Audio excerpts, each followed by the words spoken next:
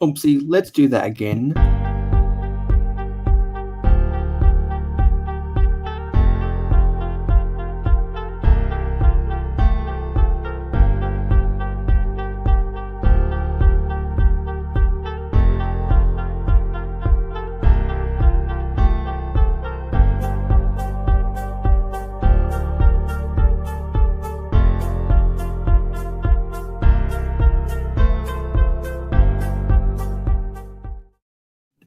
Hello, it's me, mayohosko, coming to you at 60 frames per second in 4K resolution. No sugar, no filler, just real whole egg, and welcome to my channel.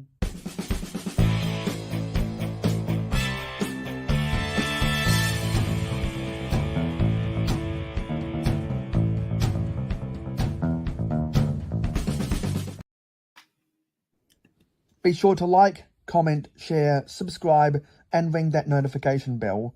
It is very important that you subscribe to the mayohosko channel because you can help mayohosko on the journey to interact with as many different people from the LEGO Online YouTube community as possible. I love this community and I love everyone watching this video. I go live every Friday night in North America at 9 PM Eastern, and I will always go that time because that's where I know the eyeballs are. So I thank you for watching. You can find me on Instagram, Twitter, Facebook, my Facebook fan club, Discord, and Pinterest using links in the description, or go to my website, mayohosko.weebly.com, for all of my links and other external information. You can also choose to invest in the mayohosko channel using the Patreon and Rakuten links in the description. I'm glad that you have chosen to watch the mayohosko channel. You have made a wise choice. I hope that you will come back again, and I hope to see your name in the comments in the future. Thank you for watching. Hello everybody, and welcome to the sorting party. I'm just going to set the tone early, and then I'm going to quickly do something on Forge of Empires. So, I am angry! There. Hey TJ. Hello. Let's get the banner. Okay. So how's your weekend gone? Weekend's been good. I went to the Lego store today. Well, I went to 2 Lego stores in search of light bluish gray bricks. Was not successful in that endeavor. But I did find some big 1x red bricks. So 1x8s and 1x12s, which I'll need for a later part of the Ninjago Month I'm working on. And I also found a bunch of windows. Got a bunch of little window pieces, which I need as well. And I've already sorted the pad cup, unfortunately, but it was a lot of just like little parts and things that were cool.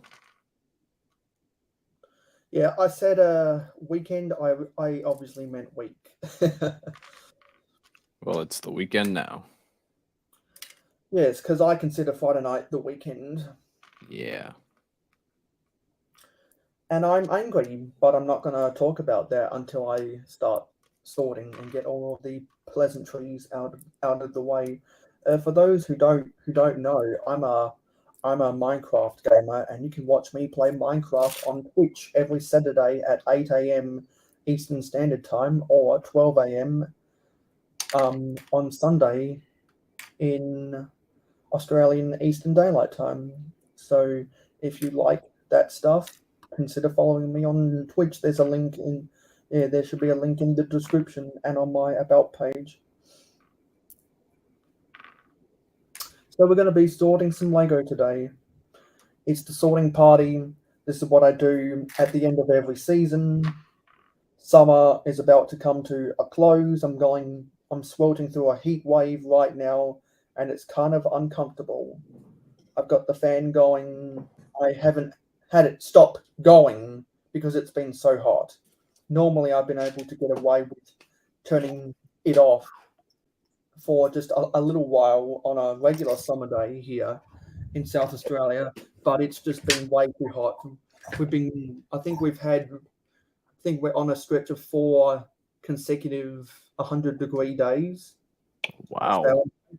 So yeah, it's really hot. That's hot. That's hot. That's hot. How's the weather in your state? Oh, it's been interesting. It's kind of cold today, but we had some pretty harsh rain the other day. Knocked several large branches off of a tree in my backyard.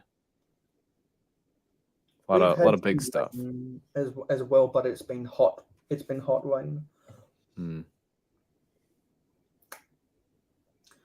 So I've got a bunch of Lego in this classic box that needs to be disassembled, or so that needs to be sorted away. And then if I can get this done, there's some Ninjago accessories that need to go away, and there are some Ninjago minifigures that need to go away.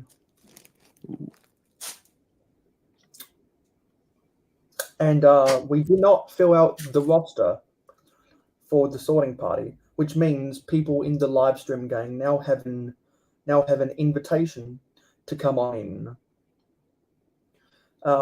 So if you have any sets that need disassembling, or if you have any Lego pieces that need sorting, hit me up, and I can solicit you an invitation.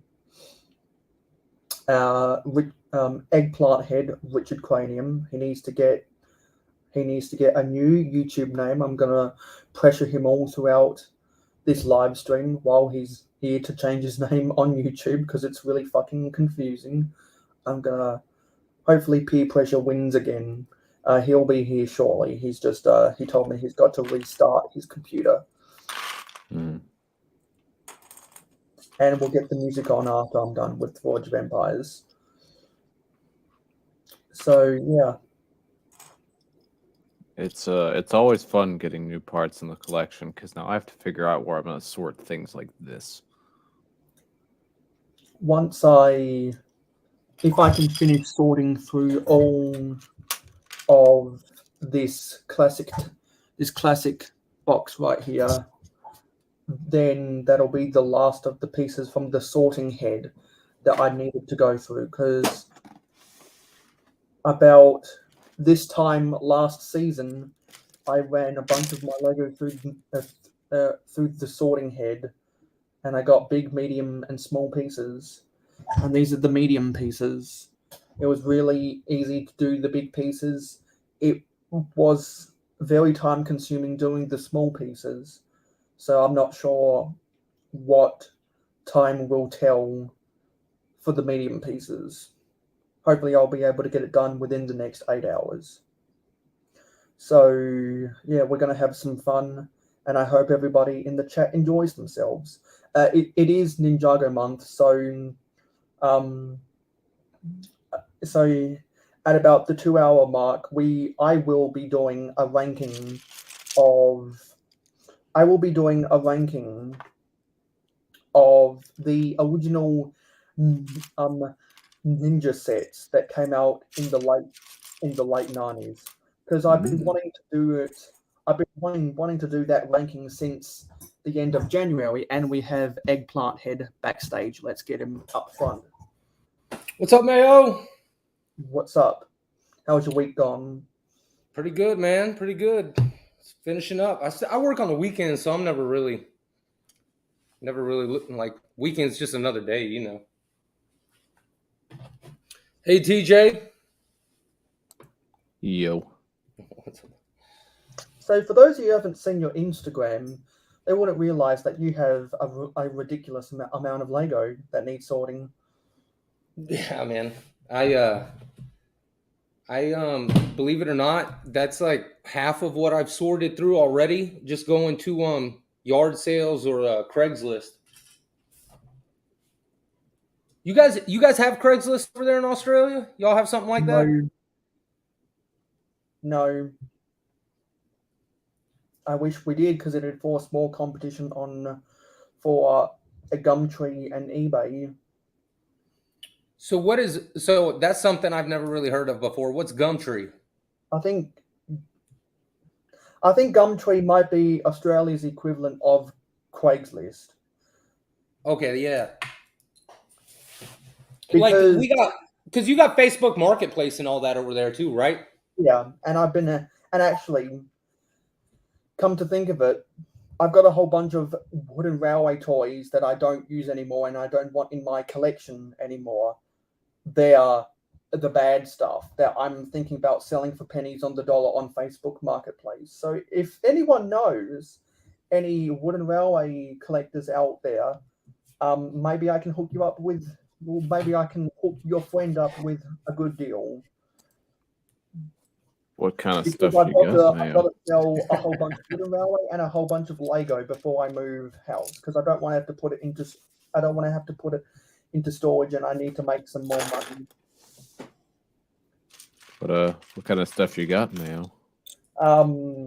Mostly cheap stuff that or duplicates of Thomas Wooden Railway products or Brio products that I don't need duplicates of in my collection. There's a lot of locomotives that need to go. I keep pretty much all of my rolling stock because you can never have too much rolling stock, but you can have too much locomotives. So there's true. a lot of that stuff that has to sell.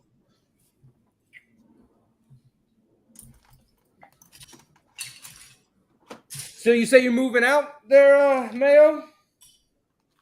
Yeah, because my parents are now furnishing the interior of a house they've been building for the past 2 years. Oh, okay. 100 miles away. So are you going with them, or are you getting your own place? No, or no, we're gonna sell this. We're gonna turn one property into two. Got you. Essentially, is what we're gonna do, because my parents were like, "Well, we don't want our children to have to find a place on their own. We're going to sell the house that we've got. We're going to go retire in the country, but we're going to buy a cheap house so that my sister and I can share as a stopgap before we get jobs to be able to put a down payment on our own houses." And Very nice. I don't want that to have to be what I fall back on. That's why I've been trying to organize moving in or buying or renting a place with one of my friends, because I don't want to have to be in that stopgap location for long.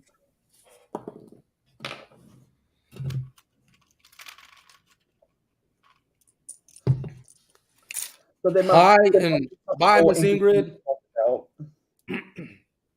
Hey, Nate. Hey, YOLO. There's got to be something more interesting to talk about. Is there anything Lego related that anyone wants to talk about? I've ordered some stuff. Man, I've had the worst luck with ordering stuff in the mail. I'm probably just gonna start buying stuff in person. That's about it. The post office and UPS is killing me.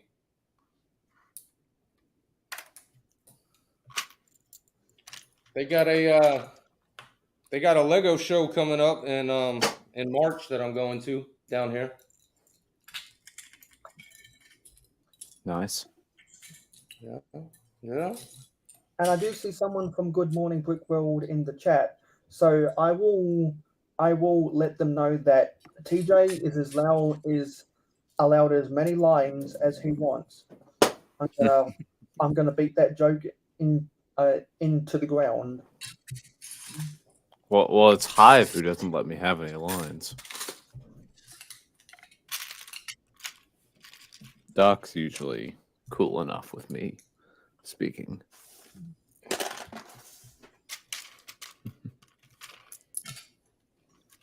But we'll see. So what's everyone sorting right now? A couple of Lunar New Year VIP packs. Nice. At the If I've moment. got time, I'm going to go through my VIP packs and extra packs.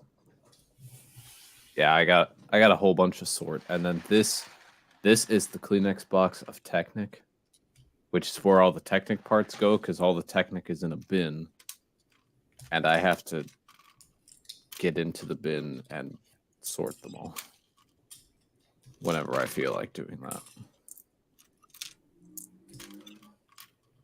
What you just got trays like that you put everything in? You separate it by part, then, huh?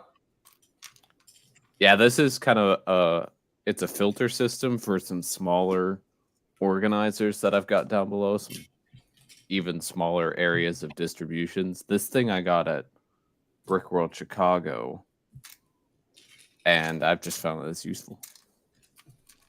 Very nice.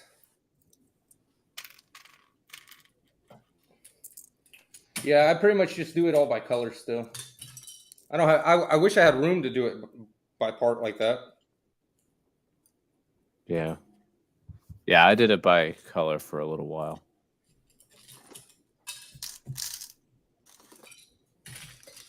I definitely don't sort by color anymore. Sorting Ever- by color only was a nightmare. Yeah, Back in the game. once you get enough pieces, it becomes a nightmare. Yeah, you guys would hate to see my setup.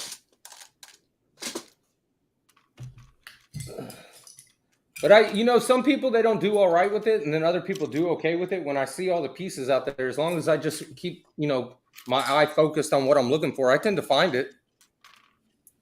Yeah. I mean, for some colors, it's all right, but for it's usually black, I think, is the main problem. Oh, and yeah. some of those other darker colors. Yeah, no, for sure. And I've got That's what prompted me to switch over. Yeah, I don't blame you. Like I said, it's. I wish I had the room to do it like that. I don't think I have the room to have that many drawers where I have, because it's like I don't have the space to have a setup like that and have the city. You know what I mean? Yeah. So I'm unaware. Is this the first time you two have ever talked to each other on a live stream? I believe so. I think maybe we've interacted on one of Makro's streams, but those That can might be a be, bit more hectic. Yeah. Yeah. And I probably wasn't talking. And they're hectic because they're a whole lot of fun. Yeah. Shenanigans. Called the shenanigans for a reason. Indeed, indeed. He's doing that tomorrow, right? He told me he'd let me know if he is or if he isn't, because I asked if he isn't, if I could take his time slot to do more sorting. So I'll probably be the first one to know if he is or isn't going live tomorrow. Right on. Which hopefully he is. But if he's not, then I'm gonna step up to the plate and cover for him. Very nice. Very nice. Hi, Hive. Oh, speaking of Brick Hive. Okay, so does TJ want to repeat what he said earlier, that Hive doesn't? Hive's the one that didn't give me lines at first, but then Amberlia, HR Amberlia stepped in and said, Hive, you gotta give him lines. You gotta play nice. Yeah. Because everyone is allowed as many lines as they want on my channel. So Hive, if you've got something to rant about, we'd love to hear it.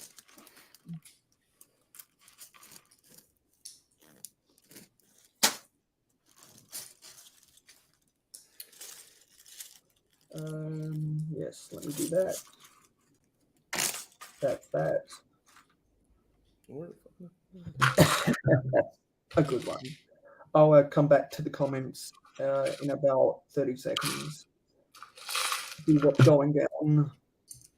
And some of you guys might be able to see that I changed up the scroll bar at the bottom to remind people that I'm on Twitch now. And there were some grammatical changes I did as well, just to make it look a little bit more clean.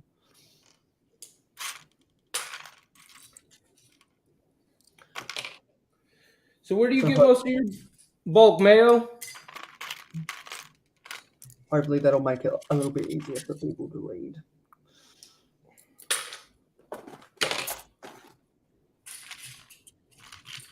Did you hear me, buddy? No, I think your audio might have glitched on my end. All right. I was just asking, where do you usually end up getting your bulk Lego from? Like, how do you end up with it? Either through eBay bulk lots, which isn't very often, or I go for targeted pieces on Bricklink. A lot of this stuff is from my own collection. That's because I don't buy a whole lot of new sets. I don't buy a whole lot of new sets, and a lot of times the only reason I'm buying something is because of the pieces. Because I'm like, yes, I can make a mock out of that. Gotcha. So let me come see who is in the chat. SD Brick. Let me get on. What's up, SD? Let me get the music going. Now that I've got my hands free. There we go. Okay, let me come back up to the chat. So we have, so of course we have StreamYard, but we also have Gladiator Bricks Productions, Nate, Mr. Blue, Miss Ingrid Bricks, Altoy World, Johnny Jean, Garage Land Studios, YOLO X, Brick Hive, as we talked about, SD Bricks, yeah. So there's a couple things out there that we can do. So the first one is, where is it? Let me scroll down. Where is it? This one. It's your boy JP. What's up, Mayo? I like Somebody that. say Mayo. Did you say Mayo? You just say Mayo. Somebody said Mayo. I heard Mayo. I don't know, but I like that, man, and I even like how I read that. It's your boy. Exactly. JP Boy. up in here. Yeah. And there's another thing we can do.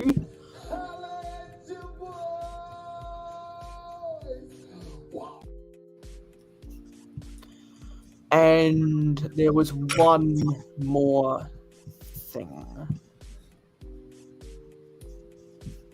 There was one more thing. Where was it? No, I can't. I guess I didn't add that. Oh well, then. Okay, let's get down to brass tacks. You see that new moving truck? Yeah. Are you a fan of it? No. No. You're I'm mostly not a Ninjago, right? Yeah, I'm not really a city guy, so I kind of saw that and I was like, okay, Was there Yeah. a new set? and then I moved on. No, just the move. So when I saw it kind of in the pictures, I was kind of excited about it. But then when I saw it in person, I was kind of like, I don't really like it. Was there a new set? The moving truck. Yeah, the moving truck. Yeah, I'm not excited about that at all. Which I have a high barometer for wanting to buy Lego just for the gift with purchase in the first place. Yeah. Because I honestly, I find it really stupid the people who buy Lego to get the gift with purchase rather than buying Lego sets that they want and getting a gift with purchase. Well, what I do is there's always like I can always find something on the pick-a-brick wall, and I can run away with however many cups I want usually. So if I really want it, I could just go to the pick-a-brick wall. Unless the promotion says pick-a-brick wall doesn't apply. Oh yeah, so they did have some of them that were only certain themes. The gift will purchase Yeah, applied to. like the Bionicle one. Uh-huh. I've got to go to the post office so badly. It's just that I can't get a ride from anyone to the post office. Is the post office out there kind of like it is here in the States, Mayo? It's pretty much all government ran, and they just have offices everywhere, and you guys go to it, and then they deliver it to your house too. Yeah. Yeah. Except our post office isn't struggling, so we don't have exorbitant rates for international shipping. Yeah, exactly. And half the reason that our post office is struggling is not so much that it's a bad thing, but they've kind of so they've told these people that they'll get benefits for the rest of their life, after they work for 10 years. And so they're having to keep affording all these people for the rest of their life who aren't working. And then emails really, really hurt the post office. Yeah, because people don't send snail mail anymore. So post offices need to act like couriers instead. Pretty much. But there is a lot of people that still have the system built into their business that they can only send people physical letters. They are stuck in the times, and they don't realize that email is so much more convenient, and customers and patients would rather them get an email instead of physical mail. Yeah. I'll agree. There's a reason why the former US president wanted to close the post office. Yeah. Because the post office is it's not sustainable. A lot of post offices aren't sustainable, and it hurts rural communities most of all because they're more dependent on the post office. Because couriers have less business out in rural areas. Indeed. So there's a whole bunch of dark turquoise 2x2 slopes right now. Was that Alex? That must have been pick-a-brick. Yeah, it probably was. Oh yeah, that's well actually, that's my main source of getting parts into my inventory nowadays is the pab wall. Yeah, I went to 2 stores today looking for light bluish gray brick. Didn't find it at either of them, but I did find some of those red bricks. But I might go back to the one I didn't get anything from, because they had some trans clear 1x1 cylinders. I kind of want those. Well, they've been having a lot of the clear and the trans clear pieces lately, even the oranges and the reds and stuff. Yeah.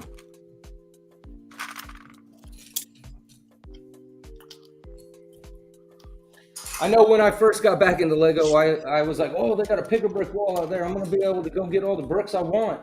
And then I got out there and I was like, dang, these bricks suck. Yeah, I asked one of the stores about when they'd be getting if they'd be getting in light bluish gray brick anytime soon. It didn't sound like they would be, so means I gotta make orders. Yeah, I have a feeling that's like a popular item because I did the same thing with my store, and he kind of chuckled, and he's like, "Yeah, that stuff hits the shelf and it's gone." Yeah, that's what was kind of implied when I asked. Yeah, it just poofs. Yeah, I tell you what, I did get lucky enough to get the 2x2 brick, so just like these here, but in light or the dark gray. But I'm building a mountain, so they're gonna really come in handy. But I was able to get like 12 cups of them. Oh, nice. Yeah.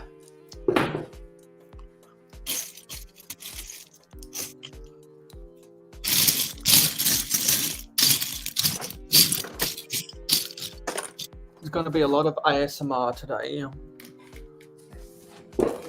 Yep. Got a golden chicken from the Pirates VIP pack, but that's not the first place I've gotten the golden chicken. First place was the Ninjago Monastery of Spinjitzu. So do you have a big Ninjago city built? I mean, not yet. I have plans to. That's the temple I'm working on. That'll go into the Ninjago city eventually. But right now, all I have is the gardens. The Ninjago City Gardens official set. That I'm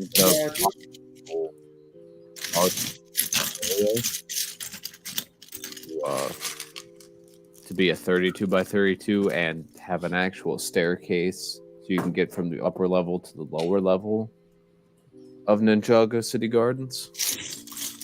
Because you can't yet. Which is a problem. Oh, so like in the Lego build itself, it doesn't come with that? Yeah, no. The other two modulars did, the docks and the city. They both had that. The city had an elevator. The docks had some staircases, but there also wasn't much of an upper level in that anyway. And then the gardens just didn't have any of that. And that could be a minor reason why people went out and got the first two. Not to cut you off there. Are you either one of you a Star Wars fan? What is this? Nope. Hold on. That doesn't. That looks like that kind of reminds me of a. Well, that's some sort of turret with a. It's a turret with a spring-loaded missile in it. It kind of reminds me of the turret that was on the Hive Crawler, except it's in the wrong color. That was a Galaxy Squad set. But I'm trying to remember where I've seen a turret like that. You know what? That'll make sense, right? You said Galaxy Squad? Yeah, it kind of looks a bit Galaxy. Yeah, that's not to the same set, but that is Galaxy Squad. I bet that is what it is then. No, it's I don't. I bet these I've go seen with that it too, right? Yeah, those are like alien blasters. That's space. That's like 2000s, maybe 2010 space. But that no, that the Hive Crawler I'm thinking of has it in a different color, but it's like the same turret build. Gotcha. So I'm actually gonna see if I can find that exact turret build by just looking at the part. I always find it interesting to see what's in here. I'm just like, I wonder what that came from.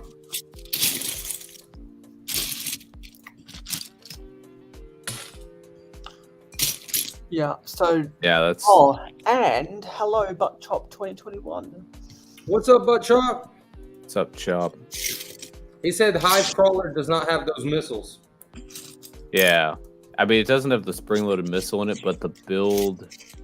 It reminded me of the build, but it's not the right color.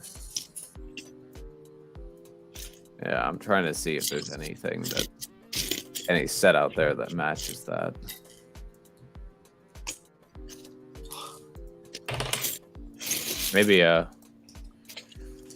Maybe it's the end of like a gunship.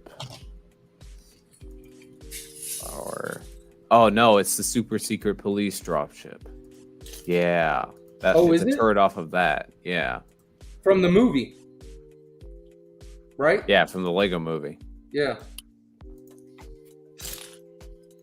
That was on the movie. That was on one of the movie channels the other day. So I recorded it. I Just so knew that I'd I could go seen back, that turret before. so that I could go back to the funny scenes, and I learned something upon my latest viewing of the Lego Movie. Is that they make a mistake when all the master builders get together in Cloud in the dog dome of Cloud Cuckoo Land. They say that they say that Shaquille O'Neal was a 2002 NBA All-Star, but those sets were for 2003. So that's something I didn't catch when I went to see the Lego Movie in the theaters back 9 years ago now. I never caught that error in the movie Hey, Taz, when I man. originally watched it in theaters. Hey What's up, Taz. Taz? You know, when they made that movie, they had no idea someone like you was gonna come along and be like, "Wrong, guys, wrong." Well, because I You are don't incorrect. think Lego had much control, and I don't think they were the ones who approved the final scripts or anything, because it was a Warner Brothers film licensed by Lego. And I'm sure when they did it, they were probably thinking, "This is for kids. They're never gonna catch on." They're never going to realize that A-Films are also going to go into the theaters nine years ago. Yeah, exactly. Love it so much that they're going to buy the Blu-ray DVD, because streaming services are in their infant years, and not many people own them yet. So they're going to go back and watch it on their DVD players, or it's going to get on movie channels eventually, and they're going to see that, oh, we were 1 year off. Because I love the NBA sets so much, and now that Kobe Bryant has passed away, his minifigure is really, really valuable. Oh, I bet. Really, really, really valuable. And Chopper has the dropship in his hand. Yeah. No, I think that's the closest one. Yeah. It may not be exactly the same. It's possible a kid. Oh, you have it, modified or something, I DJ? don't know. No, Chop's got it. Oh, I wish I had that set. That set was cool. Whenever I judge whether I like her or whether I regret buying a set or not, I always think to myself, okay, if I owned this set right here, right now, where would it go in my room? yeah. And if I don't know where it could go in my room, then I don't regret, but then I don't regret not buying it.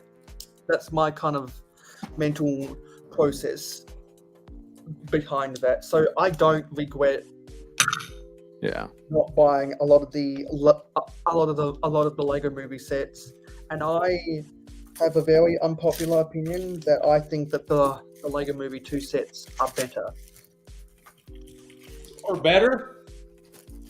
Yeah, one of the main reasons is Welcome to Apocalypseburg, but also I think the designs of the minifigures were better. I think that the Lego Movie 2 CMFs were better than the Lego Movie 1 CMFs. They had more detail.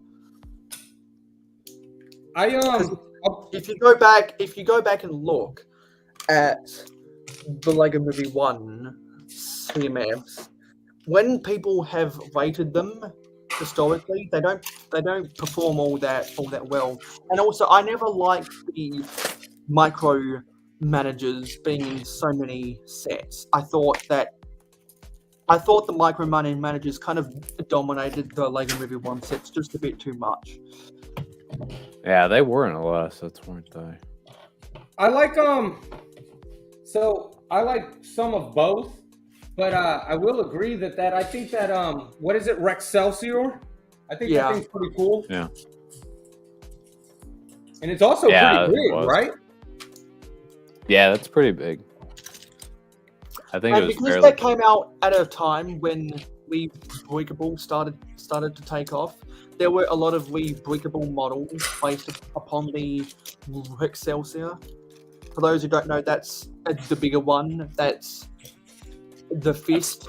Yeah, the fist. Spaceship And Fist. the Explorer is the smaller one. Yeah, like the little dropship transport thing.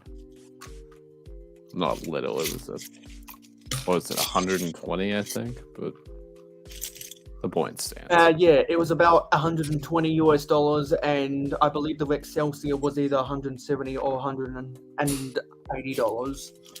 Yeah, Rexcelsior Dang. was a bit more expensive. I didn't know they were that much. Now they're even more because they're retired.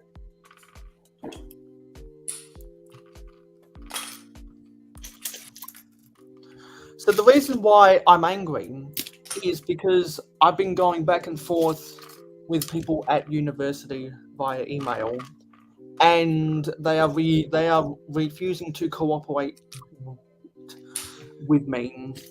Because there's this one class where I know I failed it, but they are so slow in changing it from an incomplete grade to a fail grade, and that's holding me up from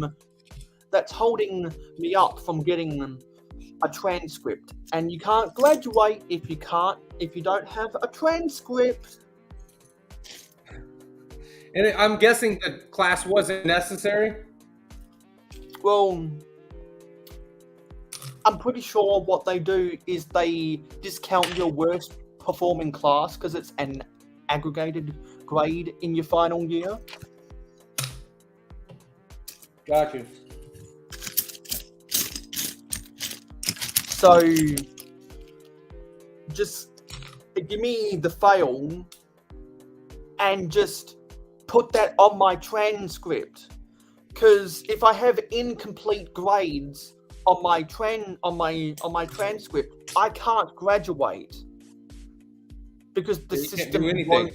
Because the system won't let me. So I'm like, come on.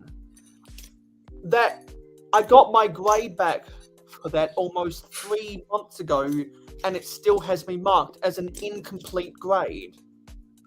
It's so slow, and it's holding me up.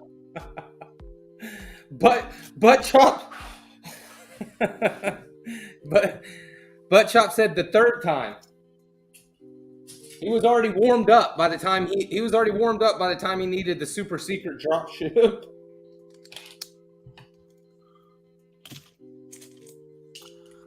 Third time coming for what? I don't know the context. He said the third time I had to kill another human was to get the super secret drop ship. Yeah, so I'll ask everyone the question: What is the one Lego set you would kill to get? As in you would consider pulling off the perfect a murder plot for a really vulnerable person out of public sight that no one's going to know that they're dead. What Lego set would you kill someone for? I think I'm Assuming gonna pass on that you'll never go to jail, because there are ways. Assuming you don't get caught. Yeah, because there are ways, theoretically, of making things look like accidents. I mean, why is the mafia so successful? But There's no consequences. The only consequence is the guilt on your conscience. there's so many easier ways though. You could just go work for a day or two and buy the set. Yeah, but the only reason I say to kill to get a Lego set is because of... You'd risk it all. Because I know some people are going to say the UCS Millennium Falcon. Some people might say the 24 karat gold 2x4 bricks. Some people might say the chrome Boba Fett or one of the chromed. Yeah, no, Star just Wars get characters. Some people might say the gold. Some people might say the airport shuttle. You never know. No, you just you get like one of those really expensive Star Wars sets sealed, like the Cloud City, the original one with the arm printing Boba Fett, and then you sell it, and then you can get a bunch of other stuff. That's funny. That's funny. A Duplo. I mean, I don't know how much that set is going for, but considering that Cloud City Boba Fett from 2002 goes for like a few thousand alone, like you could get a lot of other sets just by obtaining and then selling that one set. That's a cheat answer. If I had to do like an actual answer, it'd probably be the Ninjago City Docks. All I'll say is that you can use your weapon of choice.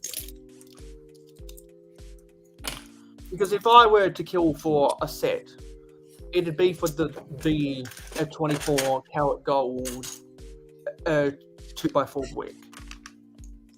Well, if you had to kill them with the actual set, the set would get all messed up after that. So then what would be the point? You better choose a good set, like that Thor hammer or something. You better choose one of those sets with like a crap ton of magnets in it so that it's heavy. Or I thought of another good answer. You know that Woo from the Ninjago movie, that metal one? That's like one of the... Yeah, there's like a metal Woo out there. And it's like one of the rarest Ninjago things ever. He said, "You're getting. If I find out you got it, I'm tracking you down to your house." Yeah. Or there's a couple of spinner cards from 2012. A couple of like these limited edition rare ones that were only in like a couple places and are pretty much non-existent on the internet. In fact, I'd be more likely to go for those than I would for the metal Master Wu. Are these Dimension or is this Ninjago? Oh, this is Ninjago. No, what It's I'm all holding up right now. Oh. That's Ninjago spinners. That's Okay. I believe that's a Fang Dam spinner. All right. I don't remember the set number off the top of my head, but it was Fang Dam. You were talking about it, and I literally just pulled it out of this pile I'm picking from right here. Yeah, that's one of them. That's funny. One of the many. So I wanted to give a quick thank you for helping me get to 250 followers on Instagram.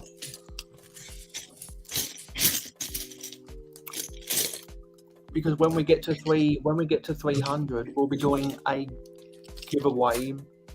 Ooh. So if you're not already following me on Instagram, you might want to work on that. Does Richard even Ninjago? I do not, my friend. I do not. Hey, Mikey J. What's up, Mikey? So for those who don't know, the reason why why all of us are here on the panel is because we are sorting Lego or disassembling sets. So because we do have another three slots on the panel, that means I did put up a public invitation to those in the live stream gang, and if anyone outside the live stream gang wants to request to come on, then I can grant you that request. I've had about a gallon of Lego that's needed to be sorted for about 2 months now, and I'm finally getting to that gallon. Because for those who don't know, I do sorting parties at the end of every season, and it is the last weekend of the calendar summer, and it definitely feels like it because I'm going through a heat wave, and it is really hot. It's unusually hot here too. Yeah. It is really hot.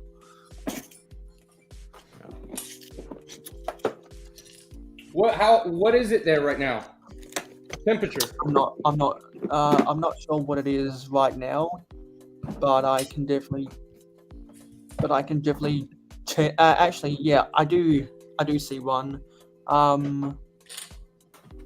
no, it's not. I'll convert it. It's not mine. That sucks. Here we go. We'll Nice, find out right butt now. chop.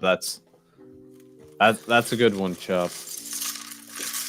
It's showing the weather in Sydney, not Adelaide. I don't live in Sydney. Tasman Bricks lives on the outskirts of Sydney, and so does DJ Bricks. I'm not there. I'm here. Keep out. Do better, Apple. Do better. Yeah, I'm currently these were in bags, but I'm currently sorting the pieces from SOG headquarters. Which was, it's a wonderful playset for if you're a child. And I'm really glad that I got it because it had a couple of minifigs that I wanted. But the set in no way holds any substantial value for me. Now we just spiked up for viewers. Okay, yeah. Ooh. Now we're back down to 10. Yes. One So of them is me. Hopefully, those were actual people who just popped up, and hopefully they were not spammers. One of the Because if viewers they were, is yeah, me. they probably were spammers. Yeah, silly. I always have these spammers that they come into the chat, realize that they are blocked on my channel, and then they go away. If you are a spammer, please make sure you like the stream before you go away. Yeah, exactly. That's why I have a team of trusted moderators to help keep out the riffraff. There we go. I'm surprised I get in. Hey, Stardust. Oh, baby, I feel like the music sounds better with you. What's up, So whenever- Zizu? So whenever Stardust gets here, you know what that means. Paradisa, Paradisa, sun is shining all day. Too funny. So Mayo, do you guys got this thing called Makari over there? No, I believe that's a competitor of both eBay and Craigslist, but no. Oh, okay. Yeah, it's more like a online kind of yard sale type thing.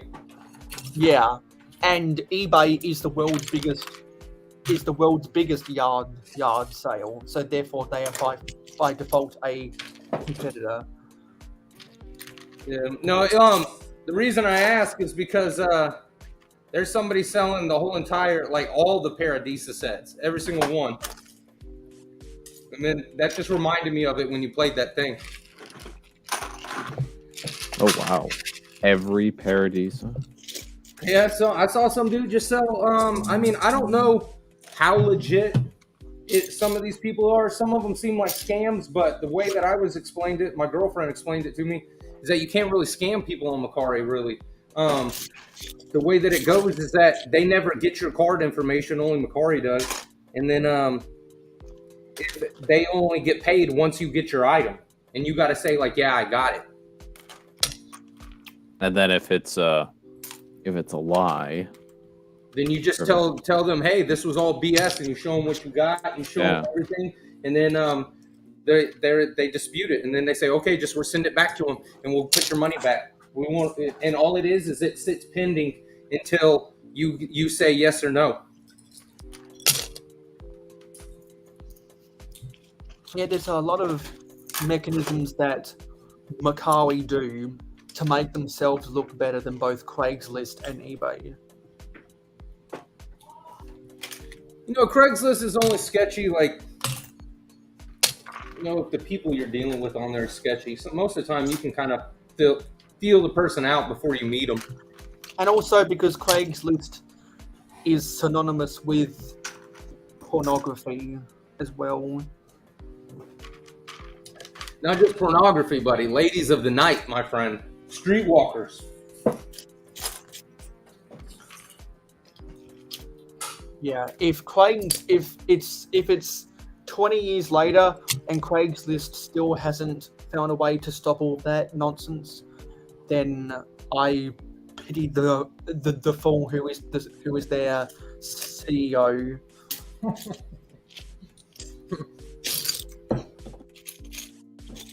Facebook replaced it. It's where used to go on Craigslist and look for the massage parlors on there.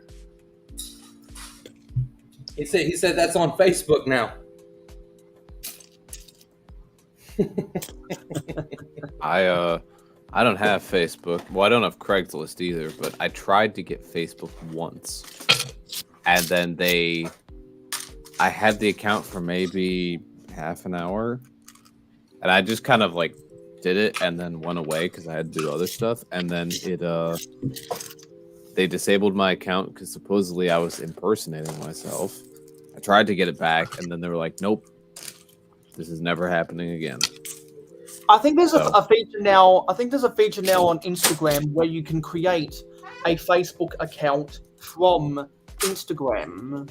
Oh, I might do that for my YouTube and stuff, because the only interest I have in Facebook is Facebook Marketplace for Lego. Yeah. I bet. None of the people I talk to are exclusively on Facebook.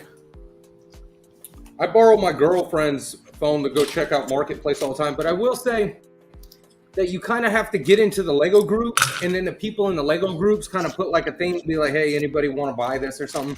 Because like when you go on Marketplace itself, you usually get like people that are trying to ship you bulk Lego from the other side of the map. Oh, now we have a Deadwicks. Hi, Deadwicks. Hey, sorry about I'm late. I got sick a little bit earlier, but I'm better now. Yeah. Glad you're better, man.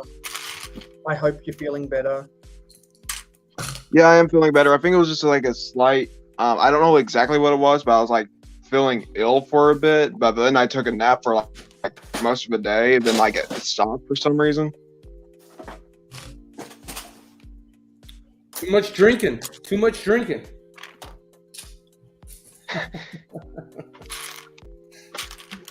I'm just Probably. kidding. I also run a Facebook group, so there should be a link in the description if anyone wants to come and join it.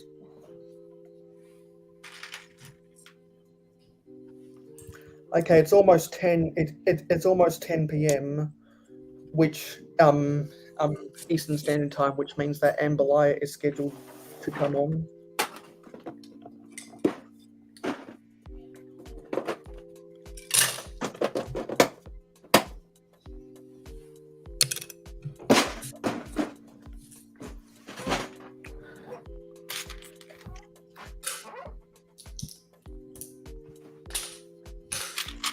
Oh, yes. Facebook is the social media I've had longer than any other. There's masonry brick in this set. Nice. Oh, what color? Yeah, see, and that's the color I Yeah, needed dark in, tan. too. Dang it. Oh, hold on. Look, because I have a whole. Well, it's not all masonry brick, but a lot of it is. Oh, I just used up probably like 100 of them. Oh yeah, look at there. Look at there. Yeah, I got a bunch of colors. I got tan. I got dark orange. I got the tan, light the blue nougat, gray, and then that like dark that blue like gray. Look at Nude this. color. Oh, is that sand green? Yeah. Yeah, I still got to get white ones and whatever other new colors have shown up in the past several months. Yeah, I've got to years. make an order for some myself. Yeah, but that is probably, it's safe to say that's probably my favorite brick. It just really makes the building look so much better. Yeah. I'm building a train station, and I'm using a whole lot of that in it. Yeah, I'm probably gonna use a whole bunch in my Ninjago mock that I'm building. So, do a lot of Harry Potter sets come with that? I think some do, yeah. Harry Potter sets tend to have a lot of like tan and dark tan pieces, I think. Just Yeah. because that's what Hogwarts looks like. Yeah, The because I tend thumbnail, to, the thumbnail isn't a lie because TJ is doing stuff with Ninjago. It's just not sets, but it still is Ninjago. Yeah. Well, this is a set. It's a being disassembled set that's never going to be reassembled again because I don't like it. what set is that? SOG headquarters. It was Ninjago Winter 2018 release. Oh, okay. Yeah. Right. Who can find a red tooth part first? What, you mean like one of these? Oh, Titanium J had it instantly. Yeah, I got a whole drawer. It's just all the small tooth pieces. You want a large tooth piece? I got those too. It's only true bulk if you can find some Flago, right? Yeah, exactly. Okay, I'll give you. You want Okay, you I'll want give you want a you- larger tooth piece there. Yeah, I got a few others in here. I think you Okay, knew the question. I'll give you a hot take, and Mikey J. So I have a lot of hot takes, and that's why you see that my tagline is King. Well, no, sorry, that my headline is my headline is a king of hot takes. So a lot of people have heard that I want a Grogu to die, but that's not a hot enough take. I'm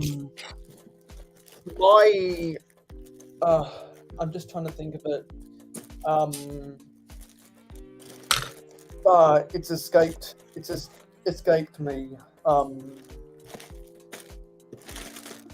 Oh yeah, my hot take is that the original 2000 Millennium Falcon is the best Millennium Falcon.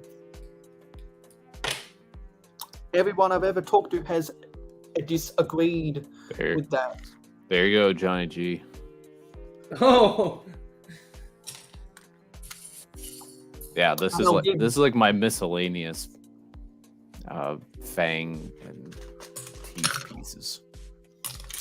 yeah, it's impossible for me to find parts like that on demand. Yeah, sometimes it takes a minute for me to remember where it is. It also didn't help that for like the past several years, I've been in and out of my Lego room because I had to be other places.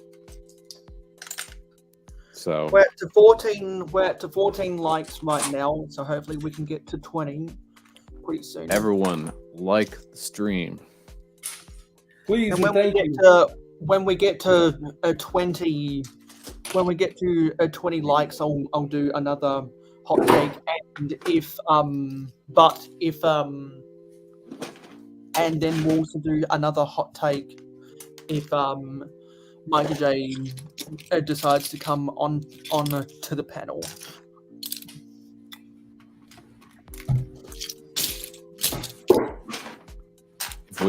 If we get to 25 likes, Mayo It's not going to be a hot take. It's going to be a burning take. Yes, because I do have a lot of burning takes up my sleeve that I just need to go back to the notes and make sure that I have a script ready. My 1x3 plate is starting to get full. So it's a good thing I need to use dark green in places. So I got a lot of dark green 1x3 plates off of the pab wall some time ago. I think it was at Brick World Chicago.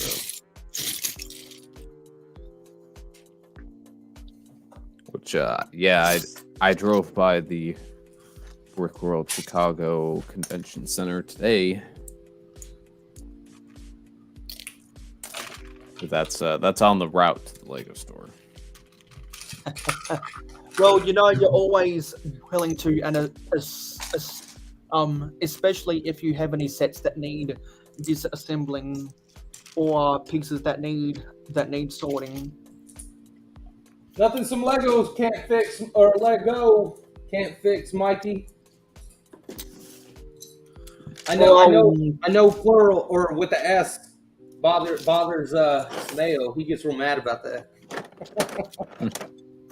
I'll tell you what, Johnny. After I have gone through all this Lego, then I definitely am going to show off the Ninjago minifigures that I have built this month, because I'm gonna try to see if I have a base that I can put them all on, because there's something I've actually had planned to do with all the Ninjago minifigures at the end of Ninjago month. So if I have time to do it, then I'll get out all the Ninjago minifigures, including the Islanders ones, and I've got something up my sleeve. So if anyone wants to see what I've got up my sleeve, just don't go to bed. Yeah, don't go to bed. Just keep on watching this forever. And it looks like Taz is also doing a little bit of sorting. Don't go to bed. Do not sleep. Getting into the spirit of sorting Lego, because as we all know, and as I've said hundreds of times, sorting is a necessary evil. We all hate to sort, but we all know that we've got to get it done, especially if you're a mock builder. And there's a lot of people here who are mock builders. And even though I build a decent amount of sets, I'm not building sets every single week, but I normally build a set at least once every month these days, I think I should say. But I'm definitely more of a mock builder, not a set builder. I don't think I build enough sets to classify myself even as a set builder. I just build sets whenever my subscribers will let me, for the most part, because we are 30 subscribers away from building the Sanctum Sanctorum, and we're 80 subscribers away from building the Galaxy Explorer. And we are 180 subscribers away from building the Ninjago City Gardens. Ooh. But hopefully we can get to 700 subscribers by the wait, what is it? Yeah, actually I'm gonna have to go back and do the math on that one. But not only am I a mock builder, but I'm also a build mocker. And that's only official Lego builds. If you're out there building mocks, I don't mock you. But any of Lego's builds are fair game.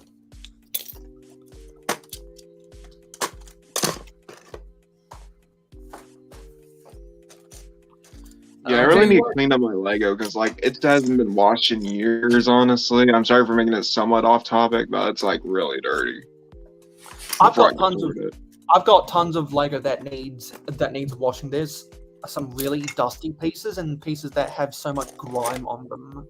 My God, they have tons of grime. I'm sure I'm Yeah. not the only one here that has some pieces that are just riddled with grime.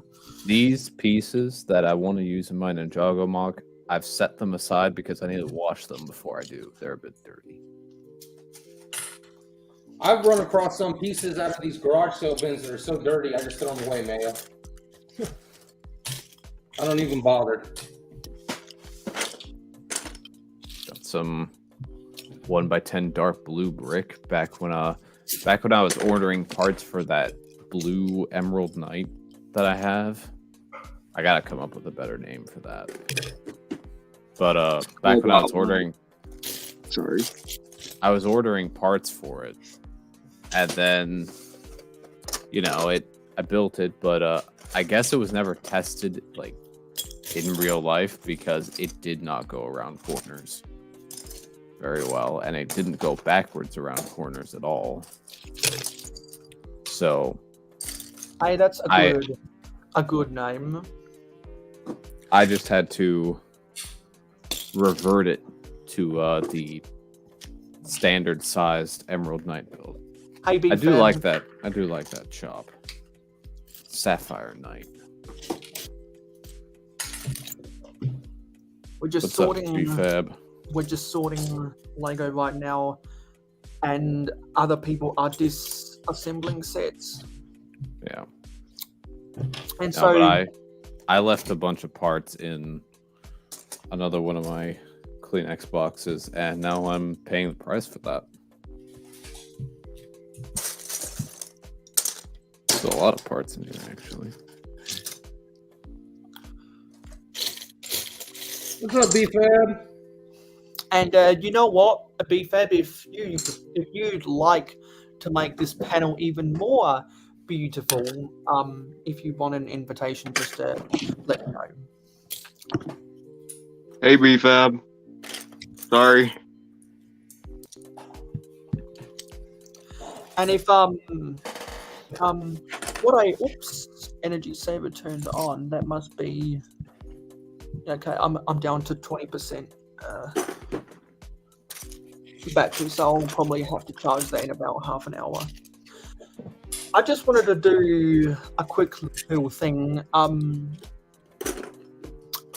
Okay, so to just address that, as I always do with these sorting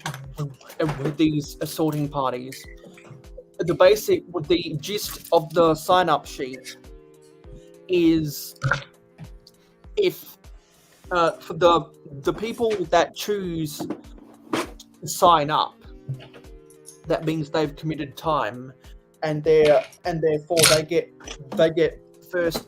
So it's first come, first serve, and therefore they have a priority on the panel.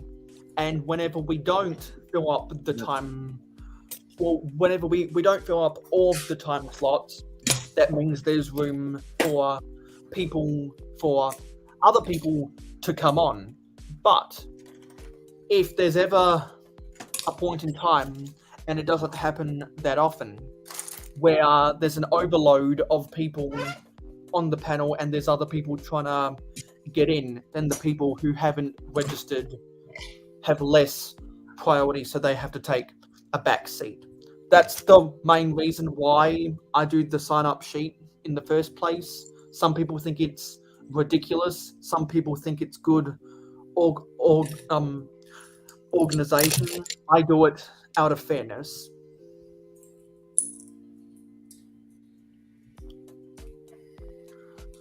Because it's important to have all of these. It's important to have all of these things straightened out to prevent argument down the line in the future. There we go. There's a nostalgia. Two pieces. Oh, yeah. That's a competition cannon. That was a bad idea. So that we were just talking hit up about the parts area. Yeah, sure. We were talking about dirty pieces earlier. Look at this, Mayo. So this piece right here, or this used to be white. Look at these. Yeah, that's almost tan now. Yeah. Yeah, look at that. Ridiculous. Now, what is that from? The sun? Because this is official Lego.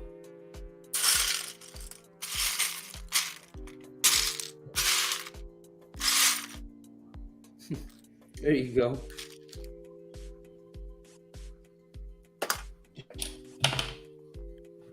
So not sure what's keeping Amber Liar, but she was scheduled to come on. It's a bit dusty. The kids, though. Yeah. It's a bit dusty, but I need I need 2 of these wheels. Hopefully there's another buried in here, but I need it for It's going in the thing. butt shop. That's so funny. I know with the way that she uses Stream Elements with Streamlabs and OBS, she has a lot of technical difficulties. So that'd be my best guess. Yeah. Yeah, you could do a tutorial how to make tan and or yellow pieces. and then just leave it in direct sunlight for like a year. Do like a time lapse video or something like that. Well, have you seen the got like some kind of solution you can like put, and then you can put it in the light, and then when you put it in that UV light, it brings it all back. Yeah, you can fix it. I wonder if it makes it brittle though. Well, it'll match the reddish brown and dark red. Yeah, exactly. Freaking worthless. That is the main reason why I won't go back and buy the city or the docks, because of the reddish brown, and also probably the movie bounty. The movie bounty I like more, so I might risk it eventually, but I'm pretty sure. You know what's crazy? Is that off-brand gets the brown right though. yeah, that's a question I asked last month, I think. Like, does off-brand Lego, does fake Lego have brittle pieces? And it was like a legitimate question. Oh, I know that they definitely do. Have you ever seen weapon pieces? Some of them break really easily. Yeah. Oh, weapons? Well, yeah, that's true. But then at least Lepin's quality is consistent. They were really copying Lego. Yeah. Yeah, and it's consistently bad. Is what it is. Consistently bad, but at least they can get all of it the same consistency, probably. It's easier to maintain consistency for half the price. Yeah. It's easier to maintain a lower standard than it is to be consistent with a higher standard. Yeah. In other words, Lego do better. Exactly. It can't be that hard. Apparently, no. Apparently, it's hard. But that's what I'm saying. I mean, but I would think otherwise. Yeah. Because there's so many other different plastics and materials out there that are in brown that don't break like that. Yeah. Not just Lego, you know what I mean? Yeah.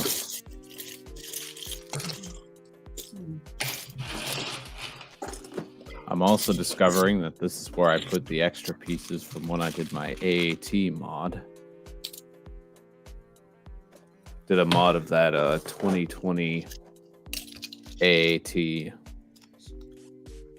set thing. So are you doing anything right now, Dead Bricks? Not really. I mean, I'm gonna start back 6 of the Ice Dragon creature.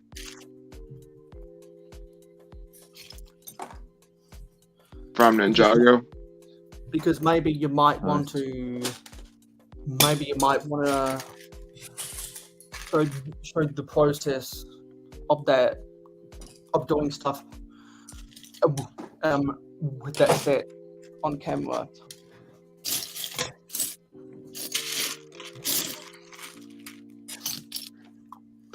Give me a minute, fellas. I'll be right back.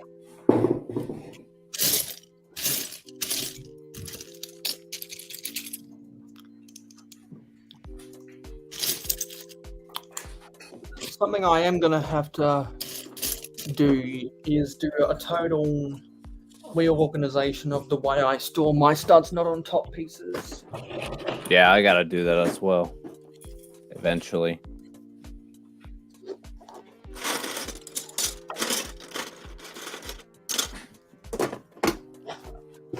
Because I ran out of room so quickly to store those. This is what mine looks like, and it's a chaos drawer, and it needs to be changed. I need to be able to actually find stuff in it, so I need to do the same thing that I did with the clip drawer. I think what I've got to do is I've got to, instead of storing my studs not on top pieces in small drawers, I've got to store them in the big drawers instead. Hey Dusty, Yeah. you know what that means? Greetings, citizens of the world. This is Anonymous. We apologize for interrupting your normal stream. We must warn you, Dusty Bricks will be uploading content on his YouTube channel in the near future. Take this chance to prepare by stocking your house full of toilet roll. We repeat, Dusty Bricks' YouTube channel will be uploading content not suitable or interesting for most people. You have been warned. We are anonymous. We do not forgive. We do not forget. We are Legion.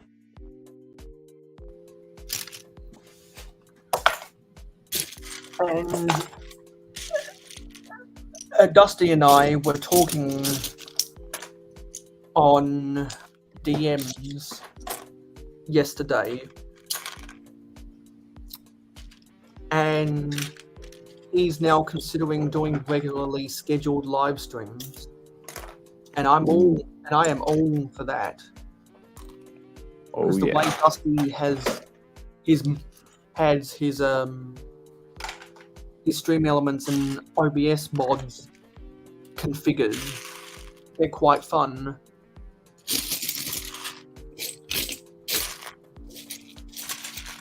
I'm so jealous of these people in the community who have been able to incorporate a different box into their live chats. I can't even figure out how to get the camera to work on OBS. What is up, Sean? The right way. Hey, Sean. No, there's a lot of other people, and particularly people on Twitch that want to make me do more stuff with bots, but I can't even figure out how to get the camera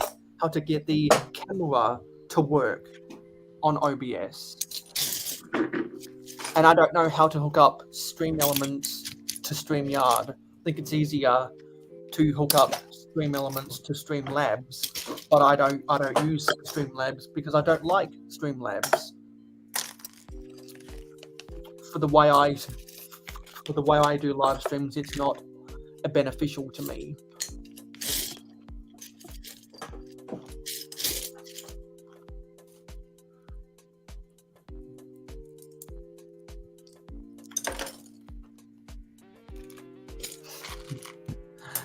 Yeah, because if anyone was watching ACOB yesterday,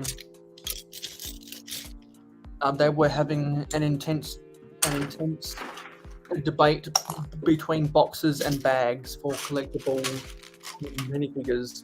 Here's what I'll say: I want them to go to boxes, so that I don't feel compelled to buy them anymore. Yeah. Because I feel like that's I'm anticipating other people are also going to boycott buying CMFs when they go to boxes, and therefore they're not going to be as cool anymore, which means one less thing I have to spend money on every year. I mean, it's if you're trying to get a complete set of the CMFs, it's not a big deal because you can just call up a friend or two, say, let's split a CMF box, and then you just actually do it. But then you're left with that option, you're left with boycotting, or you're left with Bricklink to get the ones you want. So Yeah, the reason why I bought a whole case of Series 24 is because I think it's the best CMF series since Series 15. yeah, it's gotten me to buy CMFs. And if anyone has any spare koalas that they don't want in their collection, and there are other figures that you want duplicates of, or other figures that you can't find in stores because you can't afford to buy a whole case, or you don't want to buy the 6-packs and you just go to the store instead. If there's any if there's any one of those that you can't find, and you've got extra koalas that you don't need, just a DM me and we can figure out a trade.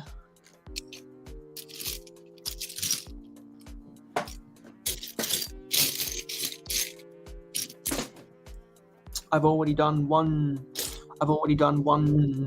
trade, which is why I have to go to the post office. So force me to go back to the post office if anyone else wants to propose a trade.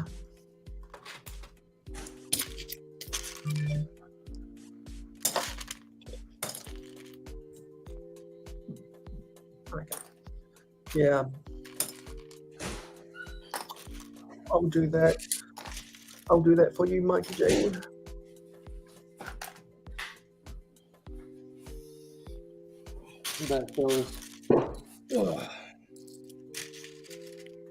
Johnny G, what's a friend? It's a Lego community friend. Oh, where are we? There we go. Okay, I just sent you an invitation, Mikey J.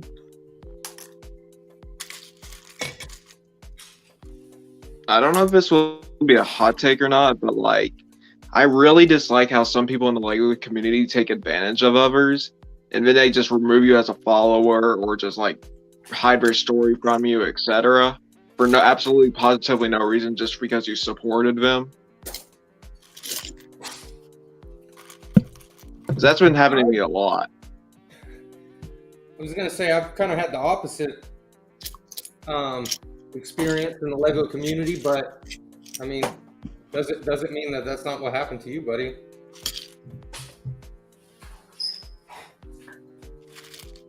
I thought I was gonna say the BFAB opposite. is backstage. Hey BFAB. How's it going, guys? How's your week, buddy? How's life, everyone? Everyone having fun? Y'all are sorting? I'm sorting, so I'm not having fun. But I am having Yeah, fun same. hanging out. I'm not having fun sorting, but I am having fun hanging out. Yeah. So I Fair. echo TJ's sentiment. I'm using the sheer rage I'm feeling right now from sorting all these bricks. I don't think I could ever sort it. Drive me insane, but I just don't have the patience to do that. So I see all the pieces I don't have to buy now. I like your logic. Yeah.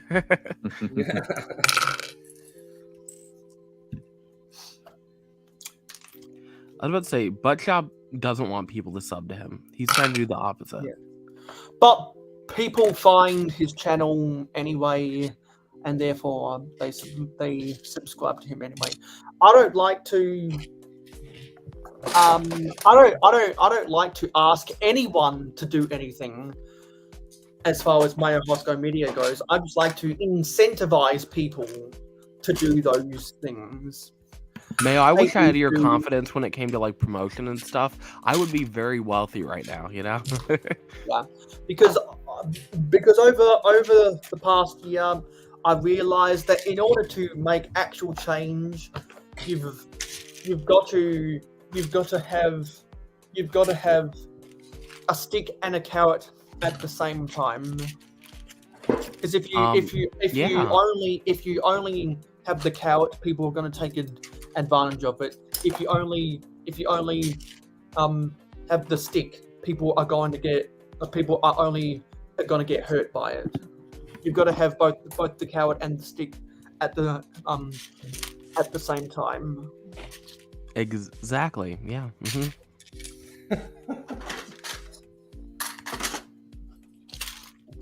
You guys have a lot of Lego pieces. Dang. Yeah. Richard, what are you sorting, man? What are you hiding? You're hiding something. Oh man, I've got so much Lego, it's unreal to go through. I end up finding people on Craigslist or garage sales, and they'll have, just like 50, 60 pounds of Lego, and they just say, give me $200. And then I end up buying these bulk boxes and bulk bins, and that's what I'm sorting right now. You get any wins in those? I'm assuming you probably do.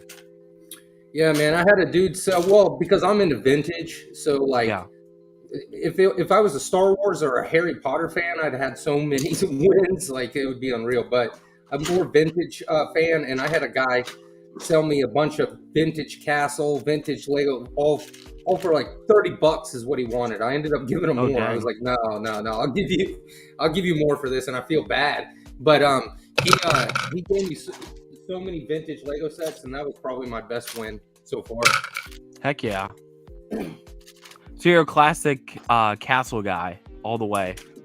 Oh yeah, well, classic vintage Lego all the way. Like I got back into this in COVID, and then when I was young, that's kind of really when I liked Lego, was early '90s, late '80s, and so I always try and get back to sets that I had when I was a kid like that. Yeah, that's fair. Do you like the classic castle that came out last year? Are you a fan? What do you think about it? Yeah, I got it. Me and Mayo built it on his 24-hour live stream. Oh shoot, I need to pay attention more. If anyone wants to relive all the hijinks that happened on that a live stream, and if anyone wants to have a good laugh of all the ridiculousness that went down on that live stream, make sure to use the hashtag #WePlayGame and go back. You want us to watch 24 hours of streaming? Well, there's nothing stopping people from. I would really have to. I'd have to lose my job. No, there's nothing. There's nothing stopping anyone from watching half an hour. Oh yeah, half an hour, but 24 hours. What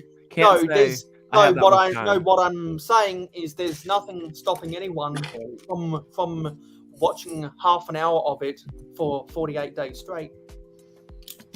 People, that's dedication still. Yeah, people see Got a number and it's like, oh, that's really high, but they forget this is YouTube, and the great thing about YouTube is that it lives on forever.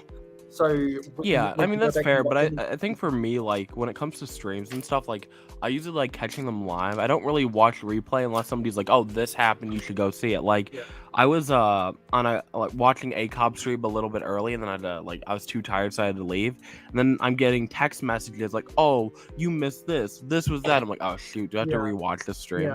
I would never recommend go watch anyone's live stream, including any of my live streams back on the replay, if something interesting didn't happen. And speaking of interesting live streams, let's get Mikey J. Hey, it's my boy Mikey J. Mikey J. Hey, you're kind of a little blurry, sir. I know internet's expensive, but well, I usually have to kick everyone off the internet, but I didn't today. Yeah, you're like 144p. All I see is a guy. That bad, huh? Yeah. I'm gonna clean off my table so I can get to I'm gonna clean off my table so I can like build a set. I'll be right back. Nice. So, how's your week gone, Mikey? It was going pretty good up until today. Today was kind of a bummer, but you know, that's life. I hope things get better for you, Mikey, okay? I believe in you. Things will get better. Hopefully. You know, it's grown adult kind of crap, you know. Us old folks got to go through it every now and again. What about old people? I heard half that conversation. I said it's old, grown up adult crap. Oh, okay. Well, I hope I can kind of relate. Hope it's not too bad, Mikey. Well, hopefully it's not, you know. Hello, Bobby Hooligan. Oh, and I should have said this earlier when we were saying hello to. Where are we? Let's go back just a little bit longer. Should have said this. I think someone's having an audio issue. I hear my voice twice, which is super annoying. I feel bad for anyone who has to hear my voice anyways. So I can't find the original. But every time I hear my own voice, I'm like, oh my goodness, turn it off, you know? I should have done this earlier, but people they distracted me. Hey, dude, don't make it bad. Take a sad song and make it better. Remember to let it into your heart, then you can start to make it better. We got the Beatles right here, baby. Live on stream. I thought half of them were dead, but, you know, I guess they're here. Well, yeah, half of them are dead. Hey, Hobby. Oh, how's it going, Hobby Hooligan? How's it going, buddy? And also Dude Jew, Butt Chop, Ingrid, all y'all. So now is the hot take specifically for Mikey J Productions. So, a lot of us like Lego Castles, and there was a lot of history behind Lego Castles. And there are a lot of Lord of the Rings fans in the community, especially in one pocket of the community. Wink, wink, Mikey J. So I've said it once and I've said it before, but I don't think Mikey J was there for that.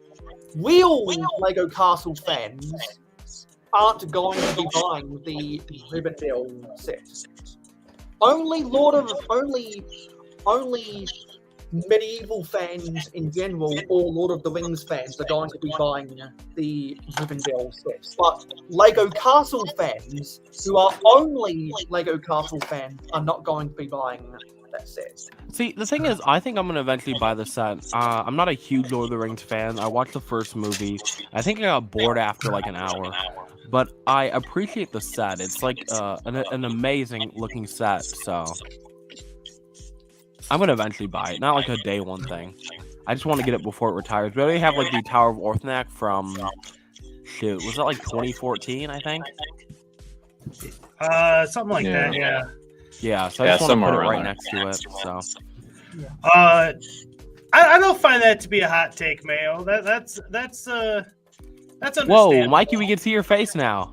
Oh, hey. Yay, you just went crystal clear. Whoa. Yeah, if you're a castle collector, you know, Lord of the Rings it's a separate theme, you know. I can understand. So maybe this is a better hot take. The original Lake Town set is better than the giant Rivendell set. No, Mayo. Those are fighting words, man. Nobody agrees with that. It's like a $40 set compared to a $500? Right. I mean, I'll admit the box art from the Lake Town Chase is amazing, but the set in general is just very mid. That's like comparing the Obi-Wan Kenobi versus Vader against the UCS set. You know? Yeah, Mayo has some interesting takes. That is a hot take. That is a hot take. Yeah, exactly. That's why a hot take because I know everyone and their uncle is going to disagree with me on. Yeah, no, I'm flying all the way to Australia to start a fight with you now because of that, Mayo. I could Yeah, see I'll buying be- that as an investment piece for sure. Once it retires, I think that thing it'll skyrocket. Oh, Yeah. 100%. Yeah. I could also see. I could see. Only a select few people with common sense and the know-how are gonna know why that is a really funny comment. If anyone I can know why. identify Yeah. why that's a funny comment, then you get a cookie, and that is. I just worthy realized I of- said it wrong too. that It's is worthy Rivendell, of one of not these. Rivendell. Never mind. That is worthy of one of these. Thank you for the transition, Mayo. I So feel how's like Steve been doing, man? I haven't seen talk to you in a while. It's been a while, yeah. I'm trying to think how I'm doing. Horrible. Okay. Yeah, I had to think for a second. How you doing, man? Well, hopefully things will turn around. You know. Oh yeah, you were saying that earlier. I hope things turn around for you. Things aren't going to turn around for me, but that's life, right? So Right. You gotta take the good with the bad. Take them all. I'm just like I'm still alive. Okay, that's a great thing. I'm still kicking. Yeah. For now. Well, I'm kind of bummed. I did most of my sorting the other night, so I really don't have a lot of sorting to do. I was more triggered that Mayo had a sign up. I'm just like, oh, you're gonna have me sign up? Okay, I enjoyed it. And then he said, hey, do you want to go and beef? I'm like, okay, I guess I'll go. Trying to find something to sort here. Do you just mostly buy sets, Mikey, or do you get bulk? I've bought some bulk stuff off of, I can't remember if it was Amazon or eBay, just by like the pound and whatnot. That's all right. Mostly Pick a Brick Wall is mostly where I get my bulk Lego. Yep. Or sets that I just don't want to build and just part them out. Like that's what we did the other day. We hit the Pick a Brick Wall pretty hard. Yeah, I usually go in there and end up with at least like half the time I come out there between like 15 or 20 cups.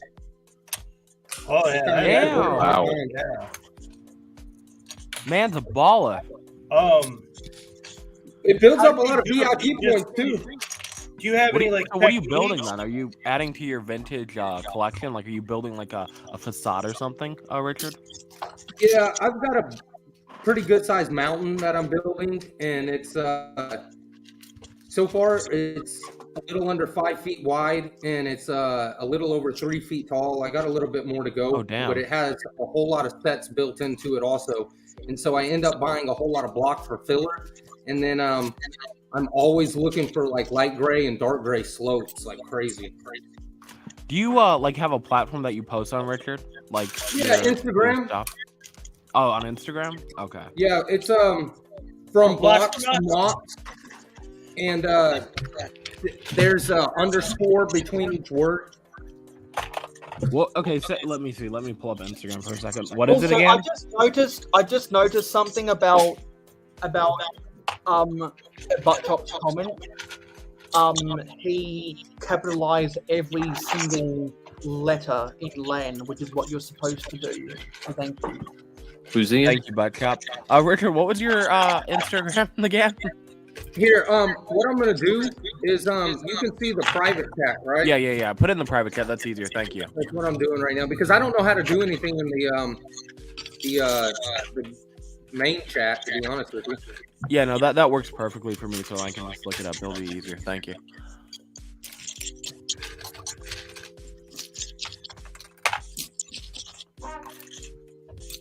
Perfect. Thank you. That makes it easier. I'm like, what did he say? Okay, that works. Yeah.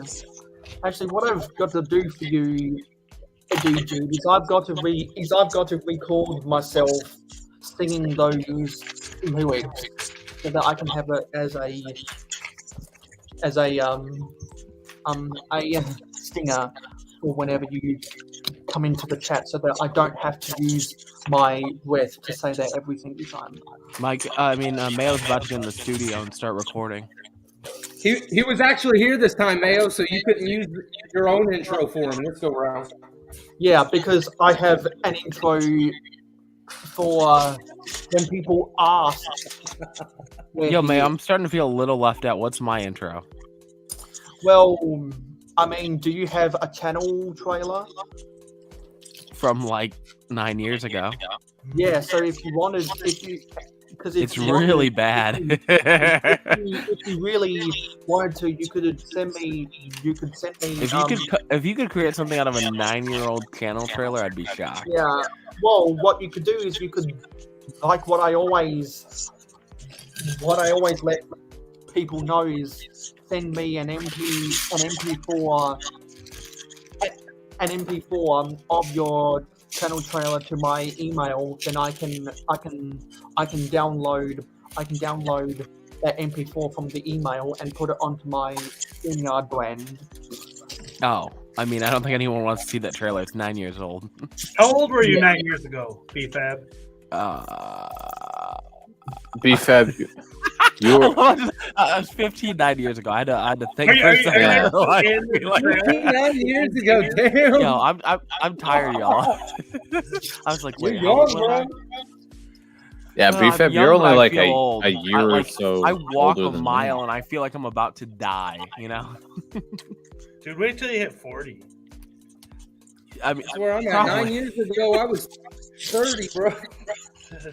Hey, you know, we all age, man. You look younger, man. You look way younger than 40, so that's good, man. Oh, Well, 39. Or were you talking to Mikey? I was talking to you, Richard, but Mikey, you look younger too. liar. Exactly. And for those who don't know, Richard's name isn't really Richard, which is why Yes, you've but got yeah, to don't change- no. Okay, man, don't reveal his You've name on got the to internet. You don't want change to. your YouTube name. Yeah, no, that's good. You don't want to use your real name on the internet. I've learned what that could do Yeah. to your life. So yeah, You've got to I- change your YouTube name probably to the same as your Instagram name. I was thinking My real about that last name myself. is production. But that's what. Hey, who has more than one YouTube channel? I do. How did you get your I don't second have one? time. I don't know. I just created another account. You just, when you log into YouTube, you can go like switch accounts and in the right hand corner. All right, because I was just curious because it didn't want to let me do it without having the second email. Really? You Yeah, can. but I was also trying to do it off my phone. Maybe I should try and do it off the computer. Yeah. You can create brand accounts on the computer. Yeah, I think that's what I did. I started my YouTube so long ago, I don't even know what to Yeah. do anymore. No. Yeah, that's the problem. I don't remember. I have my main account that I used to watch like mostly non-Lego videos, and then I just have this account to like engage and post on. So Yeah, I think I have 4 different And accounts. that's exactly what I want to do. yeah, Yeah, I have a few different accounts. I have I just post content on 2. I have a different accounts because I have a sports channel and I also have a train channel. I wish I had time to post on multiple YouTube channels, be able to do different content. But it's like nowadays between my job and my life, I can barely keep up with like Legos. So Yeah, it's not easy. I mainly created those channels just so that it wouldn't upset the algorithm with me trying to watch Lego content. So I was like, yeah, I like sports and I like trains. I don't want them in the same. I don't want YouTube recommending me all 3 of those video types at the same time. yeah, no, I mostly watch non-Lego content. So like probably about 90% of the time I'm in my main channel. Like my personal one, and I just don't watch Lego stuff. But then when I'm signed into this account, I watch only Lego content. So Yeah. So I at first that was my mentality, but then I was like, you know what? It wouldn't hurt to do some pieces of content on my other on my other stuff. So I actually do have content on my other channels. I just do not have the schedule for that stuff. It's hard to get a carryover. Yeah, Yeah, I someone can't even be was bothered to added- upload on my first channel. I know, TJ. I've been calling you out for how long? Also, yeah, no, dude, I can see the chat, so I didn't respond. How you doing, man? And you were 43 9 years ago. You're young still, dude. You're still young, man. I'm waiting on one more order, and then I can do a clone army video. TJ, you are never going to post. I will be Which is dead what before you post. That's I'm gonna the die. video that I really want to do. No, I have some stuff in the TJ, works. you've been telling I me just that need for like to. 2 years, sir. I need to actually like sit down and film. Someone's causing a really bad echo. I'm just Yeah, no, I can gonna hear play. myself multiple times. It's on everybody, Mayo, even you. Is it me? Well, I guess if everyone mutes themselves, we can see what happens. See what happens. Okay, I will mute myself right now. Let me know. All right, let's test. Testing. I hear. I think I heard an echo. Testing. Kind of intermittent. Testing. Testing.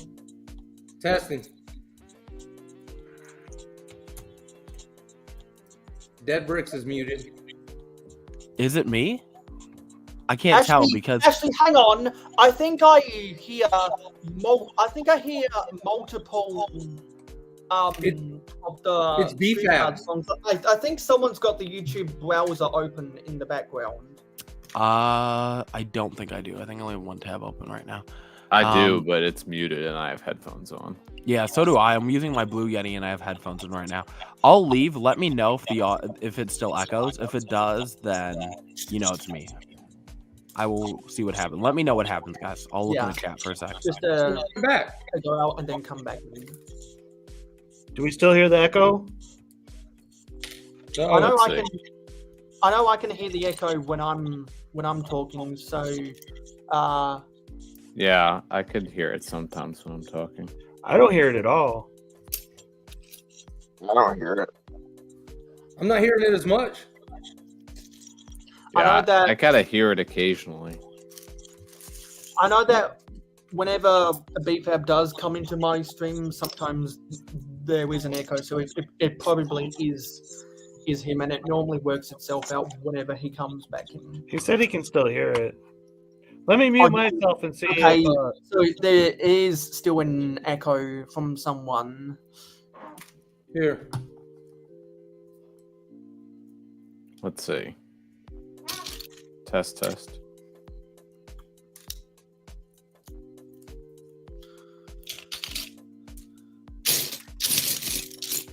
Where is this piece?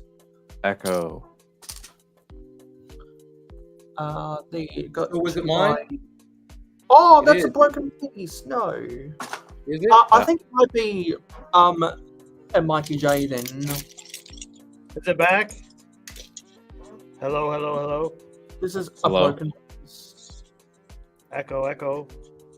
I'm not hearing the echo now, but look, there's a broken piece. I'm kind of hearing the echo again. Let me go get my headphones then. Yeah. Anyone? Well, in the BFAB chat, says let us on. know if they're still in echo. Because we're gonna do everything possible to see what's going on. Sometimes people's audio does get better whenever if they use headphones, just because of the device that they use. I think it's more so when people have a mobile. But some people's computers are so old that sometimes they have that stuff going on with their computers because the microphone ports is clogged up. Sometimes that happens. I am innocent. I still heard the echo very loudly. So I would say, like, since I've been joining with my laptop, I don't think my device echoes, but I know, like, when I was using my phone, like, I'd echo 24/7. So Yeah, because I'm not hearing any echoes right now. That's just yes, I want to provide. provide decent audio quality. Before I didn't care. Like, I'd lay in bed and just be like, "Yo, what's up?" with my crappy phone, and now I'm uncomfortably laying in bed with a laptop and a microphone in my face. So Yeah. I don't like the echo. I don't want to hear my own voice. neither do I, dude. That's When you sound honestly like this, that is you one don't of wanna the hear your own voice. that's one of the They- limitations of editing. There's a missing leg. So insert SpongeBob meme here. My leg. I never edit with headphones in because when I hear my voice, I want to punch myself. Yeah. Like, I'm like, how do people listen? I mean, I have to like, I have to watch it through to make sure that the audio is actually showing up because I have had that issue happen at least once. Yeah. Where I put together a video and then I posted it and then there was no audio whatsoever. Yeah, I mean, I edit for a very long time, so I have to hear my voice probably about 30 to 40 hours per video. But, like, I just can't do it with headphones in, So. Oh, I don't spend that much time on my editing. TJ, you don't even post. Well, I do the Ninjago segments for Good Morning Brick World. Oh, that is true. That is true, But though.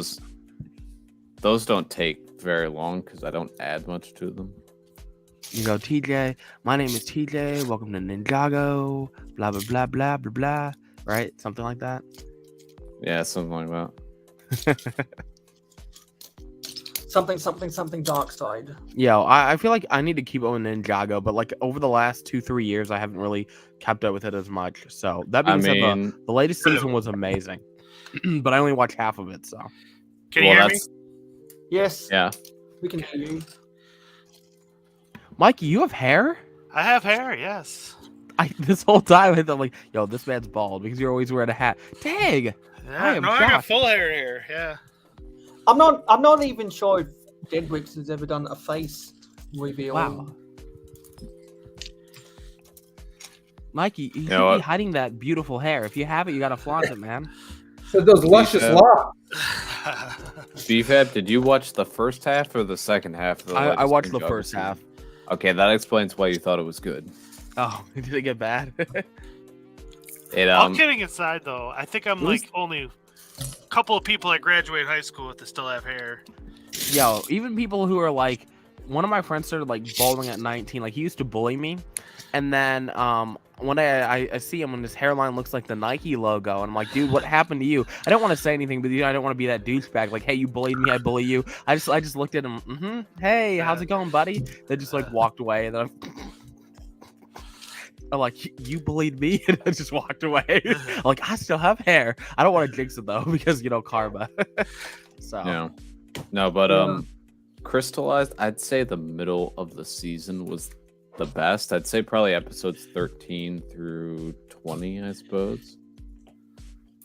And then the last half was like, it was all right, but there were things that could have been better. yeah, I still need to watch the last half. So Well, it's still on Lego's YouTube channel. You can watch it for free. Don't have to have Netflix. yeah, I mean, I have Netflix, and I can get access to Lego's YouTube channel. I just feel like there's so many things that I watch nowadays, like a lot of like crime shows or murder shows. I feel like that's what I mostly watch nowadays. I mean, what episode did you watch up to? I don't remember. All I know is when Lego uploaded the first half, I watched all of them. Yeah, Yo, I'm this is the assuming best that's thing. 12. Okay, then I got. Yeah, so did you have to watch 13 through 30? So that's 18 episodes. So that's 180. Yo, I have a 180 life, minutes. That's 3 hours. I have 3 hours to waste. Let me think. I'll think about that and see. It's probably a bit more than that because they're 11 minutes, not 10 minutes. Yo, TJ, you trying to get me not to watch it? I mean, you don't have to watch it if you don't want. No, I have to watch it now. Yeah, I'd say it's worth the watch. It is better than the fire chapter of Secrets of Forbidden Spijitzu. That was so bad. That was such a bad Just season. about everything Ninjago is better than that. I did not like it. Day of the Departed was better than the fire chapter, but that's only because it was shorter. Also, TJ, you hate Dude Jude? Come on, bro. No, I don't hate Dude Jude. Why are you coming at my boy Dude Jude? What Dude Jude saying? I hate him. You got to be a little bit nicer to Dude Jude, okay? Or else. So the question I'm wondering is, BFAB, you dropping a video on Sunday? Is the sky blue? It is, yes. That means yes. I spent way too long on that video. Like, you know when you spend too long on a video and you know it's gonna do bad? I literally finished editing the video about 3 minutes before I joined the stream. So If you spend too much time on a video, you know it's gonna do bad. That's every video I make, man. you know, that's all the recent videos I make. Everyone's like, I started my YouTube channel like doing Lego news, and like that's when I used to get really good views. And then I'm like, I hate Lego news now. Well, I don't hate it, but it's like I don't want my channel to go in that direction. So then I started doing like documentary style content and like top 10 content. And then like the views just went to crap. But you know, for me, it's like I'd rather make something that I'm proud of than something that I'm not, you know? Yeah. Like I consider like content creation kind of like art at this point. Yeah, I agree with that. Having said that, for me, the shorts game is what's really been where I've been picking up all my attraction. I would rather die. All shorts is advertisement for your channel. I will not do shorts. If I do shorts, guys, call me out, okay? I don't do shorts. I only wear jeans. I'm wearing shorts Ultimate right now. dad joke. Middle in February. The reason like I don't do shorts is like, again, I've already complained about this, but it's like you see a lot of channels blow up, and like if you can't translate the short form views to the long form views, I'm like, why are you doing it? You know? I think there's more effective ways, like being consistent. You know, be the algorithm will promote consistency, but you just got to be so dedicated. Like I can't do that because like I will not release a video if I feel like I have to rush it. You know, like I've spent 3 weeks on this video because I got bored of it. That I stopped working at it. That I started working on another video. Then I said, you know what, let's finish this. Then I got bored and then just continued again. But I just won't put out something that like I'm not happy with. So I won't put out something that I find just boring, you know, just to get views. yeah, I mean, I used to do that. When I used to do news, like my average video got like 2 to 10K views every video I dropped. But then I'm like, you know, I'm not happy with that. So I just stopped. And now like I struggle to get 1K, but I think every video I drop hits 1K, but it's like, it's difficult. So Yeah. Yeah. I can kind of tell before a video drops, you know, how well it's going to do. Like I've been doing some reviews and stuff lately on some older sets. Hey, Jacob. You know, and if What's up, like Jacob? hey, Jacob. like the Speed Champions Lotus car, the green one. Me and Mrs. did a really cool video on it. I mean, you guys should check it out. It was she directed it. She just told me what to edit in there and stuff. You know, so we really put some time into it. I think it's got like 40 views or something like that. But I knew going into it, it wasn't going to do that great because that's really not why people, you know, come to my channel to watch, you know, Speed Champions reviews for one, and for two, it's an older set, you know. Yeah, no, I get that. I mean, for me, it's just, I look at it more of like a passion thing. I understand people do certain videos for this or that, but like, for me, it's about the feeling. Like, I still have this like cocky attitude where like, I think I'm better than 95% of Lego YouTubers. Again, that sounds really messed up to say, and that sounds really cocky. And let me rephrase how I'm going to say that. It's not because I'm better than them. It's because I actually care more and I'm willing to put effort into content. Like I still remember when I was working 2 jobs and still putting out content, I was getting sick, but I still wanted to put out videos that I was happy with, you know? So I was working, you know, 16-hour days sometimes and still putting out videos. So you gotta ask yourself how you feel truly about your content. Is it art to you? Do you care about views? What's your true end game? Right.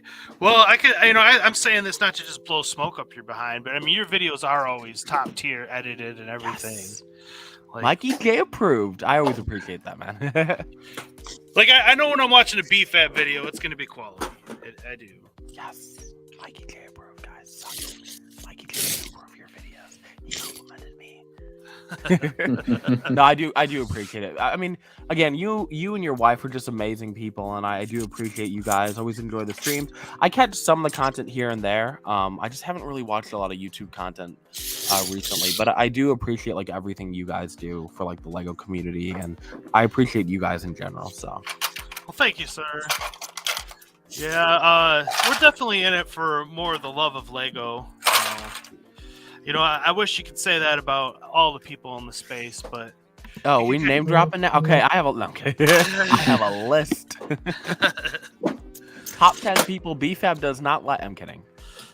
Okay, I'm not kidding, but I'm not gonna say it. Now, I'm not gonna name drop anybody here, but can you share some experiences about maybe larger YouTubers that you kind of get the feeling are watching you and stealing your ideas?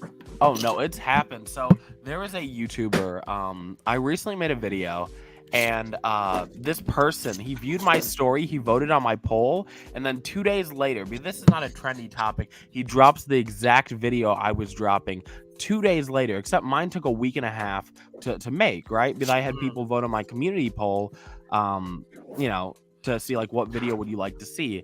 This content creator drops the video 2 days later after seeing my community post. And like, I understand people have, you know, similar ideas, but this is not a trendy current thing. The reason I made this video was for a certain reason that I can't say, but I made that video because of things I know. And then this person drops a video 2 days later. And I know exactly who you're talking about. I'm not name dropping people, but I was just like, oh, okay, you saw my post, you voted on my post, you never do that, you voted on my poll, and then you dropped the video 2 days later, and then I dropped mine a week and a half later because I'm writing 1 to 3 scripts of video, then I'm, you know, recording audio, then I'm editing, then I'm doing a lot of stuff. Like a lot of people have to understand, like, I can't freestyle a video, I just can't do it anymore because I'll repeat the same things over and over again, and then it'll be a shit video. But yeah, for me, it was like, okay, either way. And I was talking to somebody about it, and they're like, well, is your video better? I'm like, yeah, way better. And he's like, well, that's all that matters. I'm like, good point. So, yeah, there's a pretty well-known YouTuber out there right now that, you know, I've been keeping an eye on them, and I think that they're kind of stealing some of my ideas and stuff. It's kind of rubbing me the wrong way a little bit, if I'm honest. Yeah, and my main grievance is I think people have just stopped caring about me. I'm sorry, Mikey. I've been stealing all your ideas. They're just fire, you know? No, it's definitely not you, man. Your videos, but when I see someone doing a BFAB style video, I can spot it a mile away. I'm not gonna lie. You know the great thing, and I appreciate this, like a lot of people who kind of started with the like storytelling documentary format, a lot of these guys still like credit me for like a lot of their inspiration. So like I don't mind people doing that. I'm glad that more people are doing that. But like if you're inspired by somebody, I always give credit. So like when I did the PETA video, I credited you guys, the whole animal activist video. You guys are mentioned in the video. I think you mentioned in the video. I linked your video at the end, but like, and I put in I think in the description that I was inspired by you guys, but like, I give credit. You know what I'm saying? Like, I'm not going to take a video and not give credit if I'm inspired by somebody else. So. Right. Especially when that person, they can if they just name drop you, you know, that can get the smaller channels some subs and views and stuff, you know. I will always credit the small guy, the big guy. It doesn't matter to me because like I feel like if I'm gonna make a video similar to yours, I'm putting my own spin on it, but I still want to give credit to where I got that idea from. The thing is, like for me, with most of my videos, I don't get ideas from other people because I will just take a keyword and elaborate on it. But like example, that animal activist video, I'm like, okay, I saw your video, right? I already heard about the topic, but I saw your video. I'm like, okay, I can do a video on that. And then I'm like, I know I linked your video on the end screen. I think I put you guys in the description, but like, I'm like, that was by Mikey J. So you get your credits, right? You know, because I was inspired by you guys to make that an actual video, even though like I knew about the situation before. So that's where I'm like, okay, I will always give credit to people if I'm inspired by somebody else. So I do it all the time. I'm not gonna, you know, not say who I'm inspired by in a video. Like even if it's not gonna do shit for you, I'd feel really weird about not doing it. So right. Jacob wants to know the person's identity. I'm not gonna share that. Not gonna. Yeah, I mean, what's the divulge that point? Like, now. that's gonna cause drama. Like, I'm not about. Yeah, Okay, yeah. okay. Let me rephrase that.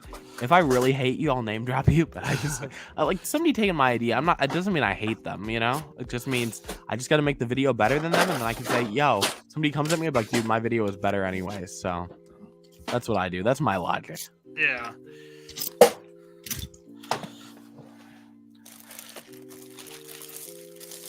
You know, but I'm kind of like you. I don't need a lot of outside inspiration for video ideas. I mean, that's just one thing. I guess I kind of been gifted with is I'm never short for ideas for content.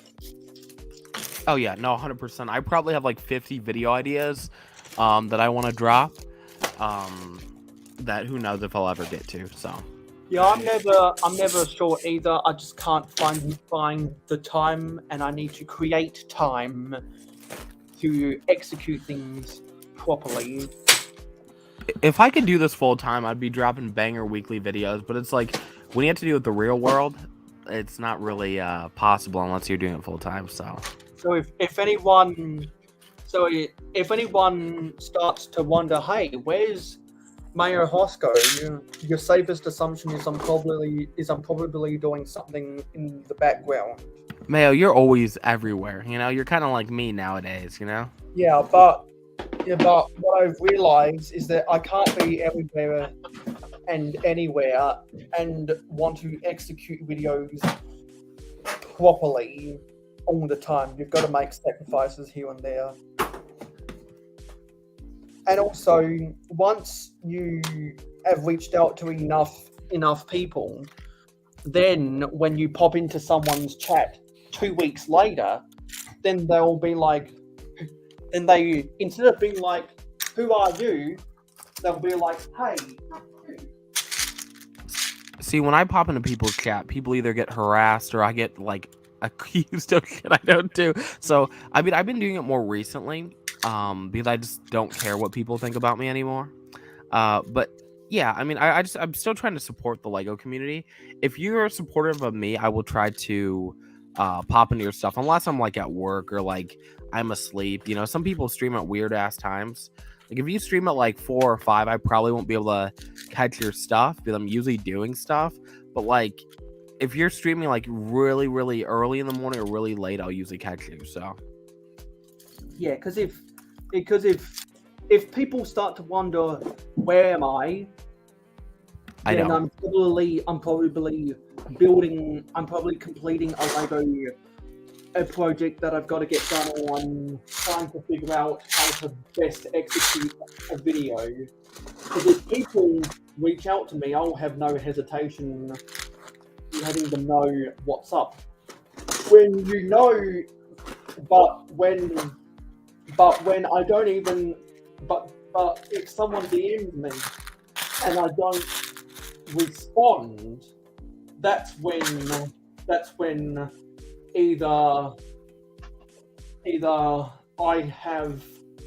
I need a lot of time to execute what I want to get done, or something seriously bad has happened. Mayo, if you vanish, I'll know that you vanished, you know?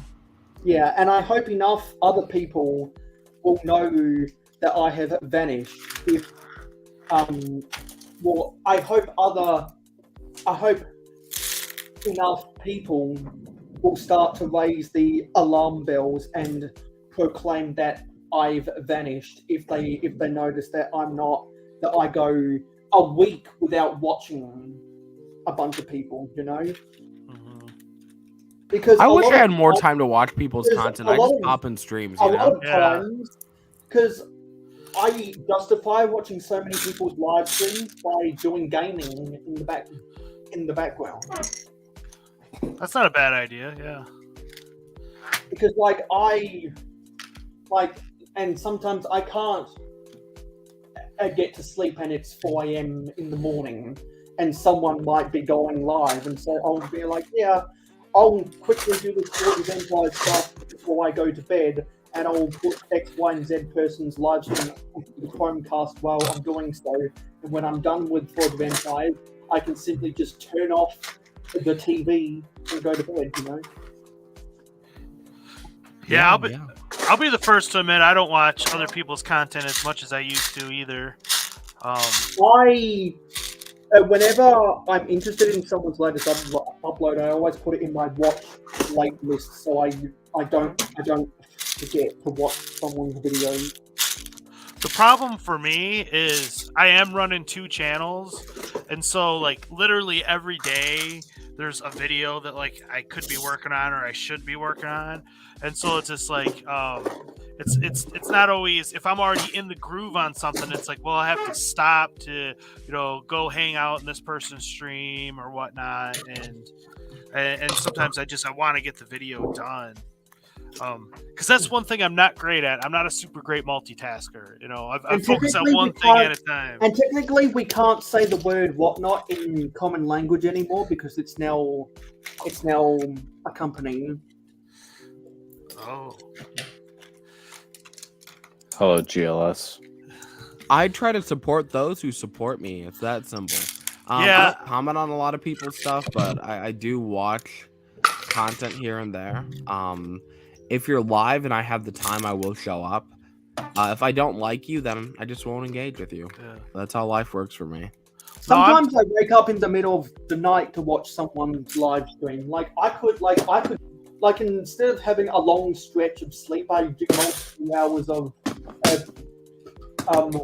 power napping.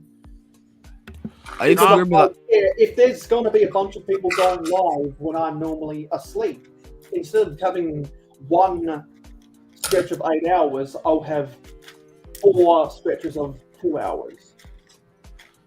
No, but I definitely agree with that, BFAB. If there's somebody that's been supportive of me, I've definitely put me supporting them at the top of my priority list. Yeah. Absolutely. Yeah, 100%. Like, you and your wife have been extremely supportive of like everything I do, and I'm like extremely grateful for that. And also, you guys are like one of my favorite people that I met in the Lego space. Like, I haven't known you guys for that long, but I'm like, these guys are great. So yeah, well, we just got back into Lego. It's coming up on a year. Last March is when we really got back into it heavily. You've got all that in a year, Mikey? No. I started my channel back in 2010. It was actually a gaming channel originally. And it was around 2013, 14, 15 that I really started doing Lego content. And I did Lego content up and around 2018 or so. And then I was burnt out on doing Lego content, to be completely honest. And I got into the home arcade community, it's a pretty niche community here on YouTube, but at the same time, it's really, passionate individuals and stuff. And so that like drew my attention. And so I started doing a lot of content geared towards that for a few years. And so I'm actually fairly well known in that community as well. And then starting in about 2021 or so, I tried to do both on my channel. And it wasn't working out. Like, I would drop a Lego video and people that liked the Lego stuff would watch it, and then, but there wasn't any carryover, and it was a little bit of oil and water going on where the two communities didn't mix that well. Yeah.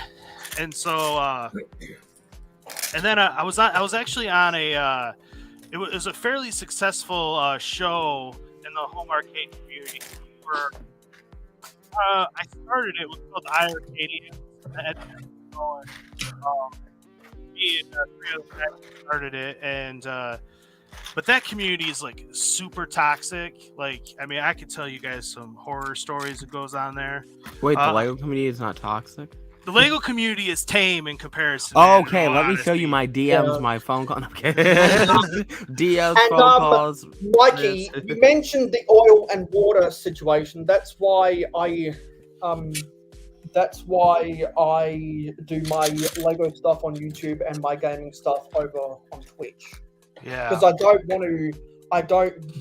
want to have the two competing with each other on the same platform on the one channel, and I don't want to create another channel for gaming. Yeah, and I should go into like the dating community more or something. opportunities for gaming over on Twitch, which is why I like to play Minecraft over on Twitch every Saturday. But community jumping, there it is kind of fun at times. I'm not gonna lie, BFAB, is you made a joke about that, but I mean, because I'm not like really well known in the Ghostbusters community, but I've got some traction there as well. Like I've produced some pretty successful videos in the Ghostbusters community, and so like there was a time where I could do Lego Ghostbusters or arcades, and but after I set up my my gaming channel, I call it a gaming channel, but it's really for everything that's not Lego, and it all goes over there now. Without revealing like the other communities that I'm in, it's kind of nice. Like if I wanted to, I could jump to other communities because there were 2 other communities that I kind of hang out in, and they just fucking love me, which is nice, Like being a nobody, right? Like in other communities, but like people who are massive know who you are. Like that means a lot. Like my biggest subscriber has 5 million plus subscribers and is well known. But if I hopped into that community, like he would know who I am, but like other people don't, So, Right. Yeah. And so that's I mean, cool. It sounds like that community is pretty successful. Like in the arcade community, like at the time, Mikey J Productions had around 2,800 subscribers, give or take. Yeah. And I'd go over to that community, and a big channel over there has got like 1,500. So you kind of feel like a baller, But over here in the Lego space, you're still just small beans. Yeah. No, that's fair. I mean, even with like the sub count that I have, but I've done it for like such a long ass time. I mean, I don't even feel like I feel like the bar is so high in the Lego space. Like for me, I'm just like everyone else. I feel like in the Lego space to be like somebody like 100K subs easily, Yeah. Like that's what's considered somebody. Mm-hmm. When you guys are talking about other communities, are you talking about other hobbies? Yeah. Yeah. Yep. Yeah. What's your other hobbies there, Mikey? I have an arcade in my house as well. Dang, that's pretty cool. Yeah. So I got a bunch of consoles. Take care, dude. I have a good console collection as well. But like I was saying, I was on a pretty successful show. It was a 4-man panel show every week covering arcade stuff and stuff like that. And everybody I was on the show with, they're all like pretty big deals in that space and everything. And but like I said, it was just getting too toxic for me. Even though it wasn't really always directed at me, just being on a successful show in that space meant that like you'd get haters out the wazoo. And like, I still have this one guy that I know, like every time I release an arcade video, I'm going to get a thumbs down from him. And I know who's doing it, but he never comments, so I can't block him. It's frustrating. Petty. Yeah, I mean, for my like trolls and harassers, they impersonate me, they harass others, they threaten people, they call me. Like my trolls these kids have no morals, and I hate to say this because it sounds really bad, but I'm now used to getting harassed and people hating me for no reason. I'm far from like this perfect angel, but it's like, damn, my trolls have messed up my life and my reputation. They've gone after my family members. They've gone after my job. So like nowadays, like I'm so paranoid with what I say and what I do, because if I say something online, it could be used against me in the future. So nowadays I just join streams. I just don't say a lot of personal things because it has backfired against me. So do they live close enough to you, BFAB? My trolls live in North Carolina. So nowhere near you, right? No, and the thing is, the sad thing is, so these guys have been like destroying my rep for like the last 3-4 years, and I called the dad after about 3 years of getting harassed. I called the dad and I said, "Hey, your kids are doing this," and the dad literally told me, "I don't care." And then after that, it just got worse. Like if you guys look up like my username, there's probably about hundreds of accounts of fake me's either using my real name or my YouTube name, and it's just like it's gotten ridiculous because my trolls have gotten to the level where like if I support a female, they started harassing females that I support in the Lego space. So then I had to stop showing up to other female content creator streams, but then they would target them. So like it really fucking sucks. But yeah, no, that's the story of my YouTube Lego life, and people fucking hate my guts, and it's like, bro, I'm not your enemy, man. If it was up to me, I would help everyone. I'd love to be like a better support system for the Lego community, but like I can't do that without like putting a target on people's back. So like if I promote you, you risk being harassed, and it's happened so many times. So well, yeah, like I can remember fairly recently, because I'm a moderator in Danny Bob's stream. Yeah, and there was some fake BFABs in there running amok a few times. Yeah, no, I you saw that. Yeah, so they've targeted Danny, which fucking sucks. But like Danny is like the greatest person. She's amazing. So like they were harassing another female in the Lego space that one of my friends were dating. They started harassing her and saying it was me and my friend. And then they decided to, I shared a Danny Bob video. So Danny made a video where like I was featured in it, or like my sig fig was featured in it. So I shared it on my community tab, and then they started harassing Danny, which fucking sucks because Danny's like the nicest person. Luckily, like I explained the situation to Danny, and Danny understands like what's going on. And Danny has more balls than a lot of people, but I've just, there's a lot of people in the Lego space that just like hate my guts, but because of that reason, just because like I think most people have come around to realize like I'm not behind any of this, but there are still people out there that like promote that, and you know, I'm just like, okay, you're gonna think that, you know, that's life. You know, if you believe what you want to believe, that's on you. And if you truly think I'm behind something, take me up on my offer. Like all these people that are making false accusations, I said, hey, if you think I'm behind this, polygraph test at next convention. I'll pay for everything. We film it live.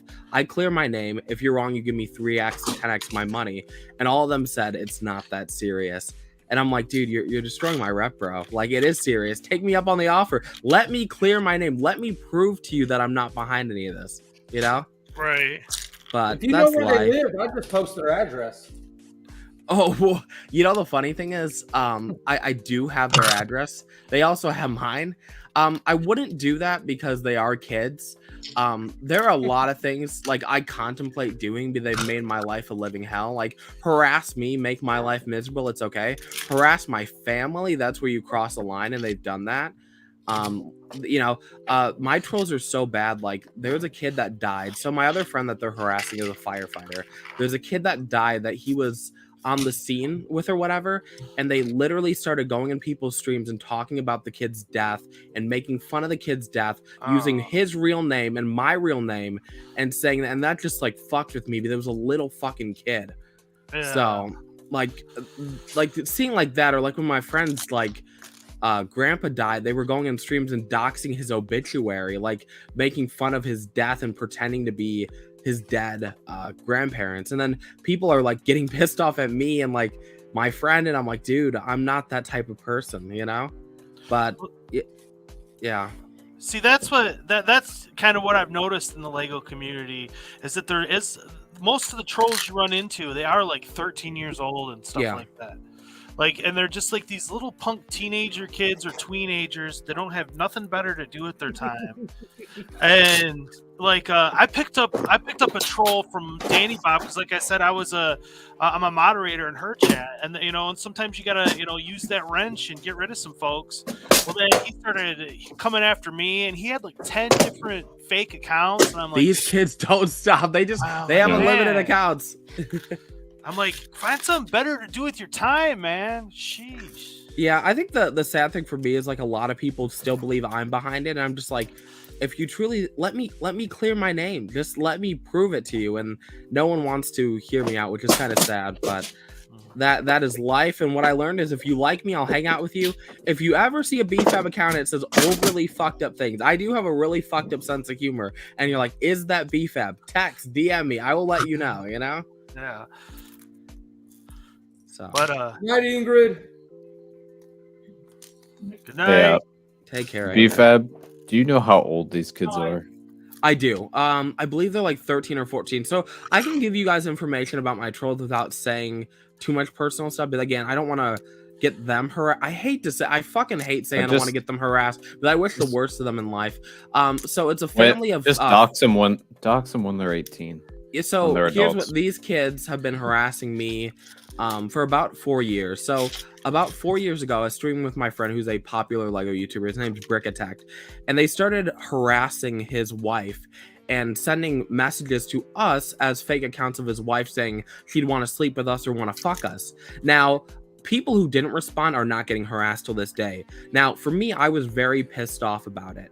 And I went publicly and said I was going to drop kick these kids because I was just so pissed because they kept coming in the stream and saying that they were going to fuck us or sleep with us or and they started messaging people that oh shit, I don't want to say her name, that this YouTuber's wife was sleeping around with everyone. And the 3 people that spoke out are getting harassed till this day. So, and the saddest thing is, so when I defended my friend's wife, instead of him being grateful for that, when he started getting harassed even more, because then we started getting all harassed, they're calling our phone, they're doxing our address, and he blamed me. He said that Beefhead, look what you did. And I'm like, dude, I defended your wife, and then for the last 4 years, if I hate you, they'll attack you. If I like you, they'll attack you. And so that's kind of the biggest issue. And the thing is, a lot of these trolls sound like me. So I had a lot of people turning against me because I didn't realize that these kids had watched every stream. I'm in a lot of streams, or at least I used to be. So I was revealing personal information, not knowing that maybe when there's 2 viewers that these trolls were watching. I didn't know that. So when I was revealing my name or revealing my job, I didn't think to myself that these guys would be watching. There was a small YouTuber and they were watching. So then if I was upset and be oh, I hate these trolls, they deserve to die, then an account pretending to be me would go on somebody else's stream and be I hate this person, I deserve to die. And then because they're repeating what I'm saying, right? So people then believe it's me.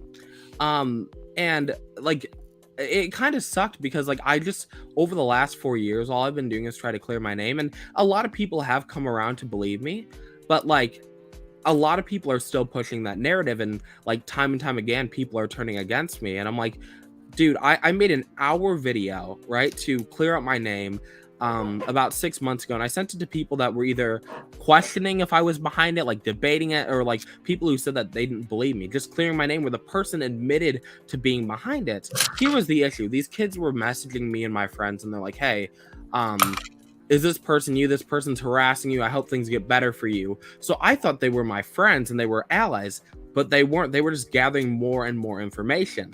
And then they'd use that against me or use that again, and no one knew it. We were turning against our own friend group, thinking that somebody else in our friend group was behind it.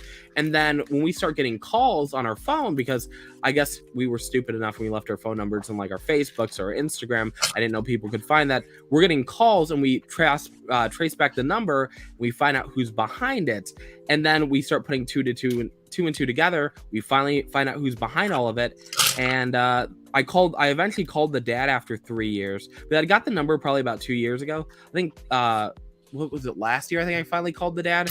And then after he said, I don't care, I realized I was screwed. I realized there's nothing I can do. If the own parent of the kid is saying, I do not care, I have no power, I thought that'd be the end of it, but it wasn't. So. Okay, it's finally time. Sorry. It's finally time to rank these Ninja Castle sets from the late 90s. I've been trying to get this to work for the last half hour, and I finally got it to work.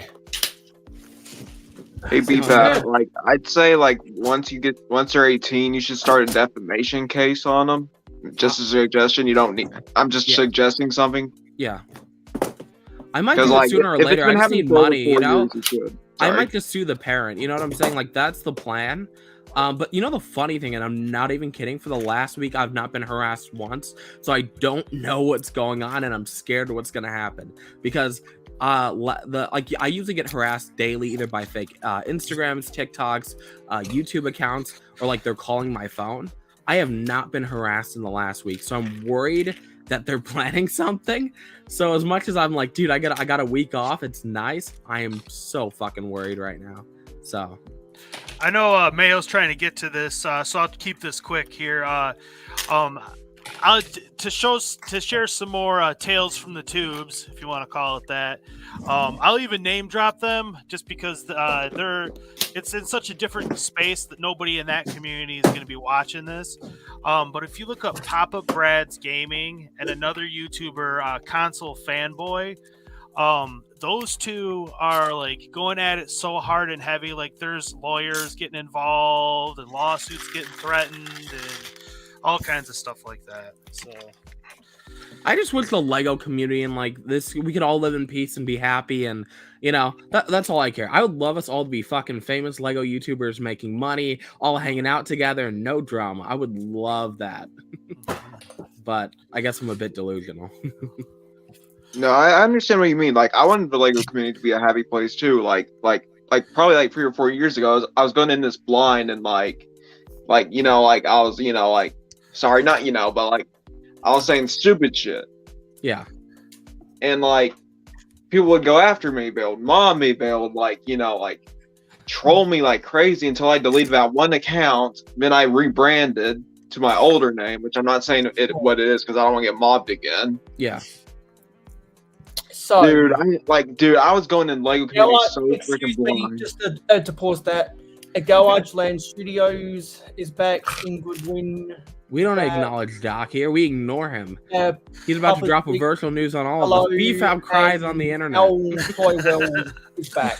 Okay, now it's time to do these rankings. I've been promising I was going to do this for the whole of Ninjago month, and I'm taking a little bit of a break to do from my sorting to finally get this done. Okay, I'm about to get sick. Okay, we know what happened last time you rated sets. Yeah, I had to very quickly do all this stuff. So so as always, I grade on a curve. So this is not giving it a set rating, it's ranking each of the sets against each other. And I'm sorry, people are just going to have to deal with the advertisement on the sides. I have no control about that. If you have a problem with it, create a Twitter account, reply to tmaker.com on their Twitter and say, what the fuck is wrong with your fucking ads? Don't come complaining to me. Go complain to tmaker.com on Twitter. Mayo wants to go after their Twitter. Ads, so no one put slander. I'm so glad Mayo hasn't, targeted me on Twitter yet. I'm a bit worried. Because you can follow the both of us on Twitter. How do you feel about those ads, Mayo? So, who is it? Tell us how you really feel. Yeah. Bend over. Well, how I really feel is that there is only one elite ninja set, and it is the Flying Ninja Fortress. I'm pretty sure when everyone thinks about the ninja theme from the late 90s castle, they think about this set. Okay. So there are a couple sets that look very similar to each other. There's a lot of strongholds. There's strongholds, and they are definitely in the awesome tier. So, but there is one of these which stands out from the rest, and it is Robber's Retreat. This has, I think, the reason why it stands out from these other strongholds is because it has the big ugly rock pieces, and it's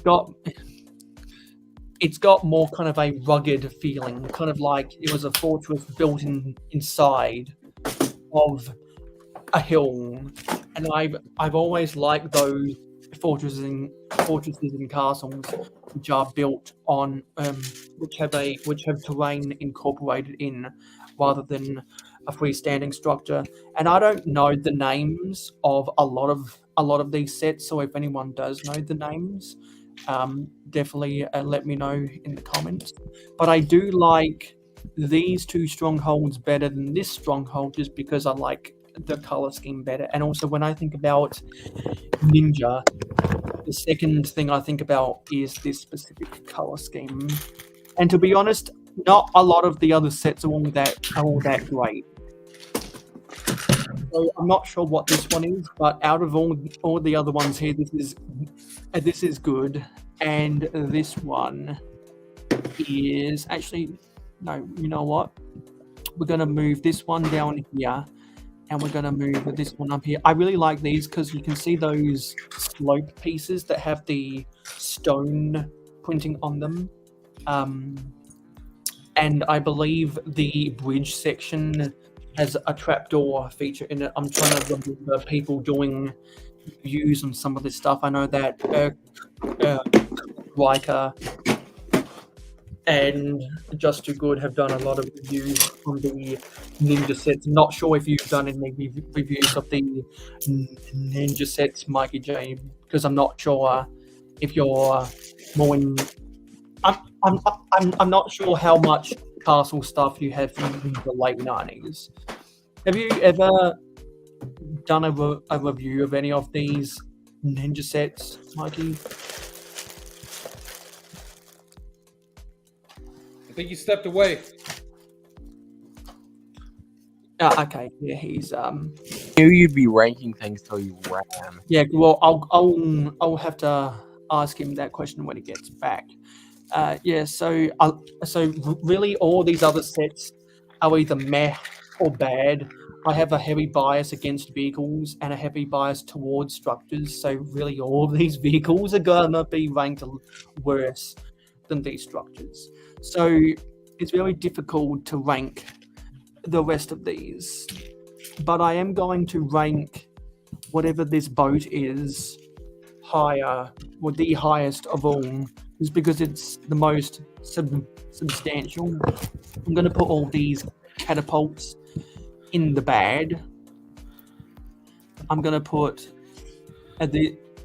this one in the bad. There's a ballista. I actually like this ballista better than the catapults. Actually, that's the same set. Oopsie. That's the same set that was put in there twice by accident. I am going to put this flyer. May, I'm cutting you off. Mikey said he's going to head out. Oh, okay, yeah. Yeah. Thanks for having me on, though, Mayo. I appreciate it. And it was fun. Nice chatting with everyone.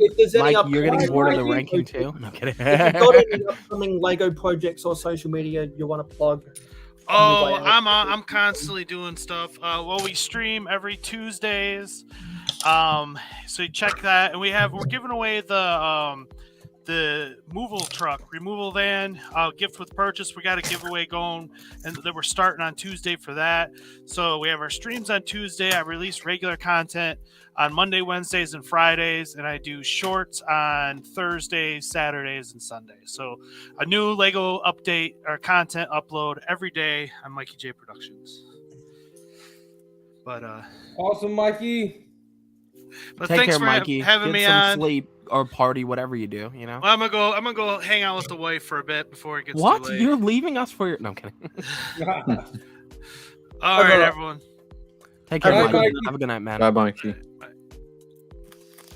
He left us to talk to his wife. What a good man. So actually, that's the same. That's a duplicate image as well. Yeah, and actually, that's a duplicate image as well. I didn't do too good of a job. Is it not? Well, with some of those Actually- sets, wasn't it the actually, same, that's- just with like a different box size or number or something? Yeah, I think some of these did get a new set number for some reason. Yeah. It's a little bit weird. I'm also going to rank, but I am going to rank these packs of 3 figures in the meh, not bad, just because there's 3, and those were the ones that came with the cards. If anyone remembers those minifigures that used to come with the stand holder that had the slot at the back for the cars. And I'm not sure what this is, but I like that it's got a cannon in it. But I don't quite like it as much as the boat for some reason. I think this boat screams to me better than this, because this kind of looks like a hodgepodge on wheels. But the cannon is definitely the saving grace. And for talking about other saving graces, because this is literally just a dude on a horse, that horse piece is a saving grace. And actually, this is the same set as that, so that's a duplicate.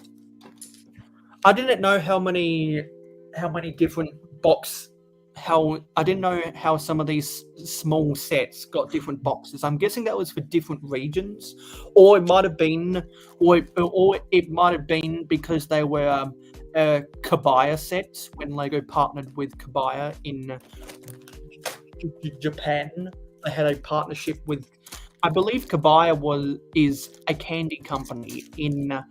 I was gonna say it sounded like a really shitty cereal. That's what I thought. Yeah, and so I believe they had a partnership from 1998 to 2004 or something. So I'm guessing the ones with these yellow things on top are the Kabaya set, are the Kabaya version of the set. And it looks like Kabaya got some exclusive sets that weren't sold outside of Japan, which is a little bit interesting. Because so I prefer to take the Kabaya sets off, just because it looks weird having the yellow stripe at the top. I didn't notice that until this, so I guess you learn something new every day. The more you know, and knowing is half the battle, G.I. Joe. And I'm not sure what this is, but I do like it better than this. And I'm sorry, but I think this is the worst set. And this is the second worst set. I'm not even sure what this is. I'm not even sure what that is. You know what? No, that's the worst set. I don't know what the hell that build is. I wish there was a way to see them bigger. Yeah, I'm gonna get. I agree, but Mayo wants us to attack their Twitter, so I'm gonna get a bigger thing at the end of here. I do like this boat. Oh, we're almost done. Thank God. Better than this little thing. Oh, this is so difficult. So yeah, now I'm gonna try get a big screen, because those are my rankings. If anyone actually knows what the names of these sets are, there's so many small sets, and I'm pretty sure they have just the most generic names you could imagine.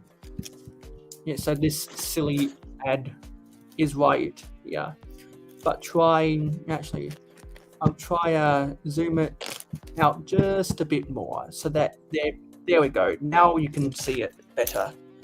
So those are my final rankings. The only set I consider to be epic is the Flying Ninja Fortress, and unfortunately, the category with the most quantity of sets is bad, because I think the Ninja Castle theme is very top heavy.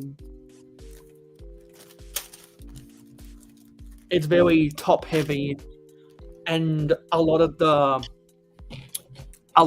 sets aren't actually all that good because they're small.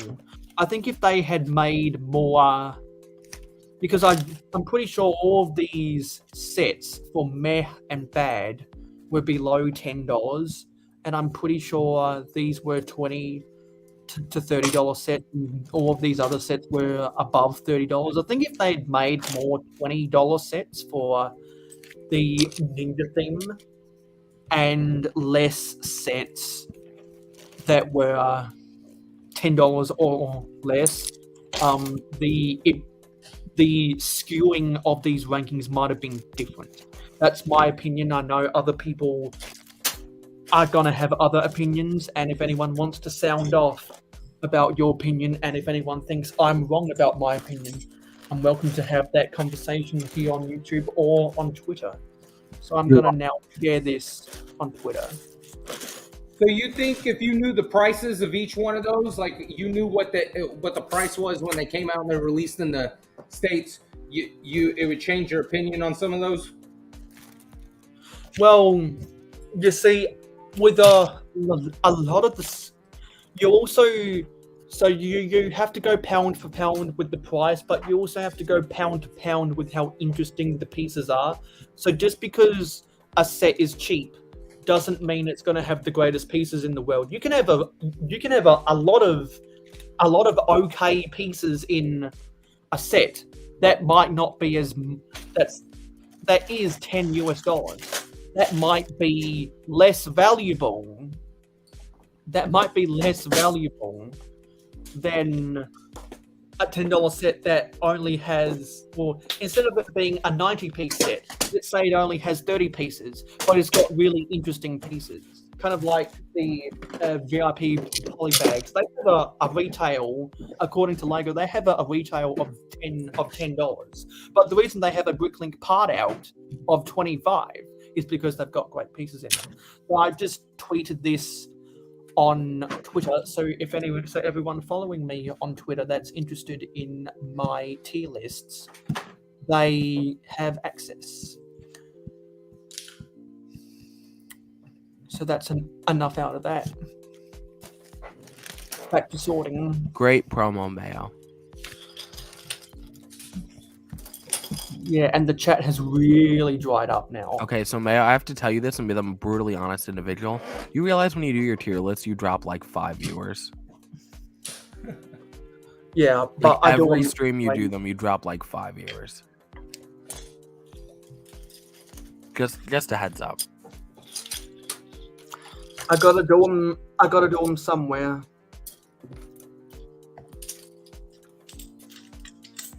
Were you watching the viewership, BFAT? I was. I've done it every single time. That's funny. I'm like, what happens when he does these tier lists? I'm like, oh, okay. And now after a couple minutes, when you're going to realize it's going to slowly go back up.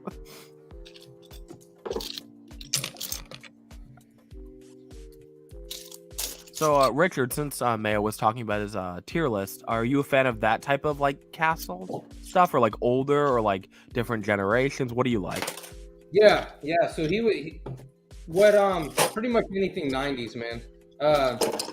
And then what I do with a lot of them too is so like I'll take the 90s theme, but then I'll really update the builds. You know what I mean?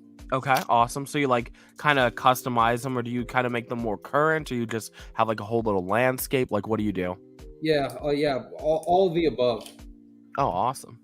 So, and then what I'll do too is sometimes if I find a good deal on the set, I'll just go ahead and buy the set so I can pretty much incorporate the set and then just, pretty much modify it. Because the way that they built a lot of those sets back in the 90s, man, is it was a low piece count. And everything was open, nothing was closed off. It was all like real dollhouse builds, you know what I mean?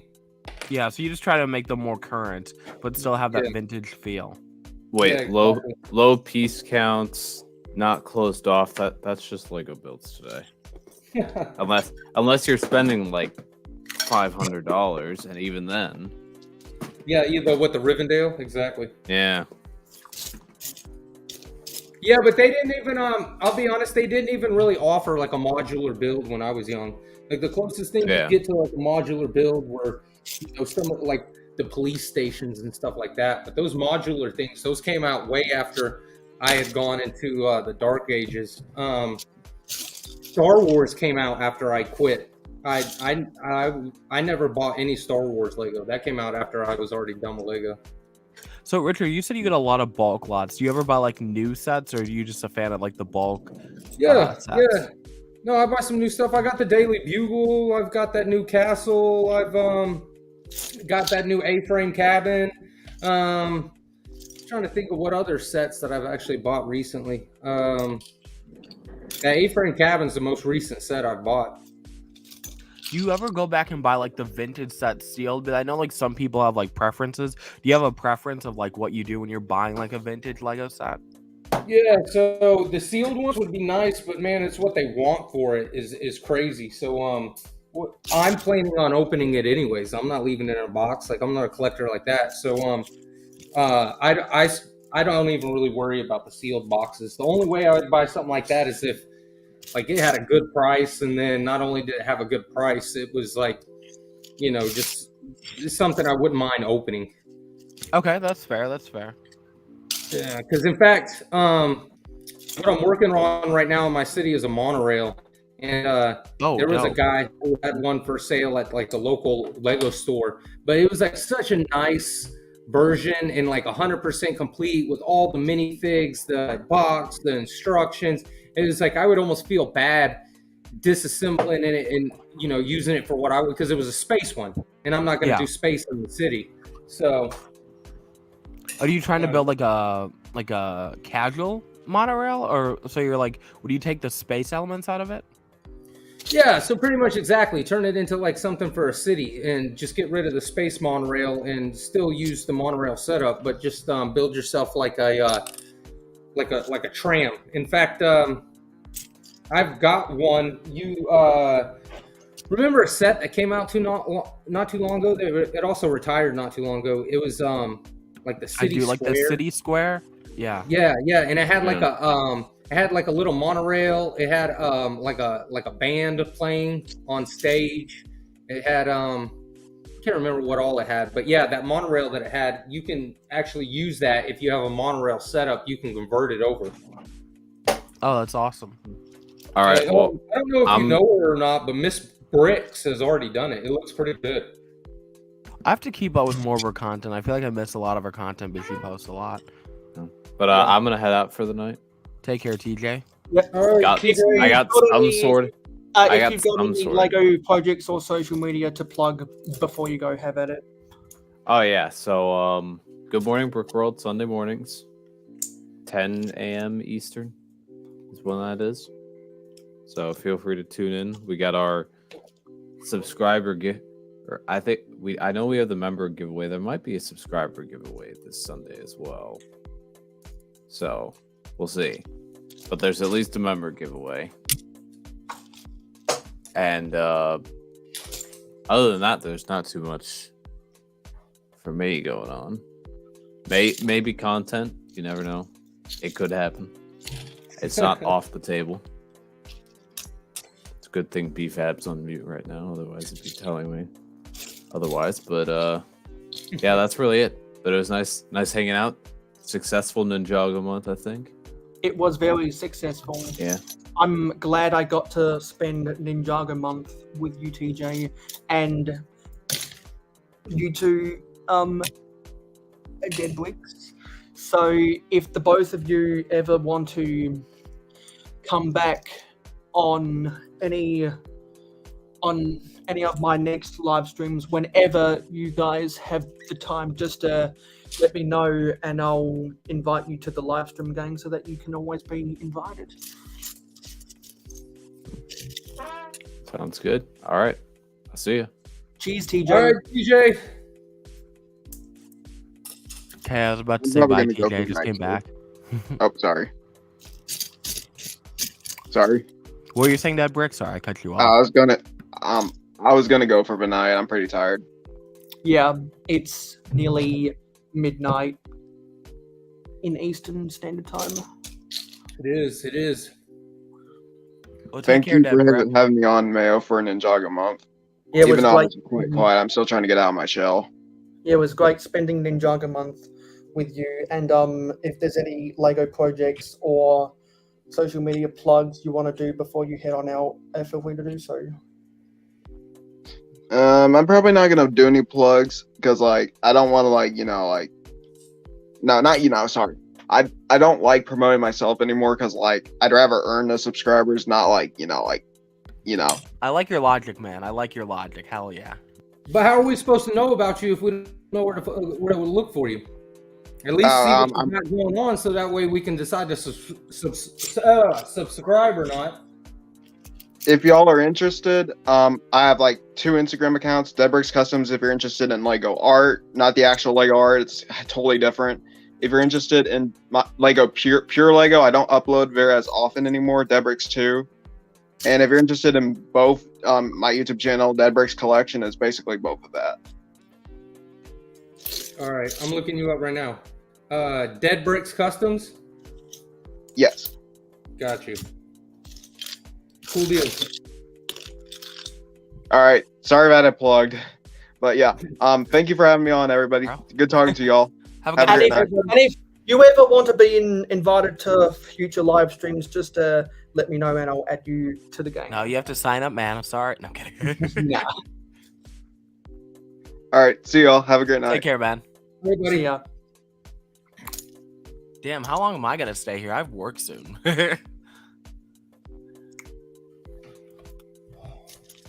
What do you do for work? Don't tell me where. Just what do you do? I work in the postal business. Man, I'm about tired of my post office. I'll tell you that right now. Oh my god. You know, the thing that I like about like being in that kind of field is it pays decent, but other than that, it's like very physical. So What do you so you're one of the guys that do the you unload and load up the boxes and stuff? you got it. Yep, you got it. Okay. Yeah, I don't man. drive the trucks yet, but I think I'll do that soon just because at least in Minnesota, they pay. I think the average driver, at least that I've chatted with, is making about $120K a year. So As long as you're not in Orlando, we don't have a problem. Yeah, that's he's good to far hear. away from Orlando. I am far away. Yeah, no, dude, listen. All right, so listen to this, and it's like gonna be even crazy to like just keep. You're gonna be like, yeah, right. At some point, you're gonna be like, he's got to be making this up, and then it's not. It's just crazy. So, first things is I ordered like because I was doing like an Islanders theme, so I ordered like a couple of small little things, and they were the feathers for the Islanders, and they never showed up. They just ended up going dead and never. And then I asked them what happened with this, and they go, I don't know. And so they lost that one. So that one was only like $7, so I didn't really stress it too bad. So then like a couple weeks later, they lose a minifig, and it was like an Islander minifig, and I was like, dang, dude. I said, y'all lost another one. And they're like, yeah, we don't know. And so luckily the guy was cool about it, and he was like, yeah, I got a bunch of them. He was like, I'll send you another one. And then I was like, all right, cool. So then that one came, and I got that one. Well, then, like, not too much longer later, I make a Blue Bricks order, and my Blue Bricks order never shows up nothing. And this one I'm kind of pissed about because it was like almost $500 worth of Blue Bricks. And I'm like, damn, where's my stuff?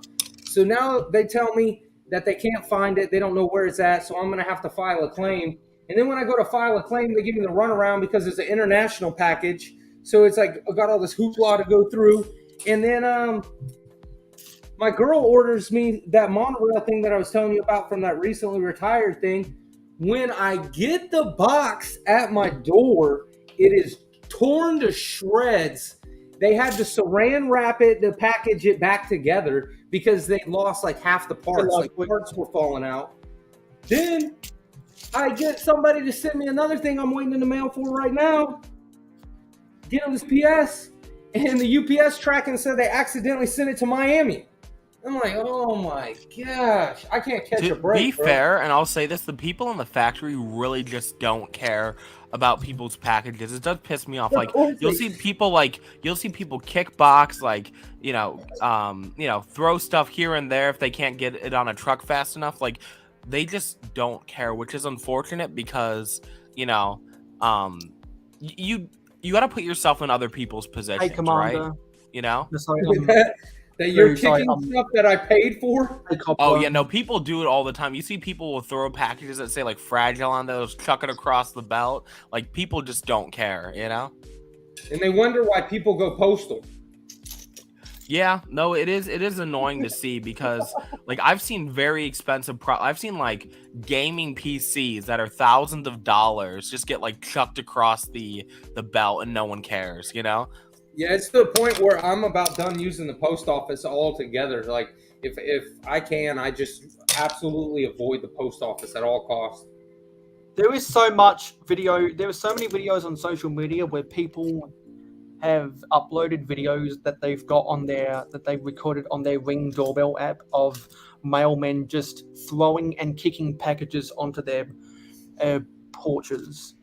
It's crazy. It is a very stressful, high-intensity job, but, like, I would never just, like, kick or throw someone's package because, I put myself in that position. Like I ordered an Overwatch 2 Titan mech. I don't know if you guys know about that mech that got canceled. I ordered it from Hungary, and so the seller packed it horribly, right? Like put in like a thin like paper thin like cardboard, like a super thin, and the box came crushed. Now I was fucking pissed because I'm like, dude, like you could tell that they just like kicked it or like stepped on it or whatever, and it pissed me off that I paid a lot of money for it. So I totally get that, you know. Oh yeah, dude. And then see, Blue Bricks is kind of fishy. Like it's not fishy like they're in the wrong, but they kind of got this like this thing in the contract or like the terms and agreements is like, if you lose a package or if your postal system loses a package, you've got to take it up with them, kind of thing. And in all honesty, I've been emailing them and they've been trying to help me out. So they said they're looking into it and they're going to figure out what the hell happened. But if I dispute the charge and like just say, hey, just give me my money back, take it back from that account, and tell the credit card company, they'll put me on a ban list where they won't let you order from them no more. Oh yeah, and that's a predicament, especially if you like their product, you know. Yeah, exactly. And it's not really their fault. It's the post office fault. So I get it on a certain aspect, but at the same time, it's like after but it's like it's ridiculous. How do you lose a $500 thing? Like it's not like it's a teeny little object, you know. 25 pounds. That's how much this box weighs. 25 pounds, 2 foot by 3 foot. See, that shit just doesn't go missing. I'm assuming probably what happened is somebody probably saw. Yeah, somebody probably stole it. Somebody probably saw in the box. Let's say the box was open. Oh, cool. It's like a similar Lego product. Let me just take it. Because honestly, if I wanted to steal something, it would be so easy to do. You know, like you might have 1 or 2 cameras in the whole place and no one's looking at those, you know? So. Dude, I don't doubt it at all. I told them that. I said somebody stole it. And then they were like, no, I don't think that happened. And then I'm like, how does a 25-pound box go missing?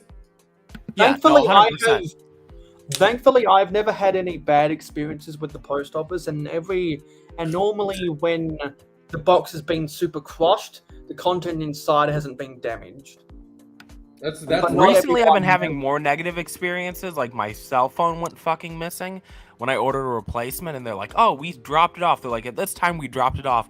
I was downstairs the exact time they said they dropped it off, and a $1,000 phone went missing. I was fucking livid. So oh dude, so one time I had an old 90s set in the mail, and it was vintage. I paid like $300 for it, and so I was waiting for it. So I'd been watching it, you know what I'm saying, because I'm pretty stoked about it.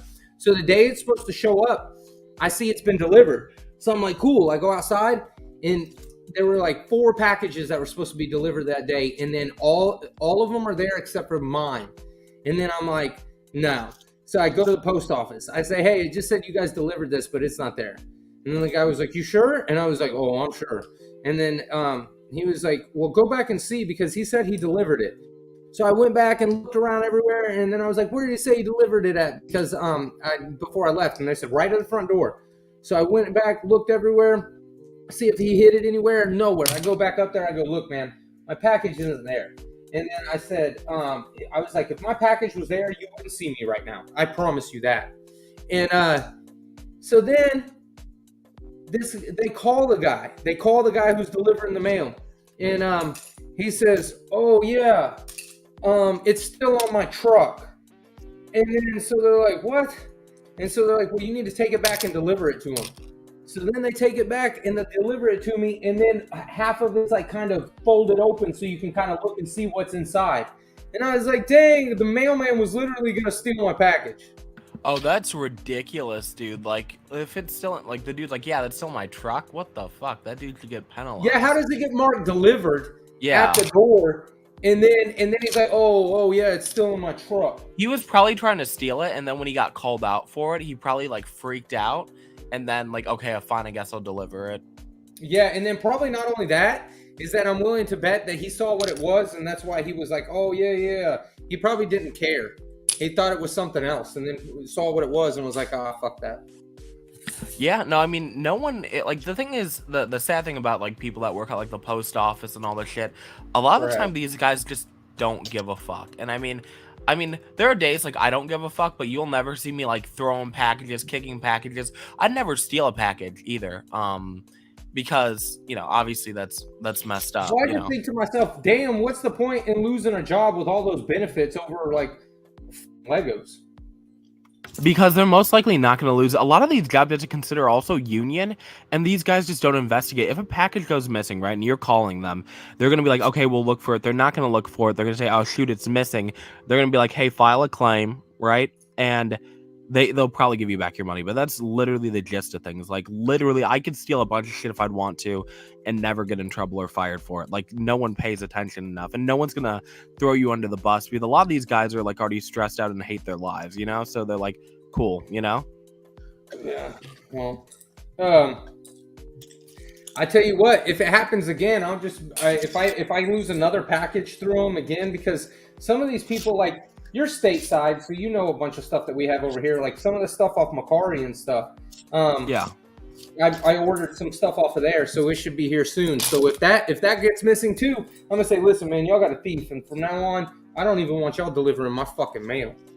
I think at this point, here's what they should do. I know it takes a lot of time to deliver shit because I've been on like ride-alongs where like I get to see everything that happens. They should be able to have to like take a photo of like it being there. And I know that with like some stuff, but they don't do that with all things, Well, what's manually scanned in compared to the computer part? What happened? So what's the difference between manually scanned in? He said MSA, manually scanned in, which meant somebody manually scanned it, and then they said that it got a computer way. I know with like some of like the devices they have, you could just scan it and approve it. I don't know how to explain it correctly. How do I explain this? I don't even know how to explain what I'm trying to get at. But yeah, no, they need to do a better job. So yeah. Hey, real quick, Mayo, you know what this piece is to? We are still rolling, Sean. Ninjago, yeah, that season looks, 2, I think. That looks like something out of the snake sets. Oh, okay. Yep, season 2. On the bottom of the spinners, they used to attach. So like when you used to like battle with the spinners, you could add them to the bottom to add like some more playability to it. So I believe that's from 2012. Okay. We're gonna be rolling for another 5 hours because I've got so much. 5? Oh, yo, okay. You're gonna be here. I gotta be at work soon. Yeah. I'll probably be here till like another, I don't know, 20-30 minutes, and then I have to chill. So yeah, because when all the Americans go to bed, I always do ASMR for these things. I just have work really early at unconventional times, so. I've seen a whole bunch of Mixels pieces in this stuff. But you gotta love Mixels. It's so underrated, What was Mixels?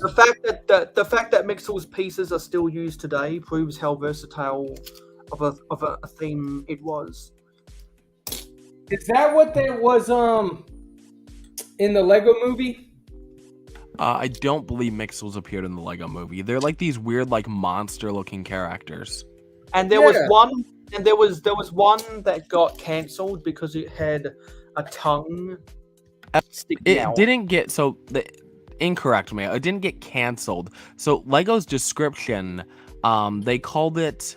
See, how do I not get canceled either by saying what Lego said? Oh, so did they have to change the description? They just had to change the description. So there used to be these bios on the Mixels so you could learn about the characters, and they made a comment in the description, and it was basically making fun of disabled people. So they had to change that. They got a lot of backlash for that. Because I couldn't remember if it was cancelled. I always hear people saying it was cancelled, so obviously they're wrong. See, Butt Chop said it. I didn't have to say it. Yeah, that's what they called it. No, they just changed the description because I guess that's offensive. I didn't even know what it meant until Lego got a lot of backlash for it. I think it's because it was a reference to how some people with low functioning autism like to lick windows or something. Yeah, something like that. Yeah, it was offensive towards the disability community, and yeah, and I think one of the fraudulent autism charities called him out because if anyone associates the puzzle piece emoji with the autism community, that's because a fraudulent autism charity peddled that as their logo, much like how the rainbow flag is now associated with the LGBTQIA community. The puzzle piece is associated with the autism community, and that's the reason why. I always see people on Twitter. I always see people on Twitter calling out that autism charity for kind of making that puzzle piece as their own when it's not. Because they tried to make it a thing, and they made it a thing with not the right intentions in mind or something. I need to read up on it further, but all I know is that there are some angry people who have complained about that stuff. Also, Buttchap says it was not canceled. I own it. Yep, that's what it's saying. They just changed the description. And also, Buttchap is right. The series Glorp Corp Mixel had 2 of those trans parts. Richard had correct. That is also a correct statement. Correct. And El Cobra says he ordered a white prototype Boba Fett figure, and Really? he never got it. So. Oh, that sucks. So did you have to file? See, Cobra, it's not just me. Not just me. I always feel like it's just me, man. So I wonder if Cobra also had to file a claim. Yeah, and I mean the thing is they're pretty good with all these claim stuff. The thing is it takes a while, and like it is so annoying. Even if you're waiting a week, like it's so annoying. I tell you what, those Mixel things. You sure those weren't the things in Lego Movie 2 when Emmett Lego Movie 2, the creatures? You might be talking Fabuland. Are you talking Fabuland? No, I think what you're getting confused about is whatever the Palantamon species. Oh, the Palantamon when guys. they go okay. When they finally go to and they see Batman and Superman and everybody all covered in glitter, and they go down that they come out of the woods and they go down that road. There were also the Duplo invaders. Because that stuff. Yeah, that's at the beginning. Because that stuff was the. Yeah, I think Mayo's right. I think you're talking about the Planimals. Yeah, Planimals. They're like hodgepodge, like weird looking creatures. All of that stuff was his sister's Lego, and they had a clash between the father and the son with the daughter's Lego. And the Holy Spirit. Because the daughter started picking up her Lego and putting it on the table of Wicksburg, and that's when they had the big crossovers in the second part, which is the actual name of the movie, the second part. I did not like the Lego Movie 2. That being said, I love the sets, and I have the majority of the sets because I could get them for like 40 to 75% off, which was really nice. Hey, I'll tell you what. Also, I heard that. I guess at the end of last year, so I think it was December of last year, was the last update that I saw about it. But supposedly Lego Movie 3 is coming out. Yeah, that's correct. I know that they started talking about it. I think they're in the process of writing it. I think a YouTuber by the name of Spit Bricks made a video on it. I didn't even know that was coming, but you are right about that, correct? Yeah, I read an article, and it said the guy who directed the Lego movies was already in talks and works with Universal. He said, me and Universal are already in the making of the new Lego 3 movie, and it's supposedly going to be out in 2024.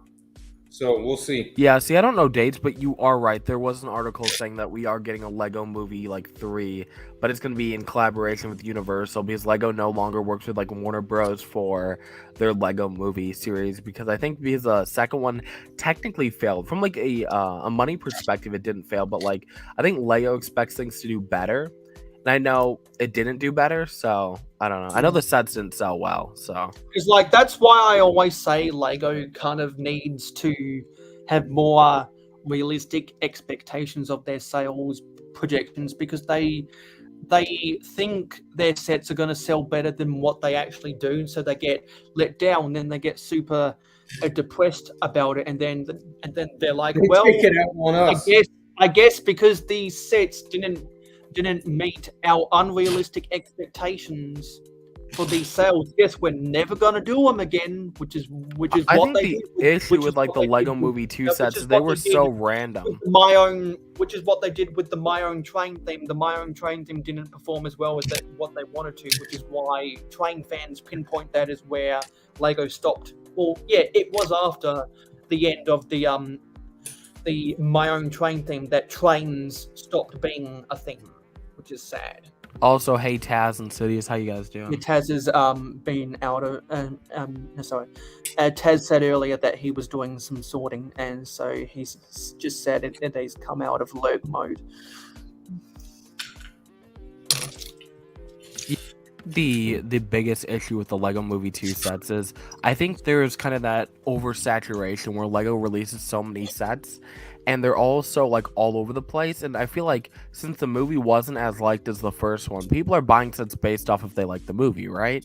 And I don't know if it was that well received as the first one. So I bought the Lego Movie 2 sets I wanted to, because some of the smaller sets for the builds and some of the bigger sets for the minifigures. I just ended up getting a bunch of them after clearance, so. I say that I feel I like remember, I say this, I remember when I bought 3 of the pop-out party buses for 70% off at the end of 2019. Sorry, Richard, what were you saying? We cut you off. No, it's okay, because Mayo kind of started talking at the same time. Yeah, that happens a lot. Yeah. I was saying they kind of painted themselves in a corner with the Lego Movie on the second one when they got rid of Lord Business in the first one.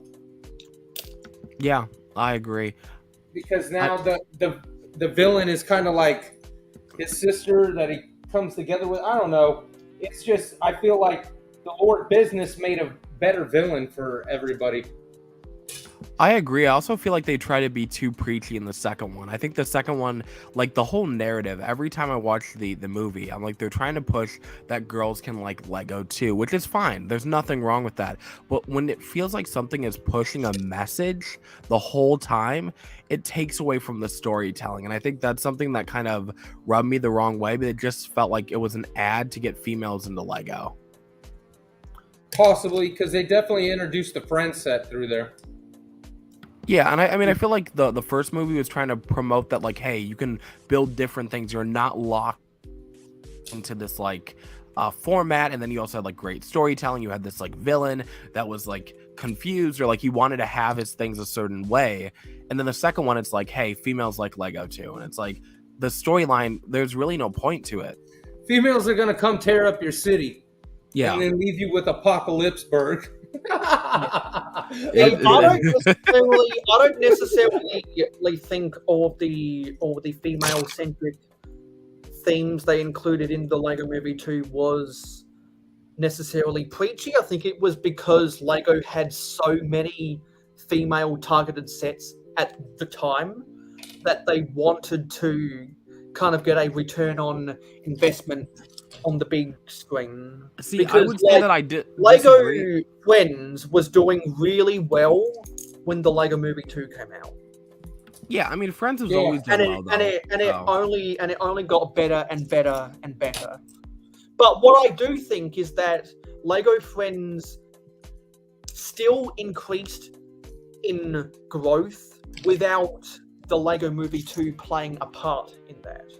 Yeah, but Mayo, Friends has always been successful. The first year it came out, Friends was ranked in the top 5 best-selling Lego theme. So, like, Yeah, it's not but what I'm saying is the reason why Friends is an evergreen thing is because it's only gotten bigger and bigger and bigger every single year.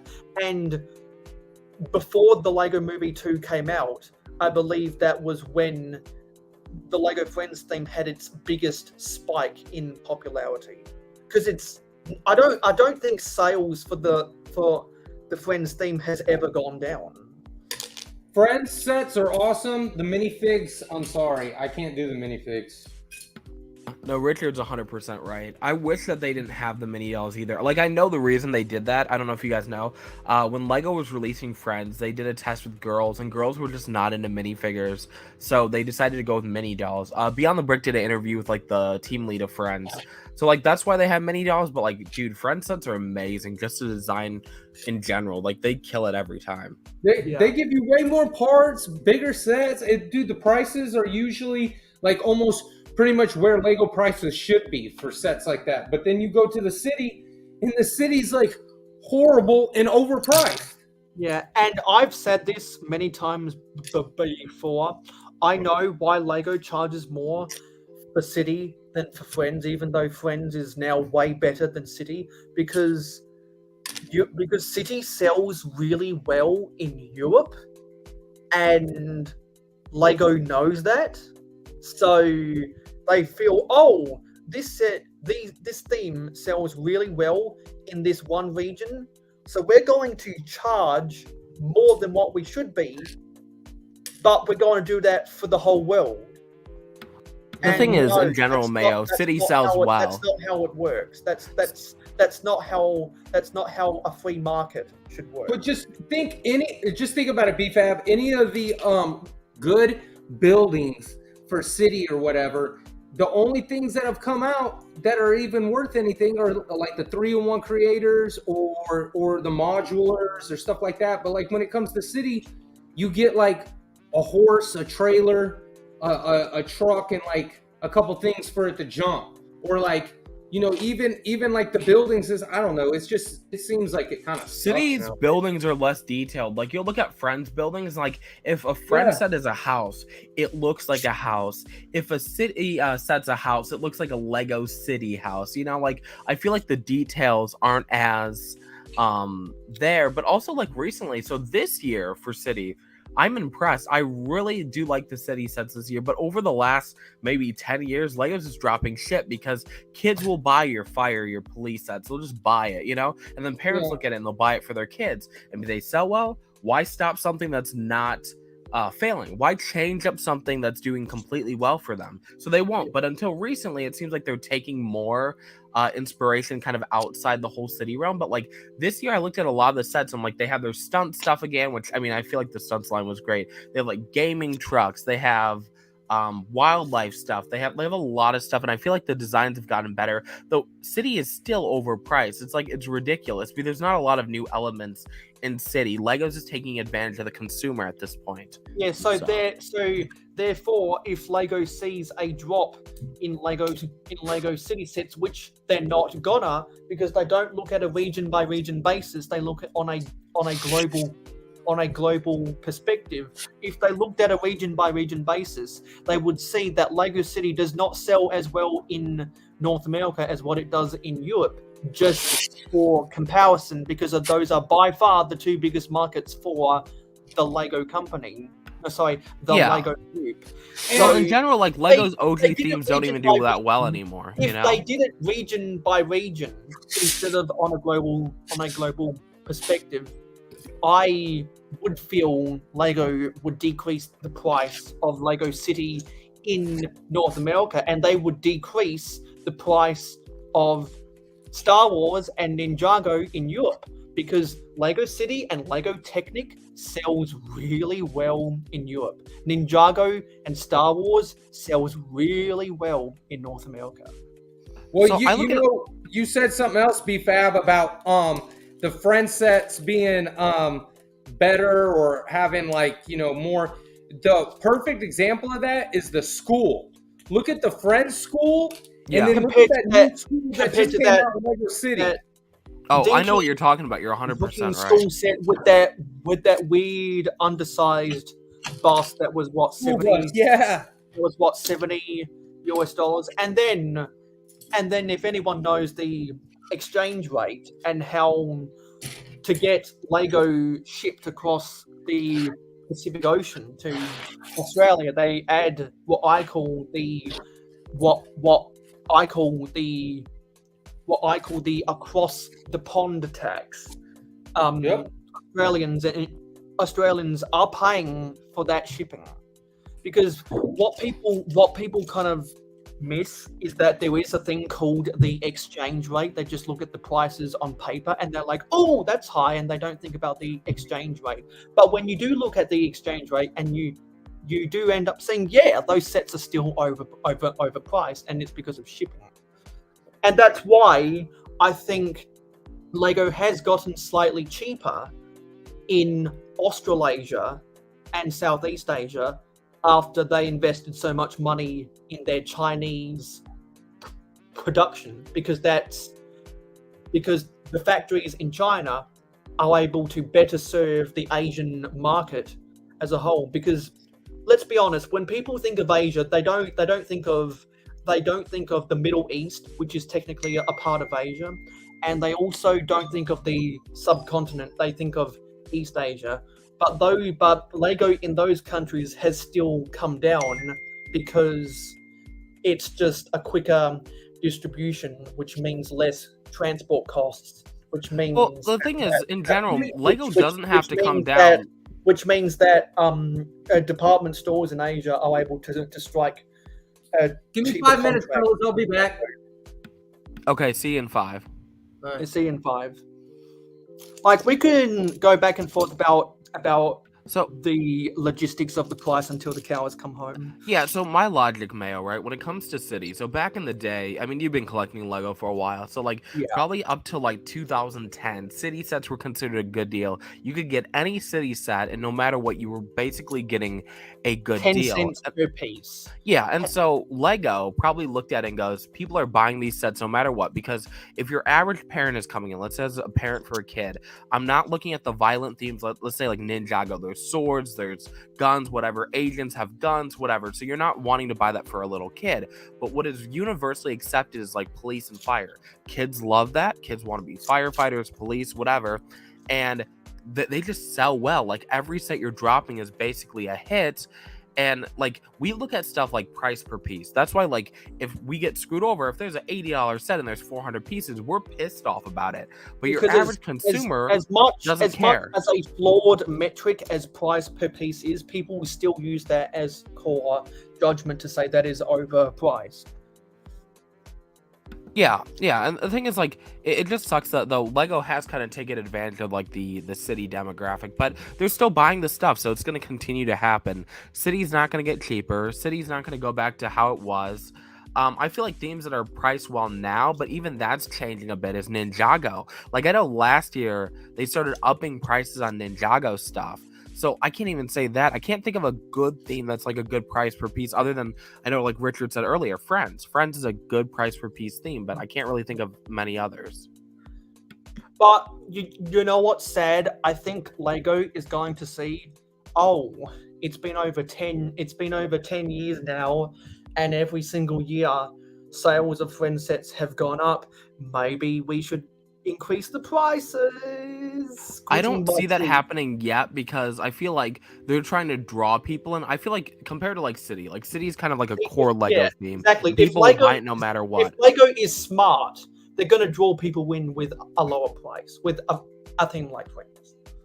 Yeah, but I think Friends is more of like a thing to draw in people, right? I believe that Lego created Friends so girls could get into Lego. I think we all agree with that. I think Lego uses Friends as a way to pull in more females. So just picture that as like the marketing cost, right? So like they're taking that, the price, and they're just, I guess, giving them a neutral price so you can get like introductory sets and it not rip you off. That's just my guess. Yeah, and this is going to be a very, very strange comparison. But I think when I think of structures in Lego City, or going all the way back to the minifigure scale version of Lego Town, which was after for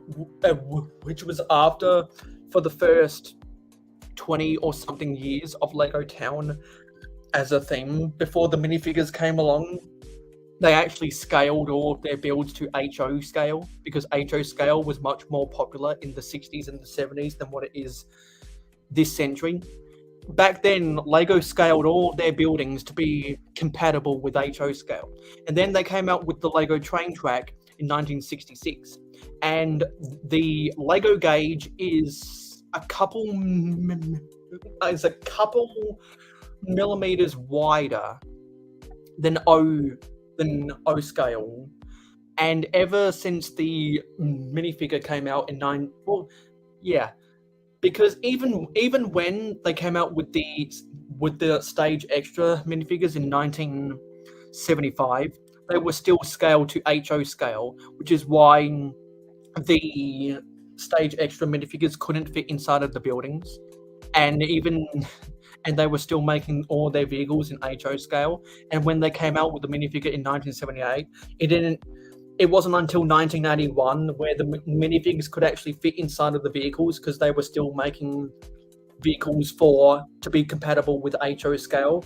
And then when they had the genius idea to put the minifigs inside of vehicles, i.e. also trains, then Lego had to reevaluate themselves to scale up all of their sets, make them more detailed, make them compatible with the minifigures, make them more playable. So that's when Lego Town started be looking more like O scale. And I think nowadays, if you put a Lego city structure next to an O scale building, it's going to be similar in size, probably a little bit bigger in scale. And when you're dealing with model trains, there isn't as much detail as you'd expect. And I think Lego City compares really well with O-scale trains. However, Lego Friends, you even said earlier on that when they were doing their market research back in 2012, they realized that girls would prefer to play with a mini doll than a minifigure, which is why they went with the mini dolls. Pretty sure Barbie had an influence, and we just talked about how the Lego Friends schools are better than the Lego City schools. I think that's because Lego Friends is trying to compete with the Barbie dream houses, which have an insane amount of excellent detail. What do you see in a lot of Lego Friends sets, particularly the buildings? An insane amount of excellent detail. So I think Lego has gone by the wayside with that when it comes to the detail, because I agree. They're making their sets to compare with different quote unquote toys for the different genders. I just wish they put a lot more effort into like Lego City. Like Friends has their like little $10 or $12 like rooms or something. Just imagine if they made little like $10 small like city rooms that you could combine together to make like a miniature house or a little like setup. Like guys would buy that like crazy, you know? Yeah, it's just Lego like needs to take more inspiration. How I was saying, like they could do the same thing with Star Wars, kind of like what they did with the Hogwarts classrooms back in 2001.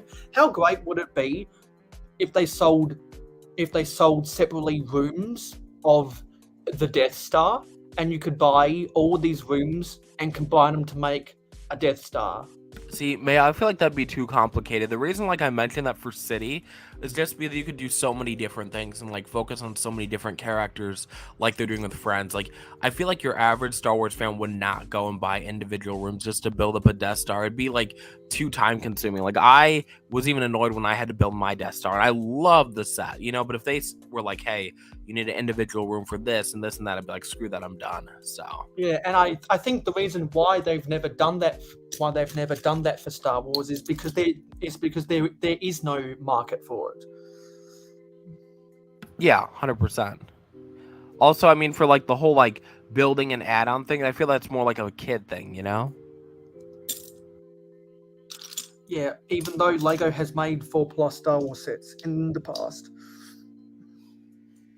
I think though, like Lego City is getting better, and I'm really happy to see that. So, I think this year, for as incremental as it was in the uptick of quality, it's just reassuring to know that there was an uptick in the quality. They were stagnantly bad for a really long time. I think a lot more people were excited I agree. just because they were doing something different. We get the same old things every single year, and everyone is sick and tired of them. And so whenever they do something new, people are going to gravitate towards it, especially if it's a concept that they've never done before, which proves that the designers haven't run out of ideas. They're just refusing to translate their ideas into good executed sets. Bud Shop, anything is better than Sky Police. Yo, bro, those parachutes that would actually fly actually sounded cool, but the idea was kind of a didn't joke. work. They just didn't work. And that's a problem with the technology to make parachute toys in general, is a lot of parachute toys just don't work. I think it's because they're restricted with the cloths that they can use, so it's not going to be super fragile. And that's why you see a lot of other parachute toys using plastic instead, and it's just so cheap. I think it has something to do with the weight also. The heavier it is, the better it'll work. I know nothing about parachutes. Yeah, I haven't.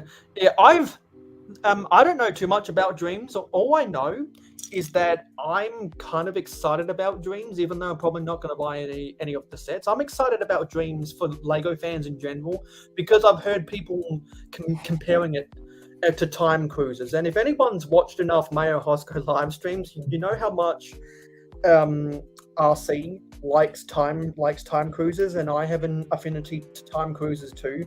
So whenever I saw people comparing Dreams to Time Cruisers, I was like, oh, hang on a minute, this could be a good thing. So I do know some things about Dreams as a theme. I've heard some stuff. So originally I was told that it was a theme where like people would travel around and they'd visit older themes and like, combine them together. Now I've been told something different, and it's a very mixed bag. So my source has seen images of some of the sets, and he said it's a very mixed bag. So I read an article about it. They had no pictures or whatever, but they had an article. And supposedly what I heard is that it's going to kind of be good monsters and bad monsters, or almost like what they kind of described the figures like.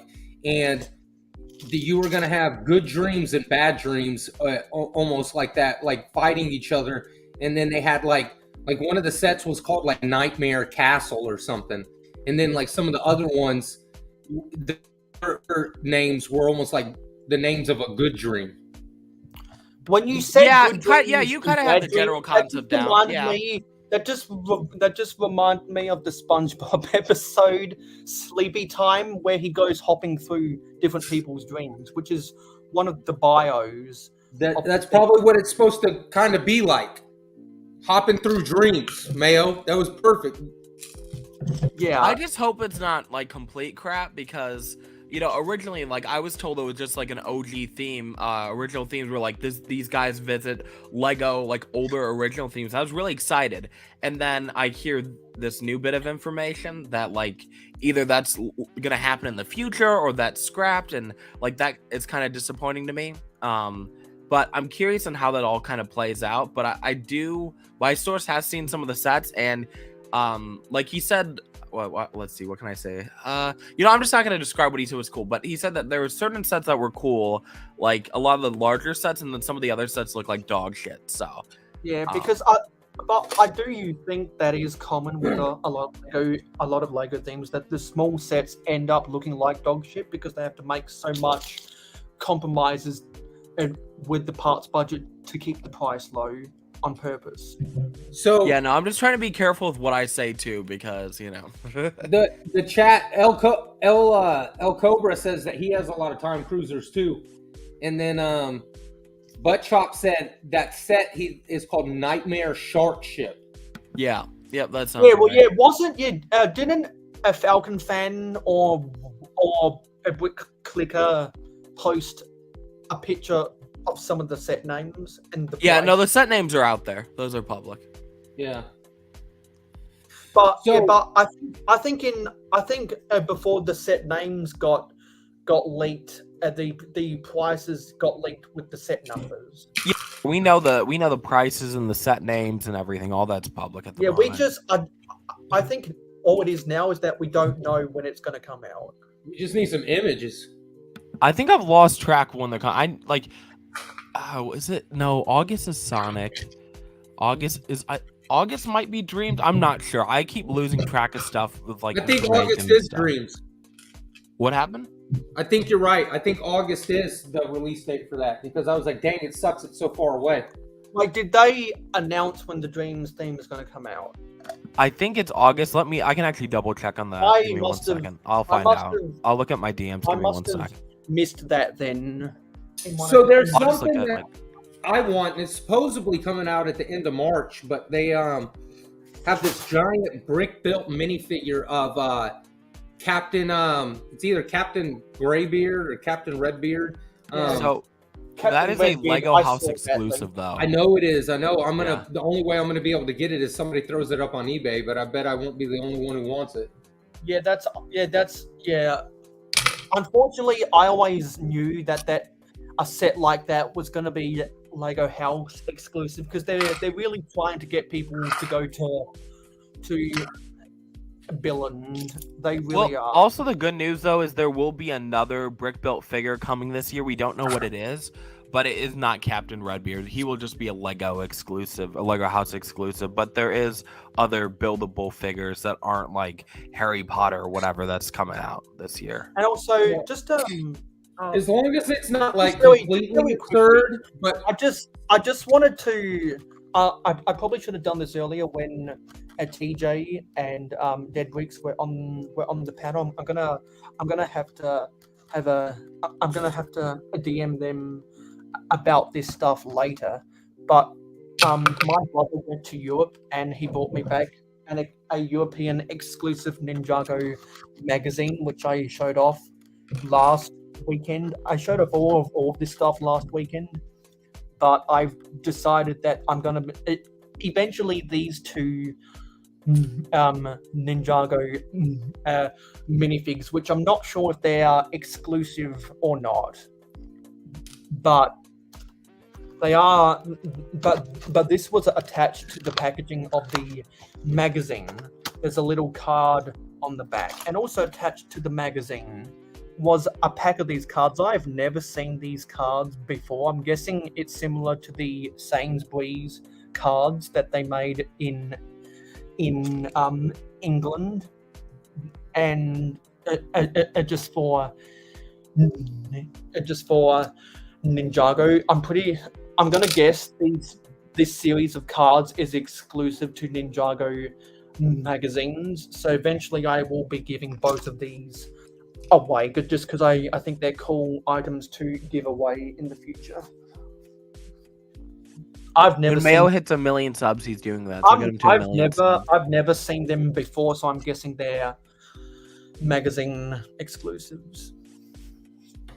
But if someone does know more information about that, and I know that Taz posts a lot of images of Lego magazines because he's able to acquire them on his Instagram. If anyone knows if those are exclusive, feel free to let me know in the comments. No, Mayo, they are. You're right. They're magazine Okay, exclusive. so You're right, they yeah. are exclusive. Okay, So- that's quick question, Mayo. Do you know why they stopped doing the magazines and stuff here in the States? I think all of the magazines were only available in the US for like one run, and I believe they were only available in bookstores, which is why they didn't sell well. I will confirm they've been at other places. They were all in my grocery stores, but they were there for like 6 months. And so when like the card stuff, I don't know. Okay, what am I saying? So with the magazines, I know they used to have like a minifigure and stuff. I'm pretty sure they did not sell well because they used to have them in my stores when I used to work at a grocery store, and they had them for like 6 months and no one ever bought them. They were probably overpriced. Also, Butt Chop said he's triggered. Butt Chop, what are you triggered about, bro? Getting triggered. He we said might they're have not seen special. him. Yeah, No, Mayo, he's but I not mean, Butt Chop, but they are exclusive cards. Like, The Lego Maniac magazines were cool from the 90s, El Cobra. Yeah, but weren't those a part of the Lego Club? Yeah. So you just signed up for it. To be honest with you, I don't even remember how much it really cost. And the sad part is that now you only get an EMAG if you're a part of the Lego Club. Because for those who don't know, back in the 90s, you actually used to have to pay a yearly subscription for the Lego Club because they give you a poly bag at the end of the year. Yeah, and they would always send you a magazine, and with because you got like quarterly magazines. I think you had to pay a $5 annual subscription because you get the something like that. Yeah, it wasn't very expensive back then. Yeah, because you'd get the 3 quarterly magazines and then a small boxed set that would be a poly bag nowadays. They dropped that. They made the subscription service free, and they just gave you the magazine, and now it's an EMAG. Because I remember I got into the Lego Club. One of my parents signed me up for the Lego Club, and so I have some posters from those magazines. Those magazines are around here somewhere, but I didn't. I had those. I was a part of that service for about 2 years, and honestly, I wasn't all that impressed. I miss getting Lego magazines in the mail every 2 months. I think it was like I'd love that right now as an adult. You know. When I was a kid, it was the Lego magazine and Game Informer. What is it called? Game Informer? Yeah, that was like the video game magazine to have when I was a kid. Oh, okay. I was about to say I didn't know about that. That's interesting.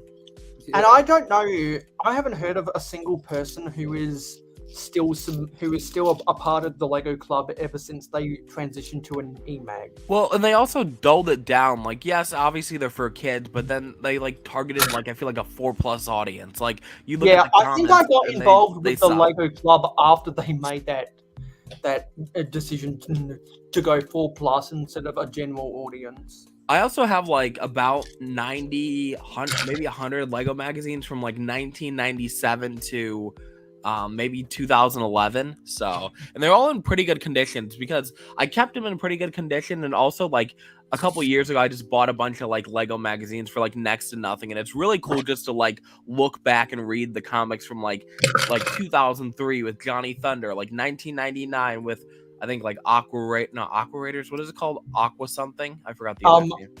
Aquazone. Yep. But like all that is so cool. Like I still love looking through them here and there. You know. When And for those who aren't following For Blocks to Mocks with underscores between each word on Instagram, that is RC. You really need to change your YouTube channel to that same name to avoid the confusion.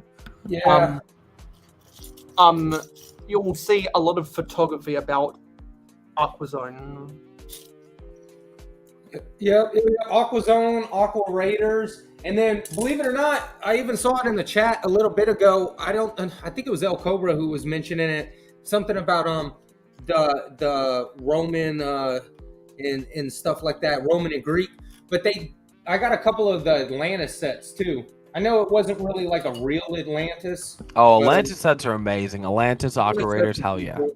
Yeah. Yeah. So I think it's fair to say that Amberline Builds just totally forgot. So yeah, that's Mayo, if you didn't have her sign up, she'd probably be here. No. She's probably like, I'm gonna get Mayo, I'm gonna sign up and then not show up. I think the reason is she's like being really swamped with her work right now. So she probably shouldn't have committed. Doesn't she have a daughter also? Yeah, she's got she's actually been doing a lot of live streams with her daughter lately. Things with kids, man. When you got kids, plans change quick. Yeah, it's very difficult to have a presence online when you have children. And I know people that have been inactive in the community for a little over 2 years now because their children are about to go to school.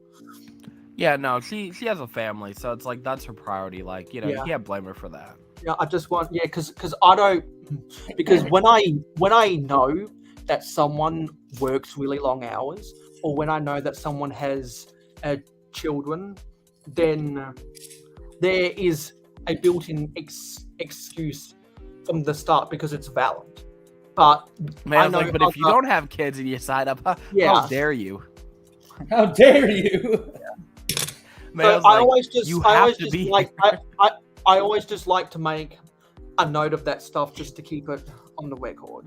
I can tell you, Mayo, why I joined the stream. I just finished editing, and when you said, "Hey, join," I'm like, "Oh, okay." I was gonna protest since you had me say that we had to sign up, so I was gonna like protest it, and then I'm like, "Okay, he asked me to join. I guess I'll join, even though I have work soon." So.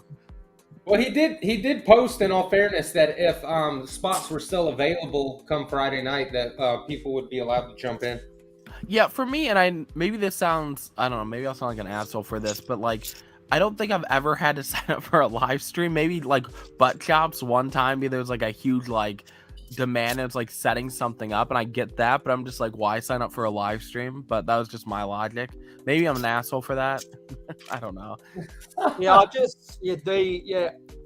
said it a little bit earlier, and the only reason I do the sign up is because if there is more, if there is a big demand, then it makes it easier to pick and choose. But when we don't have to pick and choose, that means we don't have to fall. What that means, we don't have to use that methodology. But it's always good to have a backup plans and so. Yeah, no, I mean, just my logic is if I'm your friend, I'll hang out in your stream and I'll support you. If I feel like it, I'll join. Like that's just my logic. You know, yeah. So I always like finding these pneumatic pieces that are technical with the swing. Those were from the 90s, either technical or model team sets. And the reason why I highlighted Taz's comment is because it's so true. Sorting is a necessary evil for a lot of reasons, but one of the reasons is it's very difficult to want to commit time. It's a combination of not having the time, wanting to take a breather from a busy work week, and also because people would rather spend their time doing anything else but sorting. Because it's kind of like when you have over 300 sealed sets that you aren't doing anything with, that you're like, well, I'm not gonna do anything, I'll just sell them. Yo, I have over 200, not 300. Unless you're talking about Richard, you know. What you got all your sets sealed? Yeah, so I have, in my personal collection of like build sets that are probably in bags, I have probably over 700, and then sealed sets, I think I have about, I think the last time I checked, I think I had about 212 sets sealed that are just sitting there that I barely build Lego. I think I built 6 sets last year and 2 the year before, and this year I haven't built a Lego set yet, even though I have a bunch of things to build, so. Yeah. Dang, and I couldn't hold myself back from opening the Lego set, my friend. See, I used to think that, right? And then I just started buying clearance. I just kept getting more and more. And then I'm just like, oh, you know what? I don't actually feel like building this. And then after getting that like feeling, I just don't really build a lot of Lego sets anymore. Maybe one day I will. I do have a couple of sets that I'd love to build in my collection sooner or later, like Sesame Street and the Overwatch 2 Titan mech. Those are the 2 sets that I want to build, but the other sets I'm just like, I'll build them if I feel like it, you know? And for now that Taz openly confess that he's actually found time to sort. If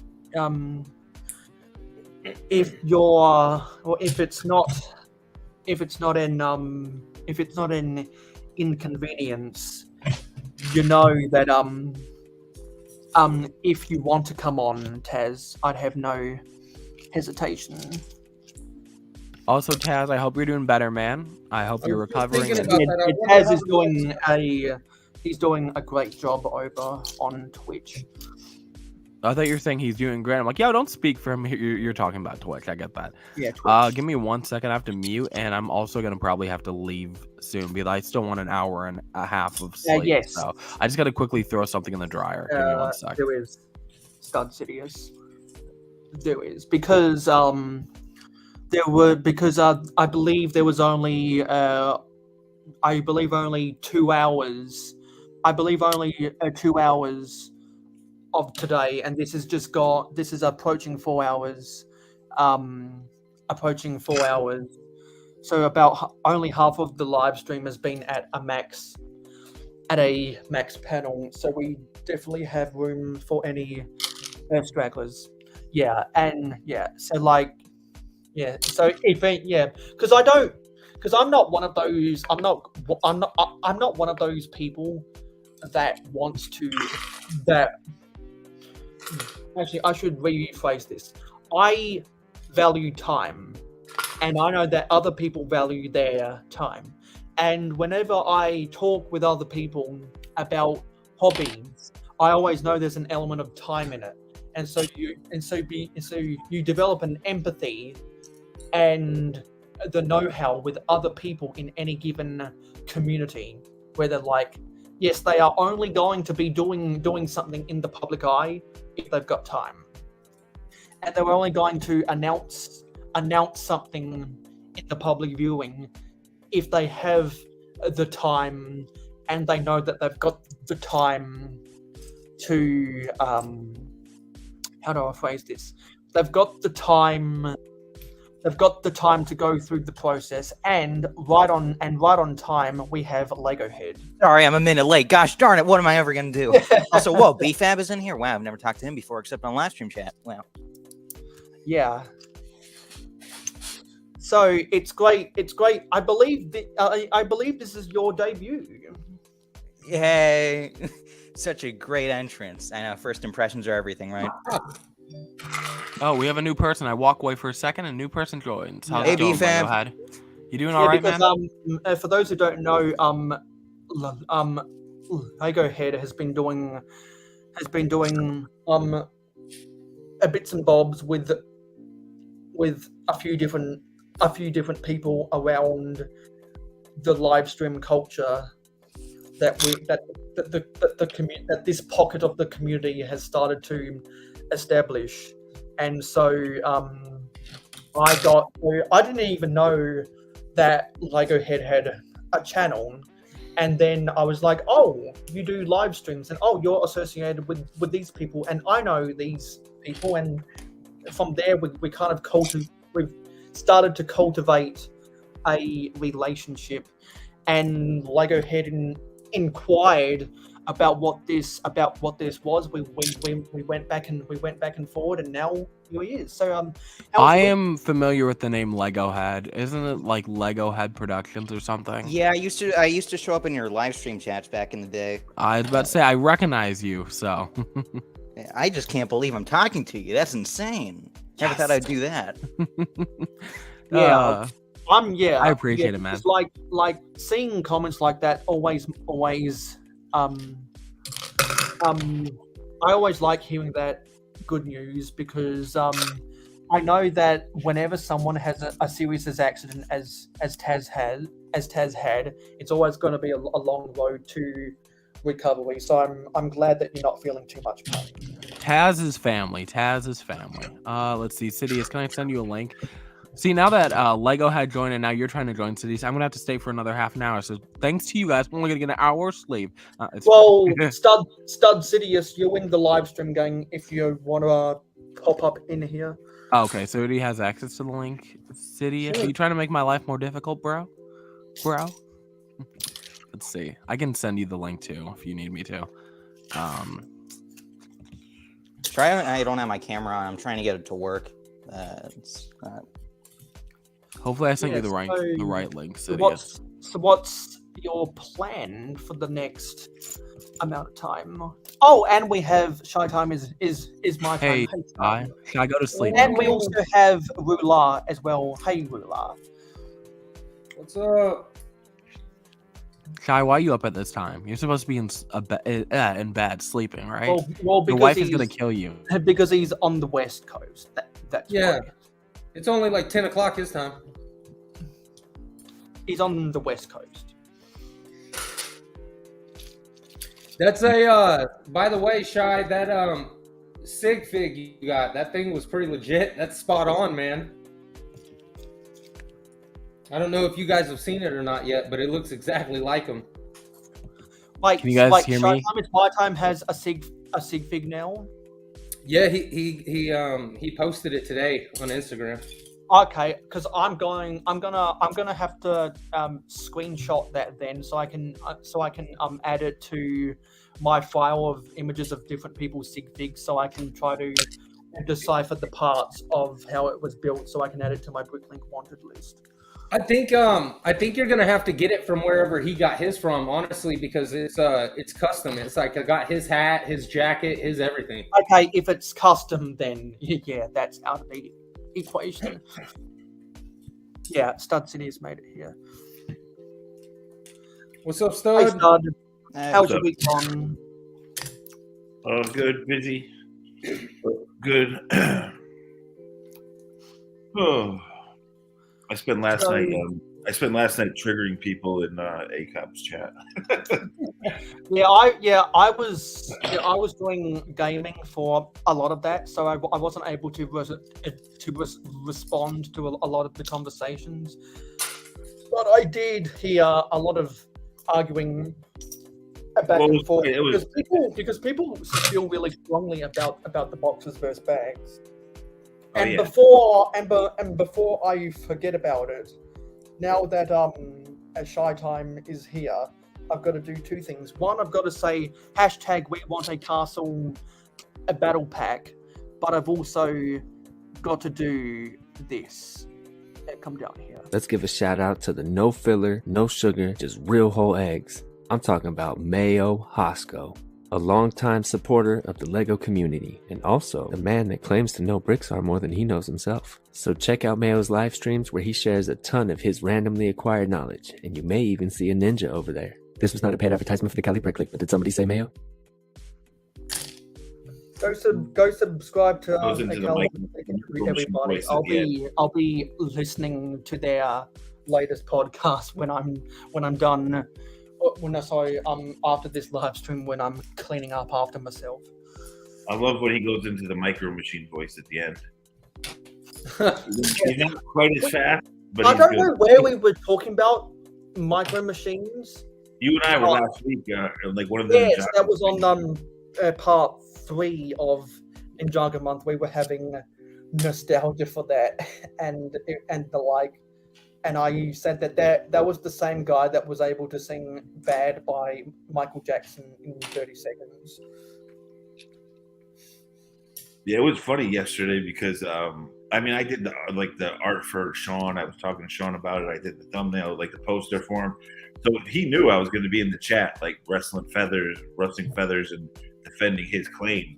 And people were getting so mad. There was new people in there that didn't realize that I was friends with the entire panel. And they're trying to shut me up, and it's like, yeah, that's not going to happen because no one on the panel. Stop talking. No, I'm kidding. it was so funny because they were getting so mad. It's like, dude, stop being emotional. Chill out. Like, it's just all I know is Sidious is you texted me at 2 a.m. and I was asleep. I see my phone go off. I'm like, fuck, I'm going back to sleep.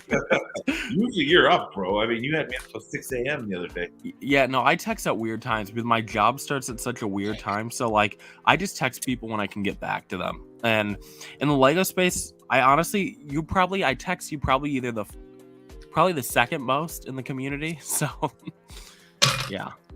Yeah, we have funny conversations. So Yeah, no, we have very consistent conversations, and yeah, no, I agree. Yeah, but most people I just don't respond to. So, like, if I respond to you, like, there'll be a time where like I'll respond to you like 6 a.m. or whatever, like, 10 at night. I know now I'm patient because sometimes you'll be there and sometimes you're not. I used to Yeah. bug you and be like, respond. I used to be up your ass and be like, respond. But I learned now that you just do it whenever. Yeah, and because I'm always up, because I go to bed whenever I want to, because I don't have a reason to wake up in the morning. Normally, I try to DM my American friends when I know it's daylight over there, because I know I'm going to get a faster response. You can DM me at any time, and I'll probably respond in a fairly decent time. Oh, look at that! There's a Lego head camera. Yeah, we got the camera. Yeah, so I was gonna leave at 12, but now I gotta be here till 12:30 because Lego had Insidious join. So I'm not gonna just leave. So yeah, I'll chat with the boys. Usually you're up until or you're up around 6, 5 in the morning, 6 in the morning. Yeah. No, that's because I'm at work during that time. So then I'll respond to a text here or there if I'm at work. So I figured that. Yeah. You text me at 6 in the morning, we ain't friends no more. Wow. I feel like I lose track of time because I'm up. So if I'm up at 2 in the morning, you send me a text at 10 and I respond at 2 in the morning, you're probably getting woken up because it's oh yeah, I gotta respond to that, Or if I'm editing, that's when I usually ignore people. So if I'm not responding to your message, it's probably because I'm editing or something. Well, no, I realize that too. Yeah, and then I'll be oh, okay, I finished editing. The only time I don't respond to people is either when I'm asleep or I'm trying to think about how to respond, because I want to have a calculated response. Mayo takes 5 hours to think of a response. He's like, okay, 1 second, guys. Okay, you see your message. 5 hours later, he responds. No, because I like to be careful. He says,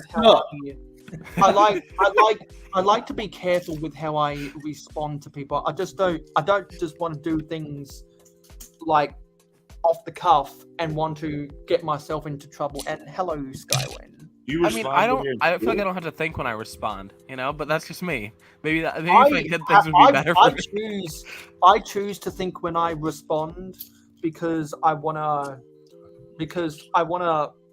do it in a way that people are going to know what I'm saying. Because when you're talking with someone one-on-one, you get the emotion in it. However, when you're just going back and forth with someone via text, a lot of times people can misinterpret what you say because they don't see any body language. Oh, yeah, no, that's why if I'm joking, I have to say LOL because I'm worried that somebody's gonna get triggered one day, because 95% of the time when I'm saying something, I'm joking around with somebody and I'm dude, I can't get canceled. LOL, laughing face, and I'm okay, hopefully they get it that I'm joking. So yeah, because I end up doing the same thing because people have taken what I've said seriously in the past, and now I know whenever you make a joke, you always got to use one of the laughing emojis or LOL. Yeah, because when I don't do LOL and I'm making a joke, people think I'm mad. Yo, BFAB, you mad? No. I'm so blunt that people can't tell when I'm sarcastic. Half the time I'm being sarcastic, and half the time I'm being really blunt. But because people are so used to me being blunt, they can never tell if I'm joking. Yeah, because it's taken a while for me to be able to read. Probably the biggest piece of body language that you don't get when you're just messaging someone is, this is something I do all the time. I'd say something funny that sounds serious, but do a quick laugh afterwards, so that they know that I'm not serious.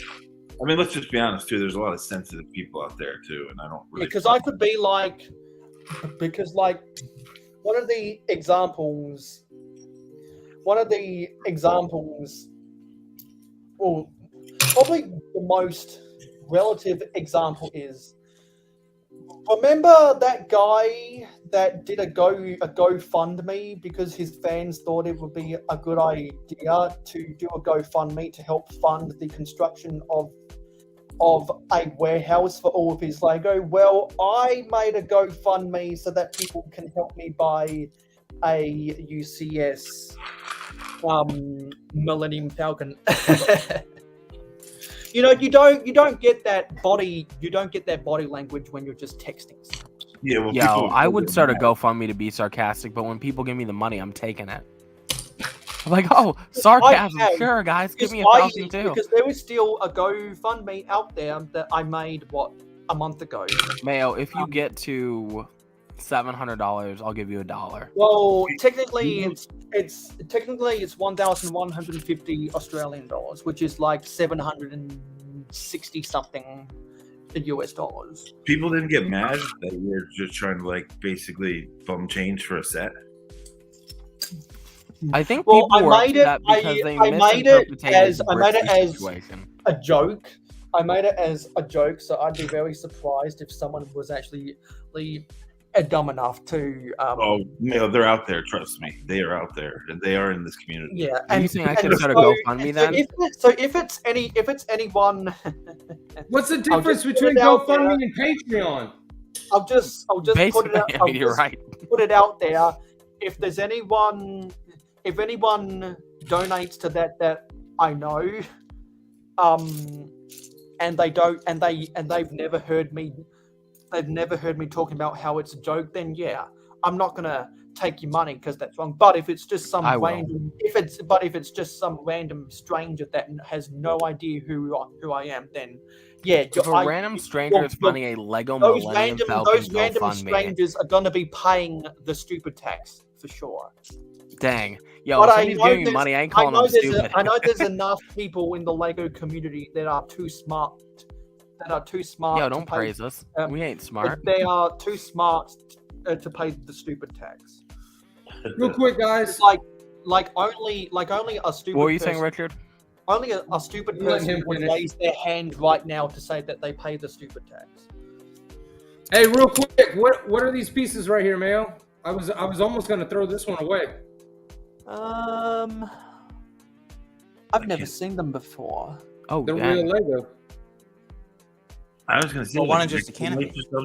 You know who Chop would know, but he left, I think. One looks like a foot. Like that would be on like an action figure, like one of the buildable figures. You know what's crazy is I feel like I usually know this shit, but I don't. Oh wait, I think I know what the blue one is from. Is that from the? Oh wait, I was thinking it was from the Gundam sub. That's not from the Kessel one. That's not from the Kessel one. It almost looks like a praying mantis or something. No, that's not. I think that might be from the Gundam sub. That's a mantis. That is a praying mantis. And then the other one's got like a scorpion on it. Oh, that should be no. Okay, scorpion. Black. That is from Vladik. So that's probably Knight's Kingdom 2? Yes, Knight's Kingdom 2. I believe that was his castle was from 2005. That should be Vladik's shield. That might be from an Ultra build style Vladik, but I'm not sure. That's just a guess based on his symbol. I'm horrible with this. I almost thought it was a boat at first. Yeah, no, that just might be a shield. I think back in the day they came out with these Ultra build Knight's Kingdom sets, and I think that might be Vladik's. Let me look this up just to double check. Yeah, because I know what BFAB's talking about because I owned one of those. I think it was it was the one that was silver and dark green. I can't remember the character. I might be totally wrong. I'm just guessing because it looks like something. It was like these weird characters that came in canisters. Bionicle figures used to come in canisters, but the canisters were a different shape. That's definitely a praying mantis, though. Like the blue one's from the Gundam sub, the 2012 Gundam sub. Can you show the shield again, Did you Richard? just go to Bullock Link or something? Okay. See, there's a very similar shield, but it's a different style. Like it has the. I'm trying to find what set. It has that same Scorpion logo from Vladik, but the shape is different. So, if I had a minifigure, I'd show you. But this thing's actually pretty big. It's like a lot bigger than a minifigure. Oh yeah, you got it in the sub right there. Yeah, the sub was called a mantis, so it makes sense. Oh, okay. There you go. Lego had found it. Hey. Now, can we What find is this that? shield and what set it was belongs that? to? It's a Star Wars sub. The from, Gungan sub. Yeah, from. Hey, Clone look, Star Wars fans, Got Star it. Wars sets. Dude, I hate when there's curves like that and there's gaps. I know it's a set, so they couldn't put that many parts, but that drives me nuts. But the style of builds that I do are really like seamless. That's where Jar Jar Binks is from, right? That's cool that it pops out. Yeah. It's from his it's from the scene where they go meet his kingdom. Yeah, because isn't his species amphibians or something? Yeah, they're somewhat amphibian. Yeah.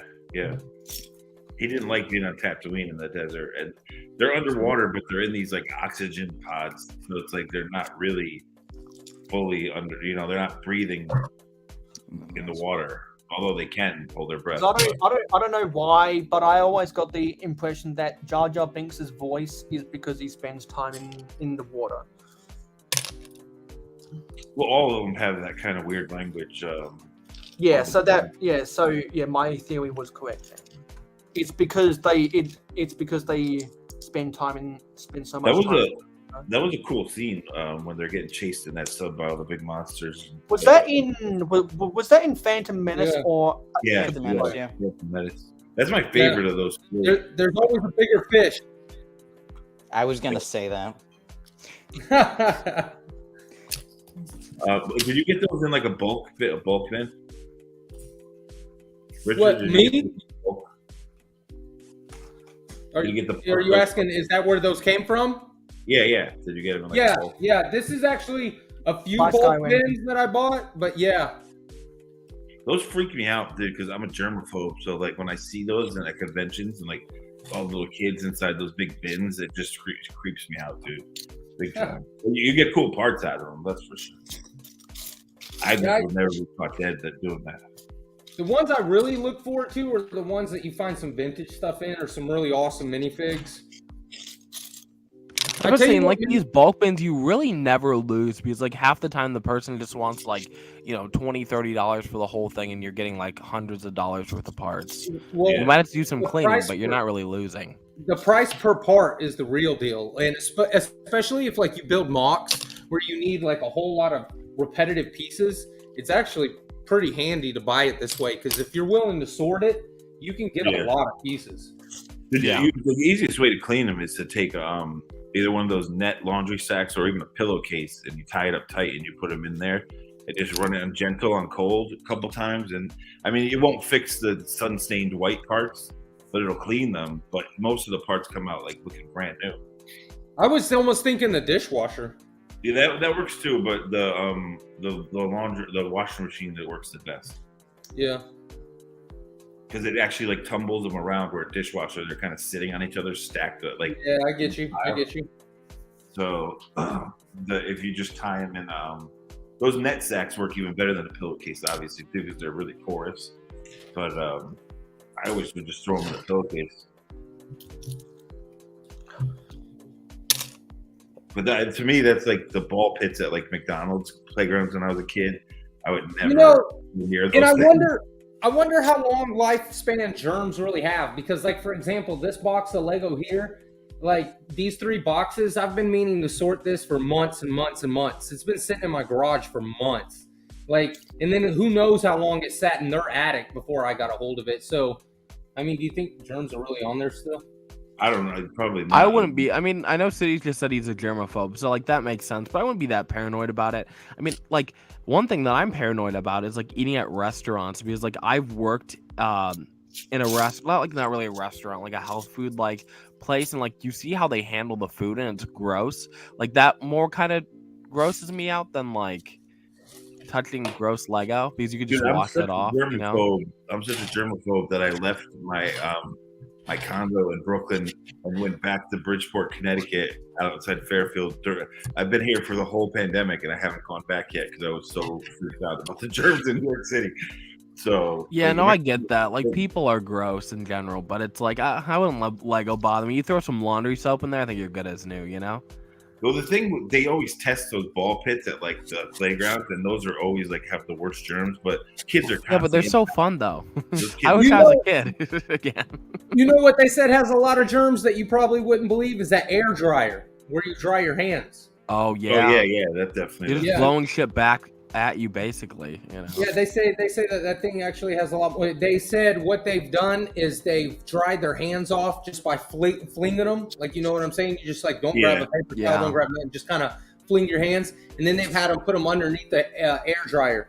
And every time the air dryer had way more germs all over their hands afterwards. Yeah, but it's just high intensity, pressure, so like you're not really doing a lot. Yeah. I try not to think of like that type of stuff. If that's the case, like I'm already paranoid to eat at restaurants for that reason. Like people like, oh, do this, you'll be fine there, XYZ. And I'm like, yeah, nah, I'm good. But yeah, I just try not to think of it. Yeah, I won't even like eat a birthday cake if my nieces and nephews like blew on it, because when they blow the candles, kids spit and everything. I won't even. Yeah, I could do that. That pick a brick wall. Do you ever go to that? Because the only thing I ever see kids do is just run their hands through those bricks. Yeah, I haven't been in a while. I used to go a lot. I used to have a problem actually, because in my area there's like 9. Well, there used to be 11 Lego stores, and they're all within like 2 hours of each. Like some closer, some are a half hour apart. But the whole weekend I would drive to every single one because they all had a little bit different walls, and I would just go nuts. I'd spend the whole weekend going to pick a brick walls, and then when the pandemic hit, I just stopped doing it. It's weird. The ones in New York City, the Uptown New York City store, the pad wall is so high that you can't even reach the thing. Like the bins are like start at your chin and they go up. Like you need a ladder. Like you almost have to ask people to be like, can you grab me stuff from up there? And they do have a ladder. Like it's crazy. I don't know why they designed it like that. But that store got burnt down in the riots during the pandemic. So City is admitting to a crime. I haven't been in it since they rebuilt it. Cities is like, I got bored, so I burned down a store. Dude, it was all over the news. I mean, everyone from the Bronx that went into and from Harlem, they all went into the Midtown and just destroyed that store, dude. They were running out with UCS sets, like shopping cart full of freaking Lego sets. Like it's on the news, you just see people hopping in the window, coming out with like so many boxes they can't even walk. So my brother sent me a video. So does New York State have something similar to how California has Proposition 47? What is the I don't even know what that law is. Proposition 47 in California is where any robbery under $950 American is a misdemeanor, not a felony. Yeah, don't they? I know in San Francisco, like they just let like the crackheads, they let them steal because it's like, I guess it's because of that law.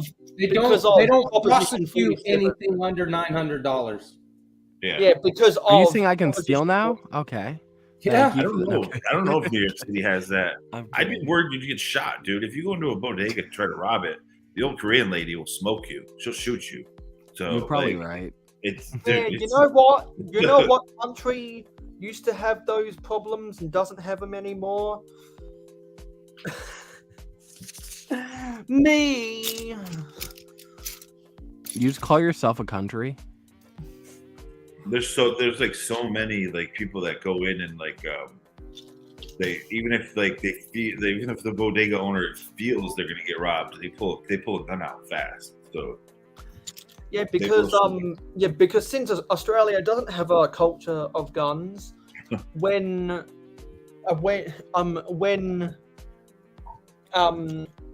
we had one mass shooting sometime back in the 90s.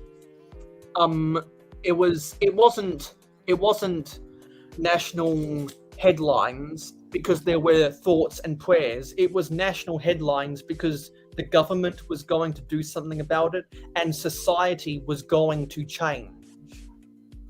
Well, it's definitely plenty of places around the world, the government decides to do something about guns and society doesn't change. Well, dude, when I was a little kid, there were no school shootings at all, ever. Never. And Columbine was the first one, bro. Yeah, and then I'm not talking about school shootings. I know, but I I'm just saying. know. We I'm know. just saying our Mayo. culture was different about like with gun violence. It's gotten really bad. Yeah. Like, I think that it's kind of sad the that in reason- society and so- we've now kind of so normalized it. It ultimately, happens the so reason- often. Ultimately, the reason why gun control doesn't work in the US isn't because of the law. It's because of culture. See, I mean, I don't know. I mean, here's what I truly believe. I believe it's mental health. If we're able to reach out to these kids and help them early on, let's say a kid got bullied and then he becomes a shooter. A lot of these kids you hear like they got picked on or nobody gave them attention.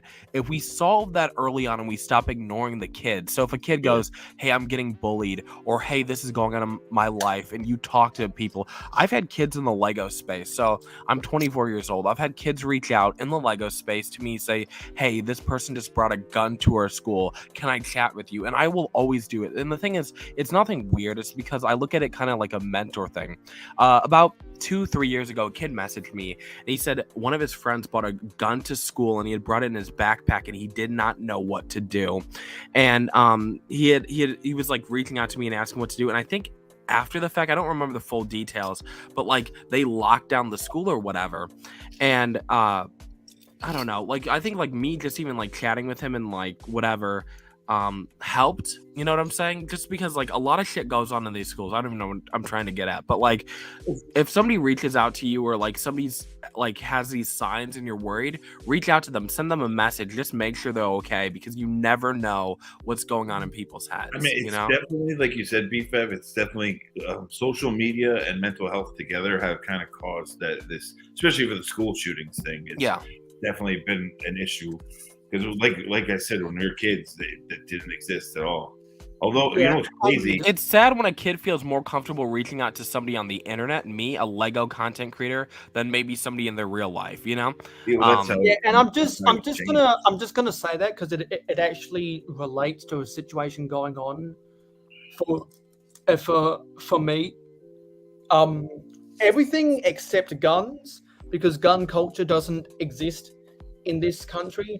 I've been going through those same struggles, honestly. I'm gonna come out and say I've been a less happy person the past fortnight, and I need to. So what do you think is why? And I need to make serious. I know the exact changes I need to do to make myself feel better. Mayo, what is bothering you? What is the core of your issue? If you don't mind saying that on stream. I think it's because I'm going through a rut. I think a lot of it is due to not having enough time to be creative. I've been feeling over the past month I haven't been very creative with my life lately. So do you feel like you've not accomplished something and that's making you depressed? I need to make scheduling changes in my life to reinvigorate the creativity inside of me. So it's lacking purpose, right? You feel like you're lacking purpose. When you're going, I know when people go through writer's blocks, they start to feel down about their mental health. I think as a Lego builder, as a mock builder, when I go through a creative block, that affects my mental health. Honestly, I'm lucky that never happened to me. The burnout and art burnout, like it never. I'm one of those people that I could always just cry. I'm not. It's not a burnout. It's a block because I have all these ideas, but I feel really down about myself that I can't execute these ideas. And then I had to take a step back and realize earlier this week that what I'm doing with my current schedule is having an impact about my ability to express my creativity, and not being able to express my creativity is giving me mental health issues because I'm a creative person. For Pete's sake, when I graduated high school, I won the subject award in art class. So build marks. I got the highest grade. I have sold art before, so there's a lot of creative juices in my body, and whenever I feel like I'm making decisions with my life that's restricting that creativity, that affects my mental health. But I know, unlike other people, who have mental health issues for different reasons, I can pinpoint the exact things I need to do to make myself feel better creatively. Do you have more hobbies, Mayo? And so unfortunately, I am going to have to make sacrifices on the altar of replenishing the creative juices inside of me, because replenishing the creative juices inside of me is going to have a positive effect on my mental health. So, Mayo, like Richard said, do you have any other hobbies? What are your other hobbies? I do have other hobbies, but I don't have any room to express my other hobbies because I choose to have fun with Lego, because that's where a majority of the creativity. But if Lego's like holding back your mental health, then maybe you should just focus on that. The hobby isn't holding back. I should. Yeah. So from what I gathered, Mayo, right? And tell me if I'm wrong, okay? I think what I should say to get people on the right path is the hobby isn't holding me back. My schedule is holding me back with the hobby. Yeah, that's fair enough. From what I gathered, Has anyone Mayo, ever worked so many overtime hours that they feel that like they've neglected their Lego collection? Yep, I used to work 16 to 19-hour days. Yep, I know how it is. That's the kind of feeling I'm going through, because it's like your brain gets programmed to do this one thing every day, and then you forget about things, and then you realize, oh, I've neglected this part of my life. A lot of times I used to sleep at the ad agency. Like they had, like, most people's offices had couches in there on purpose because you'd end up working all freaking night. So like, and you just, because it's a weird industry because you have to be creative at all times. Like you have to pump out work.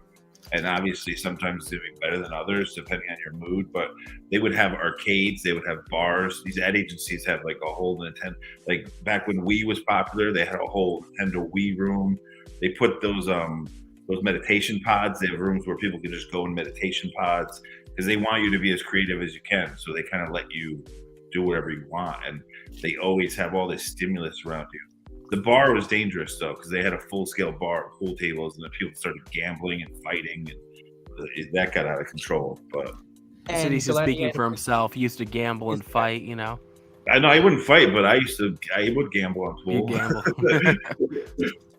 So like, I wasn't even gonna have that conversation until we steered the conversation. No, but mental health is a good thing to bring up, Mayo. There's nothing wrong with that. Like,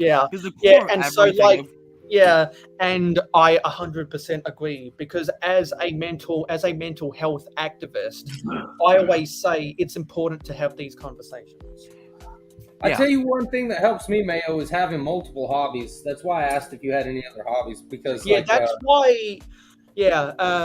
why I've been trying to do a lot more gaming recently, because I realized I haven't played a lot of these games in a really long time. And particularly games like Minecraft is one of the most creative games out there, especially when you're playing a game mode called creative.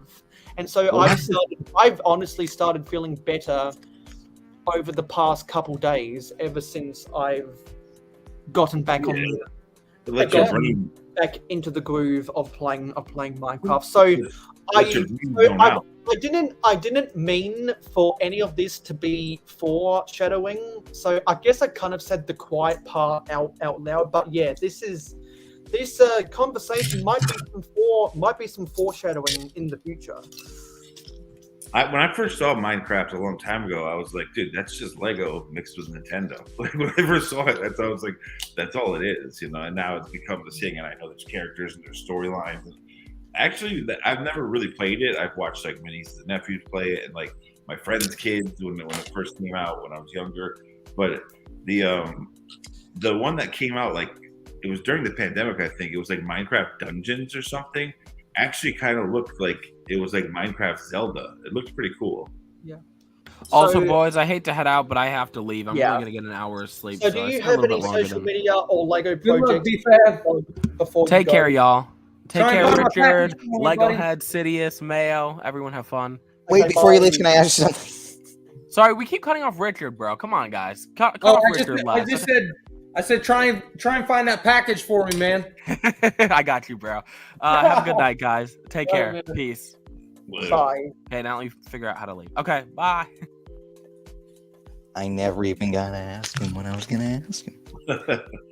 So are you trying to disassemble some sets right now? Wait, are you asking me or someone else? You. Yeah, go ahead. Yeah, I'm just sitting here. This whole time, I've just been sitting, doing nothing because, I mean, honestly, I don't know why. I mean, my room is... I've been spending the past while cleaning up my room because I had no idea you even had a sorting stream. So I've been... so my room is basically already clean. I don't know what to do. He usually only does it when he has to sort. Like Mayo will have him like. Well, I always do a sorting party at the end of each season. Yeah, so every few months, like I said, or a couple of months. Yeah, that's every 3 months. At the end of February, at the end of May, at the end of August, and at the end of November. I can't believe having a clean Lego room ain't a bad problem to have. I can't believe Mando is like already the new season's like right around the corner. It's in like a week. I have a mock I have to finish. I wanted to do before it comes out. Nothing big, just a small vignette, but I want to finish it. And unfortunately, I don't think I'm gonna have the time to do that stuff with Ninjago. So that I promised I do. So I'm probably gonna have to do something about that over the next 2 months.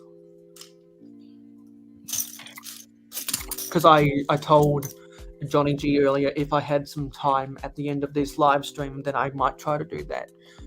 But I might have to push that back for the next few months. Speaking of guns before too, like it's crazy because my grandfather worked for Ruger Firearms for 50 years. So I have all these and I'm the third. My dad's the junior of him and I'm the third. So I got handed all these guns and I'm not a big gun dude at all, but they're all like these like limited edition like Ruger Firearms that never hit the market. They were just like his 10-year anniversary at work. They give you like a special gun.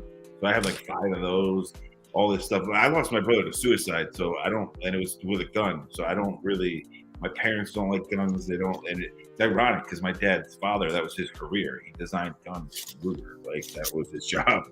So it's just weird, but it's crazy how life can change that quickly. Yeah, I don't bring up guns around my parents at all because they get upset about it. They don't like guns because what my brother did. Yeah, I hate to hear that about your brother, man. Yeah, no, that's horrible, and I can 100% relate to your guys's like position on it, and I just think though at the same time, like if somebody's gonna do it, they'll find a way to do it regardless. I think that may have just been the easy way. I've had a conversation with BFAB about this where I only get pissed at people when young kids say it online just to get attention and they don't really mean it. And it's like, if they really knew someone that happened to and the pain that you go through after you lose someone to suicide, it's not a joking matter to get attention. You know, that pisses me off. But kids will be kids, so I get it. But it's like, sometimes it's like if you were really going to do it, most people don't talk about it. They just do it. They're in their own head. That's exactly right, bro. They don't talk to you. I have a buddy who, his brother killed himself the same way, and he came back from Iraq, and he never really talked to people about anything or talked to anybody about that. It's just one day he ended up doing it, man. Yeah, most people, they don't. The people that are really going to do it, they don't talk about it because they don't want to. That's the problem. They ain't talking about nothing. I think it's because they don't want anyone to stop them. I knew my brother was depressed, but I didn't expect him to go that far. He must have just had a bad day. Something triggered it. Like, that's the thing. My parents for the rest of their lives wonder why he did it, you know? So it's not a good feeling. No, dude, it's fucked. And I'll be honest with you, I've always said it, and so don't take this personally and towards your brother or anything like that. But it's like, honestly, it's a real selfish thing to do because the only It is. the only people that get fucked over are the people you care about the most, bro. Exactly. No, that totally is. That doesn't piss me off because, like I said, it pisses me off when people joke about it and they're only saying it for attention. It's like you don't have the balls to actually do it, kids. Trust me. It's like when people build a Hollywood set of a hospital room in their bed in their house just for Instagram sympathy. Oh yeah, I heard about that girl doing that, faking that whole cancer and everything. Some people just crave attention so badly, dude. It's like a sickness, man. Some people. Bro, some of those GoFundMe and everything. Yeah, and some of those people end up getting found out and they're charged for fraud. Yeah, that's messed up. To do like a fake GoFundMe like that, that's pretty messed up. Yeah. I know a whole bunch of people have faked cancer, and they've also been charged with fraud. Like when I was playing in the band Hatebreed back in the day, and the original guitarist hung himself, and I found him. He was living with his aunt. She was really old, but he had like major drug issues and everything. So I knew that was why he did it.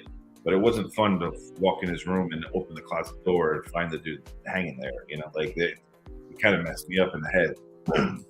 Yeah, well, that's fucked up, bro. Yeah, I've lost quite a few friends, quite a few different ways. That's no bueno, my friend. What happened to my brother? I was in Las Vegas, so and my parents wouldn't even tell me. They're just like, get on the plane and come home. And I was there for work. And they're like, I'm at a work convention. They're like, you have to come home. But they wouldn't tell me why because they didn't want me upset on the plane ride. But that was even worse because now I'm coming home thinking something crazy happened and I didn't know what it was. So very unfortunate, my friend. Sorry to hear that. You know, it is what it is. It's been a long time now. He was in his 20s when he did it. Yeah, my neighbor got killed because someone who was drunk punched him to death. That's crazy. I've heard of that story too. I got a guy. You got to be really angry to go off on someone that hard with your fists. Like, that's crazy. Well, and that's why I used to have a lot of other biases against alcohol, but that is the firm. But that is now my go-to answer. Whenever someone says, "So why are you sober?" I'll say, "My neighbor got killed because a drunk guy punched him." That's my answer, and then no one says a word after that. What were you going to say, Richard? You were going to say something? No. I know a guy.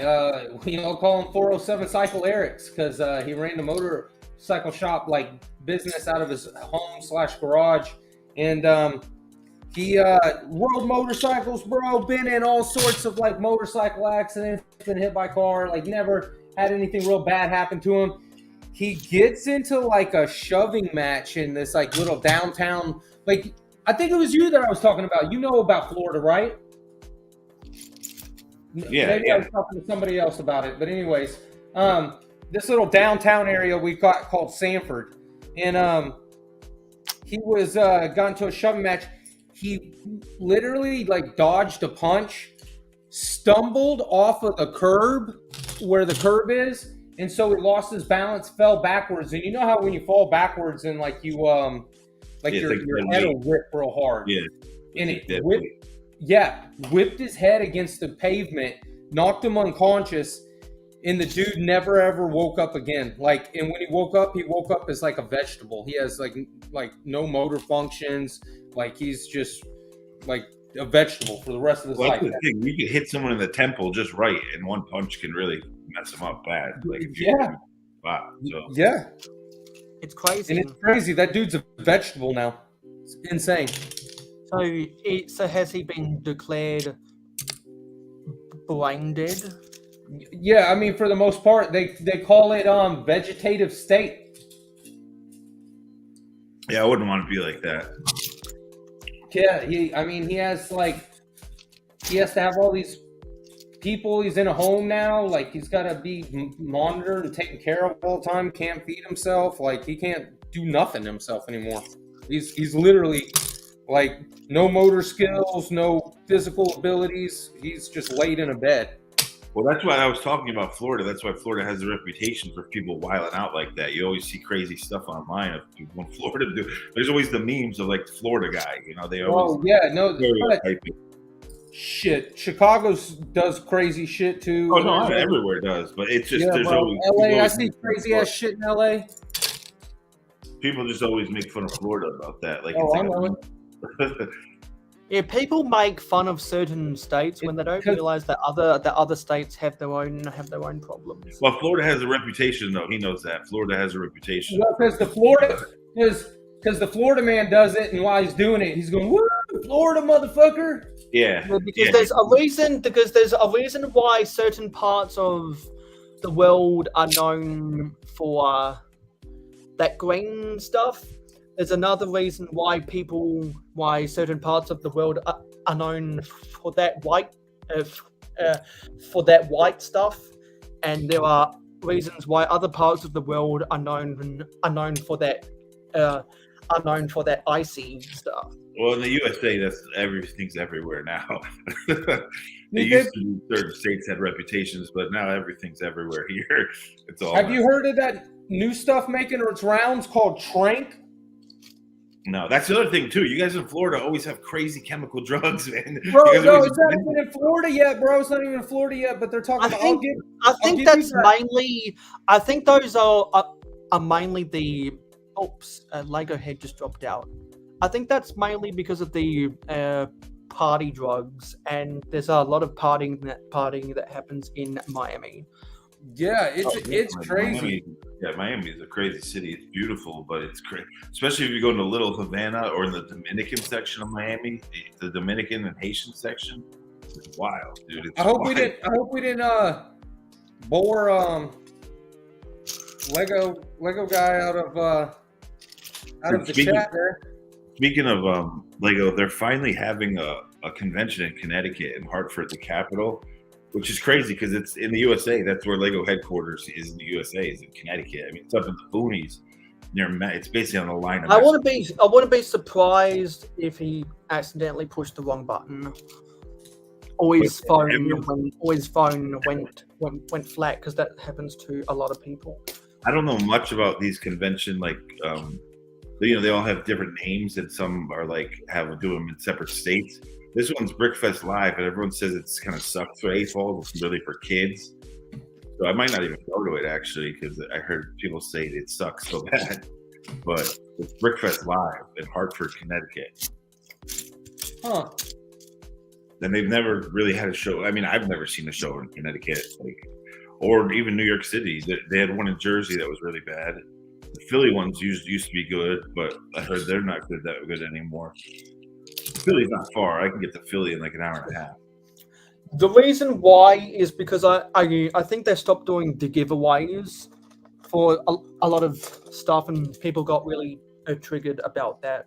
Well, when I looked at the information for Brickfest Live, it seems like it's really kids based. It's kids and parents. It's like a family convention more than it is AFOL. So that's what people have said. I don't know, because I don't know much about conventions. I know Chicago's a really good one. Virginia's good. But I heard Brick Slope's the kind of newer one. I mean, it's been around for like 9 years now, but that one seems pretty good. But this one, it sucks because Connecticut's never had one really, and they're going to have a crappy one. Like, come on. Have you ever seen this, Mayo? That's like a full car mold, huh? Yeah. Looks like a NASCAR skin. I've never seen And then that. apparently, like, it'll come apart. But I looked at the whoops, let me go put it that way. It comes apart. I looked at the bottom. I guess it's from McDonald's. Oh, that makes sense because they want it simple. A Happy Meal toy. Yeah. Maybe that was one of the Happy Meal toys they did in the early 2000s, when the races theme was 09. Yeah, you don't see okay, so late 2000s. You don't see Lego Happy Meal toys anymore. They don't partner with McDonald's much anymore. They used to. I've never seen the Lego Happy Meal toys in this country. When I was younger, I would see them a lot, but I wonder why. I wonder why not in Australia. Maybe they were regional exclusives. I used to work on the Burger King toys, Alcone, and I feel like Connecticut. I feel like Hot Wheels, Barbie, and Lego have like always been a thing at McDonald's. Dude, speaking of Hot Wheels, I told you guys this. My uncle was a huge like collector of everything. Like he had Mickey Mantle rookie cards. He saved everything from kids. He was the type of dude that would go what was it, Carvel or whatever, that had the little baseball helmets that you could get, the ice cream in. He would collect all the helmets and save them. He had the Hot Wheels. Hot Wheels, the original line, came in like this tin, and it was a tin of the Hot Wheels logo, and you opened it and it had all the cars in there. So he had this, and this, I forget exactly how much it was worth, but it was up there. It was worth a lot of money. When he died, my cousin just gave it away. Oh no! My mother wanted to smack him. She's like, "Do you know how much that was worth? You idiot! Like you just gave that away. Your father would kill you." Like, and he just gave it away. He's like, "Dude, imagine getting handed." I think it was worth like 50 grand. It was up there. It's worth something like that. It could be 100 grand. It's worth a lot of money. And it was mint. My uncle was so anal about it. It was everything he had was mint. All his toys were mint condition, and they just gave it away. I've heard of stuff like that. Because they're the types of people who don't see stuff as value; they see stuff as junk. But his kids should have known. They grew up around him. He was like, they know it was worth money. Because minimalists are the newest elitists on the block because they think they're too cool. They're too cool to own anything. It's kind of like a cult. Yeah, you'll own nothing and be happy. It's funny because my place, I have like an industrial loft style. I mean, it's not a loft; it has several bedrooms, but it's like exposed brick. It's like that warehouse style, but I'm very minimal and modern. Everything's black and white, and like the couch looks very uncomfortable. Even though it is comfortable, it's like what I'm talking about, modern. But then I have bins of Lego everywhere. My mom always says, she's like, "You're like a hoarder of Lego." She's like, "Your place is packed with it and like all done really nice and fancy, and then you have Lego everywhere." I was like, "Yeah, well, I live by myself. That's why, so I could put Lego everywhere."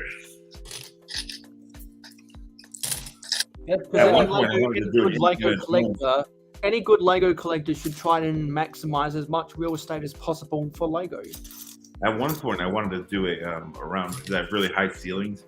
I wanted to do a Indiana Jones Temple of Doom track around like the whole living room at the top of it, so that you would have mine cars just going around.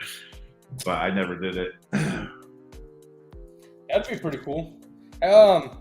It sucks that they're delaying that Temple of Doom set. Supposedly, that sucks. I hope that's not true. BFib and I were talking about that on one of our Toy World's live streams. Yeah, I hope it's not true. I need to sub to his channel. I forget. I followed him on Instagram. He followed me back. I need to sub to his channel. I'm so bad with YouTube channels, dude. I don't have the time either to watch them all, but I'm just so bad with that. People have to remind me. But that sucks. I got just a little bit more here for this, and then I'm going to call it. Yeah. About 2 a.m. my time. Why? What are the rumors? How much Lego do you think you've gone through? Well, like I said, I was doing it by color, so I got almost a full bag of black. I got like half a bag of dark gray. I got the same of light gray. I've got like half a bag of the white. I mean, I went through quite a bit. I'd probably say, I don't know, 10 to 15 pounds, somewhere in there. Yeah, because I was gonna ask. Hopefully you got a decent amount of pounds out of that 75. Yeah, no, I got quite a bit. I've got those. I posted it earlier. I think you saw it. Like I've got like 4 those containers to get through. Yeah.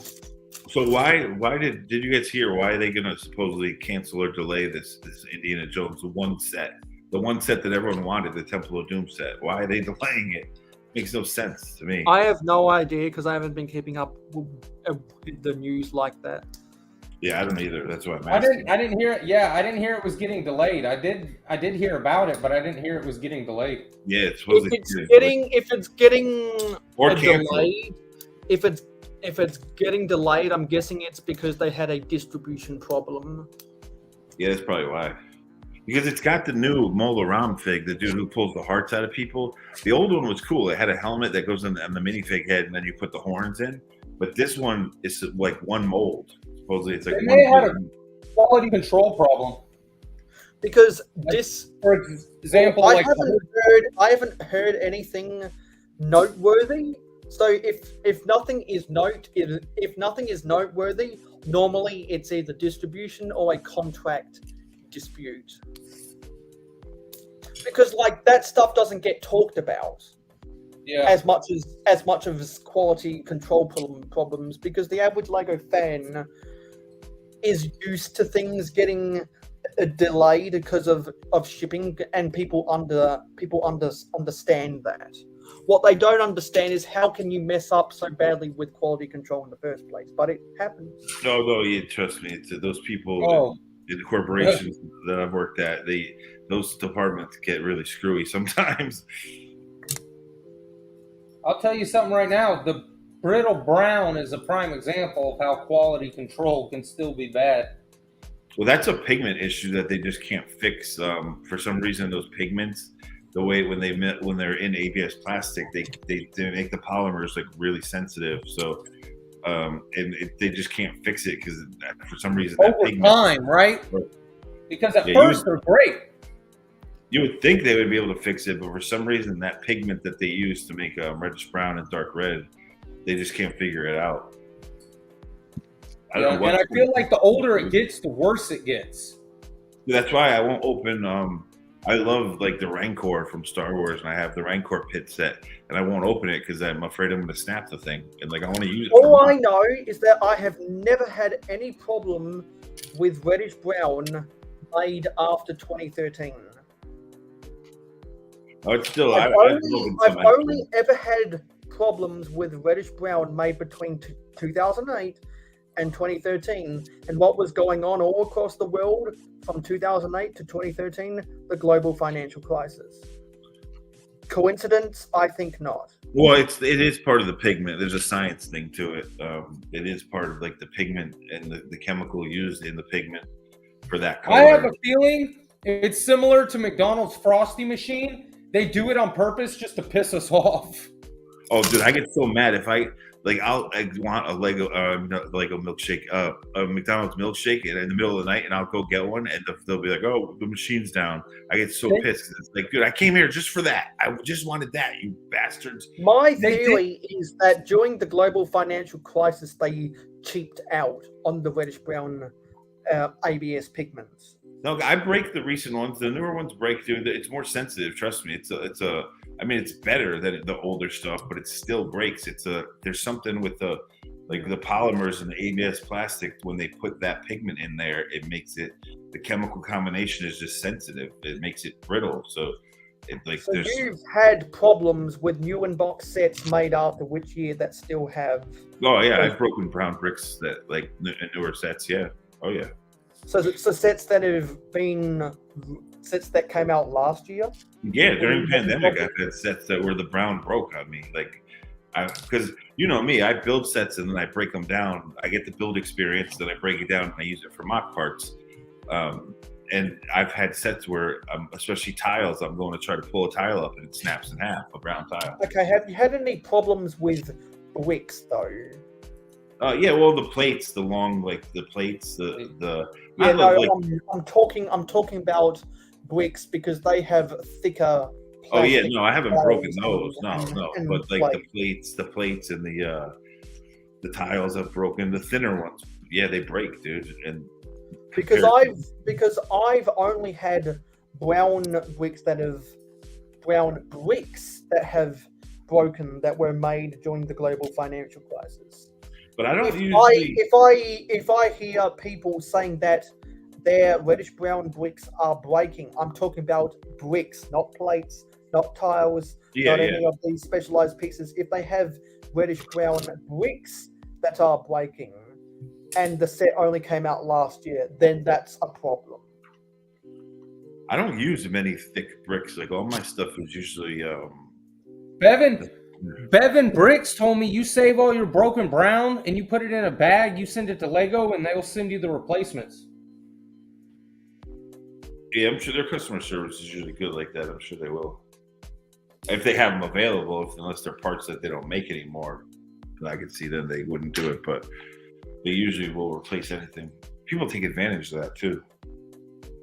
Oh, I'm sure. But I mean, what does it really cost Lego to make these parts? Oh yeah, it costs them nothing, dude. That's like. Yeah. Hey, real quick, Mayo, before I go, what is this? You know what this looks like?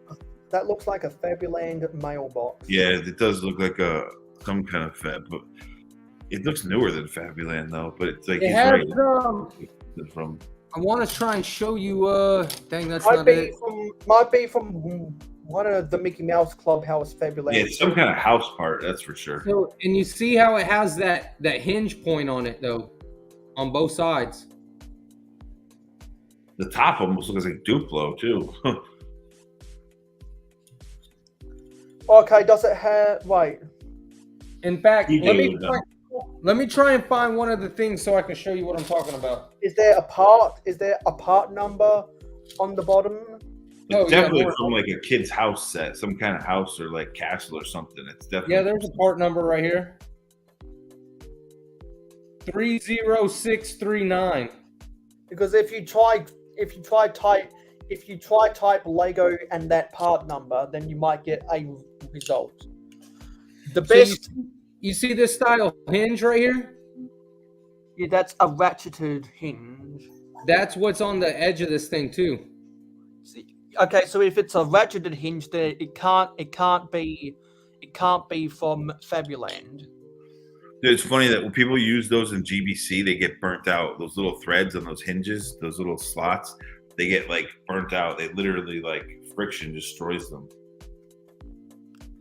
Because what's really dumb is that the clutch the clutch is too strong. Yeah, well, those little slots are meant so you can keep it at angles that you want and it stays stiff. But those, when people use them in GBC and they're constantly moving, they're kind of forcing those little slits to like rub against each other a lot, and I've seen people at conventions that have to change those pieces because it's like day after day because it burns them out running all day. Well, no, it's because they get off kilter. Well, and friction too. It's friction. I mean, they're moving. The hinges are moving like that. They get off kilter, and then when that angle changes ever so slightly, it collapses in on itself. Yeah, but those little vents too just get like they melt basically from moving constantly. Well, that's if it's excessive.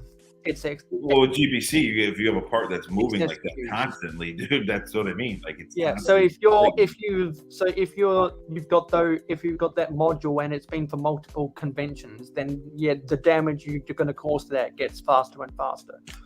I mean, I've literally seen people that say they have to change them every day of the convention because the GBC machine is moving so quickly, and they use those parts and that they just they basically melt. Yeah, so in that case, those builders of GBCs have put too much weight. Oh yeah, they're putting too much stress on it too. I mean, they should use the hinges that don't have those little rivets in them.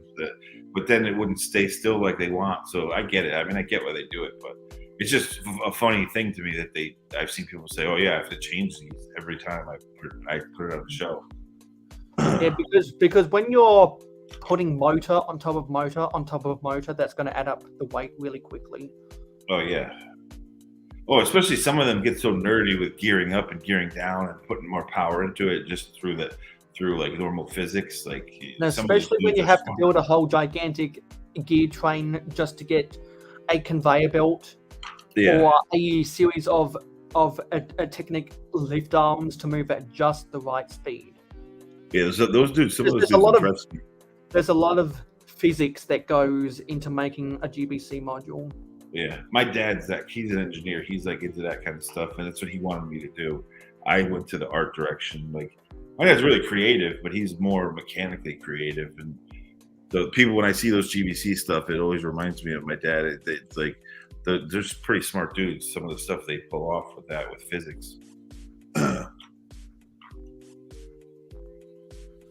You know what Alpha Team is? Yes. Mayo? I've heard of it, but it's an older team, right? Bless you. Thanks. Yeah, I don't know. They have an underwater theme. That was pretty cool. Yeah, that was the Mission Deep Sea. That was the original wave of Alpha Team, was the Mission Deep Sea. Then wave 2 is, I think they went underground, and then wave 3 was they went to the polar caps or something. I wish they would bring back the cool classic space themes.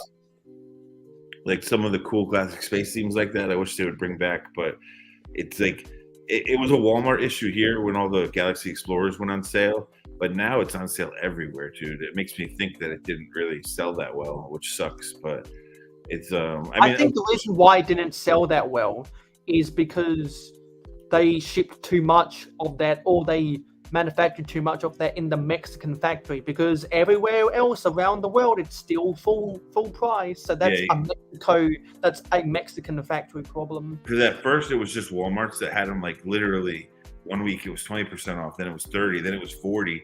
Like it kept dropping, but then all the other stores started doing it too. So it was like, damn, they must have a ton of these things, because either that or they're just not selling that well. But I know I've heard so many people talking about that. And I'm like, you must have such a closed-minded view if you think literally everyone is having that same problem.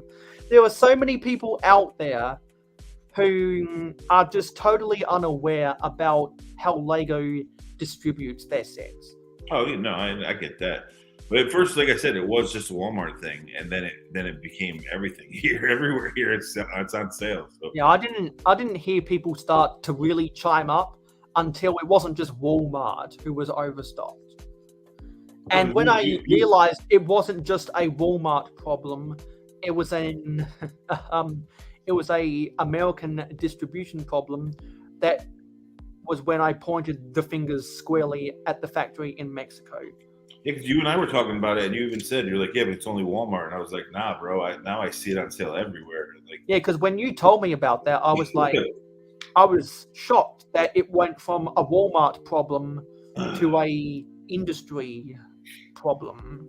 Because I love classic space. That's what I grew up on. We didn't have much. That's kind of all we had. That was like the first theme that they really like. With the mainstream minifigures, at least, that was like one of the first bigger popular themes. That, because town, castle, and space were the original three. There wasn't much.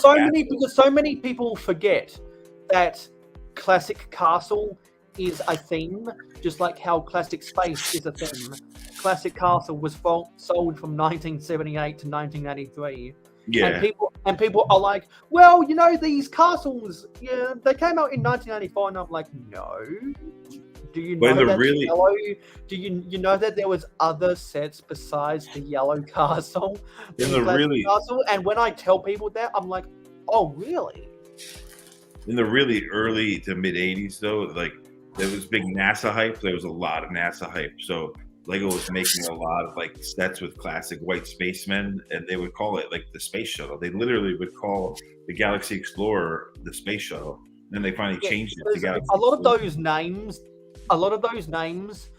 are actually fan names in the databases, because people who got dial-up internet in 1997 and jumped on the internet was like, oh, this is cool 1997 technology that has been available for businesses and universities since the early 80s. I finally get to do this technology. Oh, there's these websites. These have boring names. I think they deserve a better names.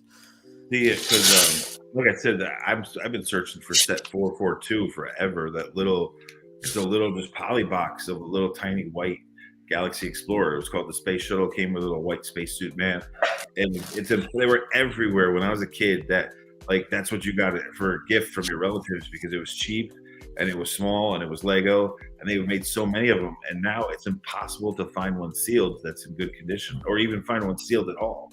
They're impossible because it's in demand so much. You cannot find them, and they were just little cheap sets. It was like getting a polybag box, just in a box. It was a tiny box. Like I remember when the first, and they only made them like 2 or 3 times. The classic space guys, but in the black suits. I remember I was so happy when that came out because I was like, oh, cool! I can have like a villain, like an evil space pirate. Because then we only had white, blue, and then yellow and red came out, but then they made a black one, and I was like so happy. I still have 2 of them. You can't. You have to like. They're expensive now if you want to buy them. I can't believe Lego hasn't made just a black suit. Like they should have done that in this CMF wave instead of that ugly brown suit. They should. Like people want the black suit classic space dude. They haven't made it in forever. Yeah, because the original black classic spaceman was only sold from 1984 to 1987. Yeah, I have 2 of them. I think one was my brother's. Mine's really beat up, and then the other one's like in mint condition. So it must have been my brother's. He just stashed it away and didn't play with it. But that's also my brother who passed away. So I keep his stuff is like very kind of sentimental to me. I keep his stuff like mint, and they're like set away. But one of them, it's funny because one has the print of the planet is like a metallic gold. The other one's yellow. So one was the newer run and one was the older run. The one has a goldish like metallic ink on it. What? Oh. That made me mad that they made that. I think that's about it for me, guys. Yep. If there's any social media or upcoming Lego projects you want to plug before you get on our review, feel free to do so. Yeah, you guys know where to find me, man. On if I'm not here hanging out with you guys, I'm from Blocks to Mox on Instagram _ between all the words. That's pretty much it. I appreciate you having me on, Mayo. See you next time. Later, man. All right, guys. We'll talk to you soon. Later. Bye. Later, bud. I was kind of bummed when I saw that classic. I was happy that they put the classic space and the space baby in the CMFs, but the color is just disgusting. That color is not a spacesuit guy to me. At least make it like a primary color or like purple. I think it's because they've already gone through all of the good colors, and then now they're gonna go for some of the really weird colors. Oh, yeah. I wouldn't be surprised if the next one we get is a medium azure. Yeah, or like a teal or something like that. Like or a turquoise because dude, I would love one because teal is Lego's name, and Lego's names are normally really, really stupid because Bricklink calls it dark blue, Lego calls it earth blue. What the fuck is earth blue? Yeah. I would love that really like neon yellow bricks that just came out like a couple of years ago, like that bright highlighter yellow, a classic spacesuit, and that would be sick. I would love that.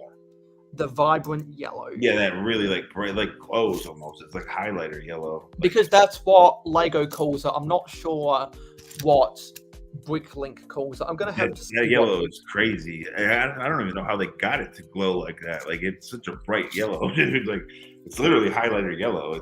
But what's really bad about it is that when you put like a black piece underneath it, the black shows through. Yeah.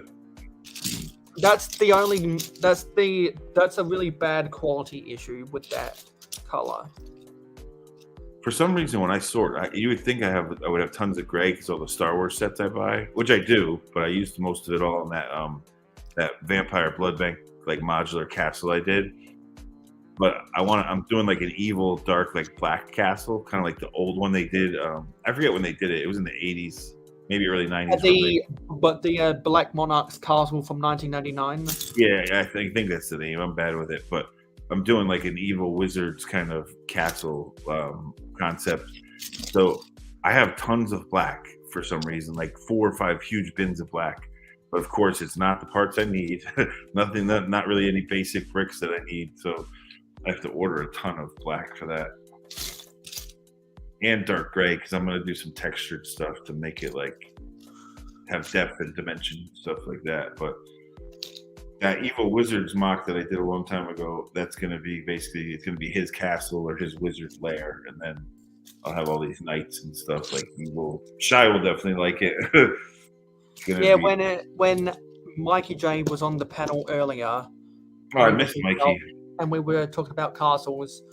He's got he assigned a wizard to every faction, to every knight's faction he's got in his setup. Oh yeah, you got to have a wizard in every castle community has a wizard. Come on now, it's fantasy. But technically, not everyone does, because it wasn't within the storyline of every single faction. So he made a whole bunch of custom wizards using wizard pieces from other wizards to make wizards for factions like the Forestmen or the Royal Knights, which did not have wizards with their things. Yeah, well, I mean, my evil wizard. Even the 2013 Lion Knights didn't have a wizard, but the Kingdom's Lion Knights and the Kingdom's Dragon Knights had a wizard. The 2013 Dragon Knights had a wizard because it was the main villain. But there was never a sorcerer or something. Some type of minifigure you could imagine in a potion shop or an alchemist. Yeah, well, that's basically what I made. That mocked the Lion Knight showed with the heads. Because what you begin to realize in a lot of the quote unquote good guys factions of castles is normally it's like the kingdom employs a wizard to get the upper hand. Mine was a mashup of like I used the skull with the red eyes from the old castle sets. The Woo beard from old from Ninjago, or the Woo beard. I don't know. You guys told me on the Ninjago stream where the skulls came from that had the red and yellow eyes. Yeah, they were from one of the I'm sure for anyone who wants to be like, oh yes, I remember that it was from timestamp XYZ in Ninjago Month livestream part 1, 2, or 3. But I mean, I used the black pointy hat from the Death Eaters in Harry Potter, and it was that skull face from the old castle stuff. Then the Woo beard from Ninjago, and then like the black skirt from Voldemort, and then the chest was like a Jedi robe print that was just generically black, so it looked like an evil wizard. But I love the Woo beard because it looks like it gives the Woo beard, even though it's supposed to be like Asian inspired, it looks like an evil wizard. It's got like shaping to it that looks really cool, so I always use that. Yeah, and I don't know why, but Sensei Wu always reminds me of the trainer from the Karate Kid. Miyagi, yeah. Yeah. He was a dope actor. He's Mr. Miyagi. He was on Happy Days. He was on so many shows, dude. He died, I think, like, I don't quote me on it, but I think it was like 5 or 6 years ago now that he died. Yeah. He died like right before they started rebooting the Karate Kid shows, like Cobra Kai on Netflix. He passed away. Sensei / Master Wu very much reminds me of Mr. Miyagi. I'm getting old, dude, because all those like Laverne and Shirley are both dead now. Like all those old shows. The Karate Kid is over 40 years old now. What? Wasn't that from Wasn't the Karate Kid from 1982? Oh yeah, I mean it's somewhere in the early 80s. Yes, because I believe it was 1992, so that's 41 years old now. I was like in 1980, I was 5 or 6, going on 6. So that's what I mean. Like the early 80s, those classic space sets when they were making a lot of them, that was like my prime. I was like right the perfect age, and I was messing around with them. And they had Castle, but they didn't have much. They made a lot more space because in the 80s NASA was like on a resurgence, and they were like I mean, I watched the Challenger space shuttle blow up in school. That was scary. Like everyone, all the schools had like all the kids got off class, and we were all watching the Challenger launch, and then all these kids watch these people die. Like I remember that vividly, watching that explode. Like no one has ever told me what the Challenger mission was for, because I know that all of the stuff they did in the 90s and the 2000s was to assemble the International Space Station.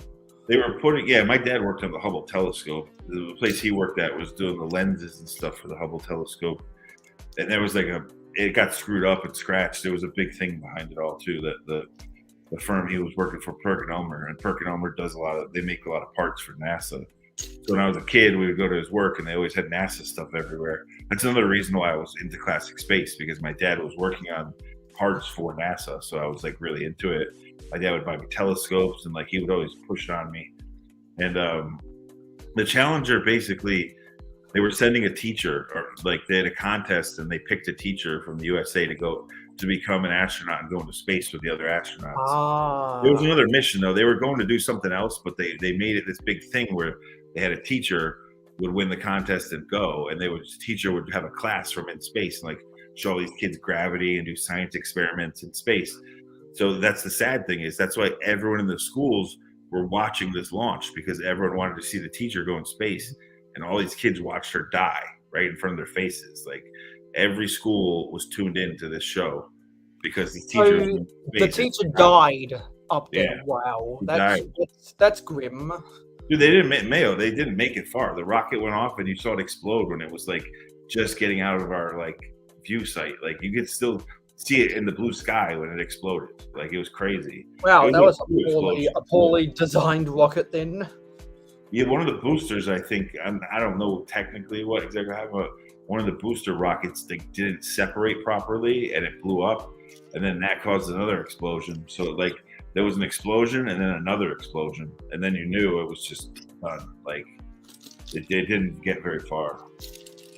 A lot of people don't realize that when there is a failed launch, it's not because of the shuttle, it's because of the booster rockets. Those booster rockets were huge back then too. They were bigger than the shuttle itself. Like those things were gigantic.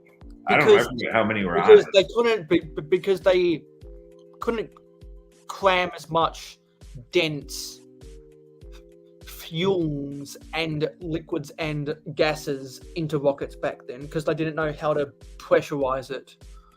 It was just crazy that you could still see it in the sky when it exploded. It wasn't like it was out of view. Like you could see it, totally see it, and it just blew up.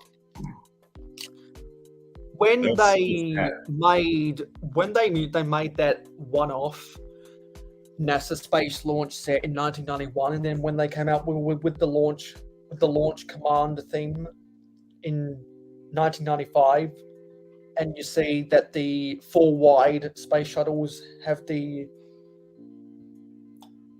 hinged roofs with the robot crane arm, that isn't the intended play feature. Is you deploy the satellites into space.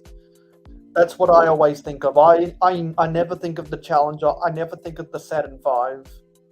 Yeah, well, a lot of when I think of space, when I think of space exploration, I don't even think about the space race. I think about, well, as a geography student, I think about how many times they would have had to send up shuttles in those days to deploy satellites into orbit manually with a crane arm. Because what you see in a lot of classic space sets is just a satellite at the end of a booster rocket, and somehow through a futuristic guidance system, which is what they do nowadays. They have those futuristic guidance systems they were making in the classic space sets back in the day.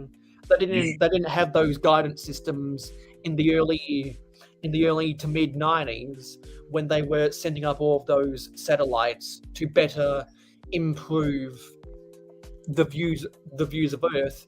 And Google Earth and Google Maps and Apple Maps would not be possible without those shuttles deploying all those. Oh yeah, well, there's so much and space. satellite TV as well. Speaking of that, there's so much dead satellite space junk floating around in space now that like they have to really plan when they launch stuff because it can get hit by the space. There's space debris flying everywhere now from all the countries shooting crap up there, and like satellites dying off and just going into orbit. You know, just a dead satellite just floating around gravity. So it's becoming, we're kind of polluting the space. We're littering space, literally. We don't think about it often, but we are. We're putting a lot of litter into space. That's why NASA and SpaceX are so concerned about retro rockets, because they want retro rockets to not only be able for them to reuse, for them to be able to reuse stuff so that it doesn't become space junk, but also it saves money. Did you see on the news they found a new planet? I believe it's off Jupiter. It's this crazy like red. It looks like Mustafar, bro, from Star Wars. It's like this crazy red spiderweb looking planet.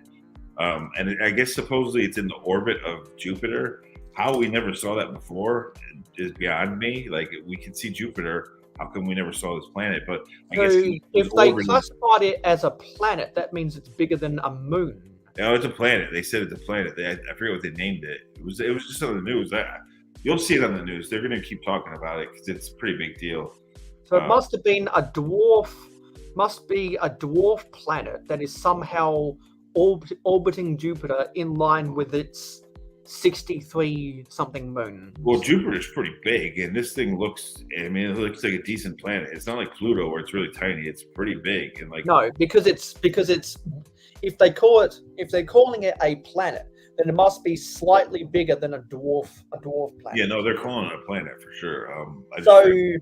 I'm wondering if that planet is deemed a planet because it's bigger than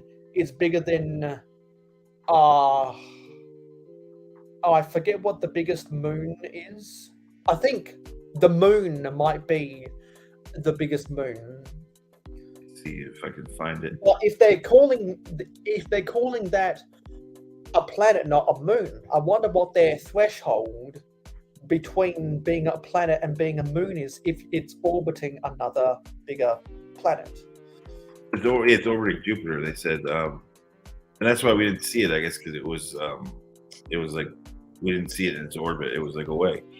They call it. All right, here it is. Newfound exoplanet designated T0 or TOI/778b. Hot Jupiter. It's a giant gas Jupiter located into a star. So I'm guessing there's been a bunch of space rock that is cobbled together to form that thing. Oh, wait, no, this one here it is. I was still talking about the old one. It says TOI-5205b, called the Forbidden Planet, about the size of Jupiter, was spotted by researchers using NASA's Transiting Exoplanet Survey satellite tests. Jupiter is the largest planet in our solar system, and it's supposedly about the same size as Jupiter, which is crazy because we never saw it. Like Wait, the same size as Jupiter? That's what it says, dude. I mean, it looked huge when they showed it on TV. Like the footage of it, the satellite photos, it was fucking big, dude. And it was like a big ball red of like, it looked like bright red, not like Mars, like muddy red. This was like punchy red, like PMS 495 red. Like it was like it was really like red and like spiderweb looking. But yeah, it was just on the news. You should watch the Challenger on Netflix. There's a documentary about the Challenger launch, and they talk about the teacher from, I think she was from New Hampshire, the one that won the contest and went up there and died. But it was traumatic as a kid, dude. Because I remember we all went into the gym, and they had a big TV or a big they had a projector up, a projecting TV, like, and the lady died. So now Jupiter literally has a planet the size of itself orbiting it. Yeah. That is amazing. I wonder how it went undetected for so long. That's like I think it was like its orbit cycle is like so big and long that it was never in range of our view, and now it is. So that means its orbit must be bigger than Pluto's orbit of the sun if it's never been identified if it's never been identified by a telescope. So it's not in the ring of moons orbiting Jupiter. It's something beyond the realm of the solar system that instead of attaching its orbital mass to the sun has attached its orbital mass to Jupiter because that's the biggest planet and it's a gas planet. Yeah, I mean, you look it up, dude, because it's crazy. Like I don't know. I'm not the best about this stuff.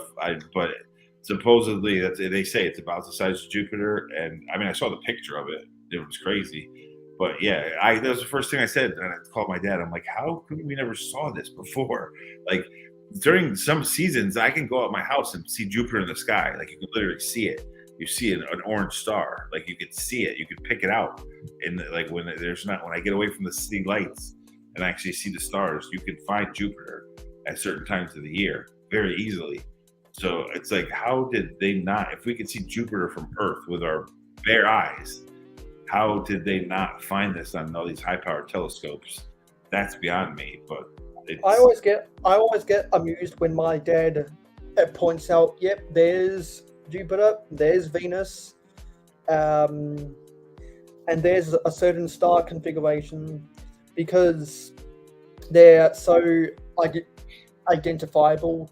Jupiter because of its size, and Venus because of its proximity to Earth.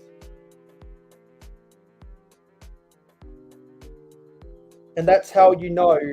Well, that's when you know that someone grew up as a child being sat down by their parents to watch the Saturn V launch on TV. Because my dad would have been...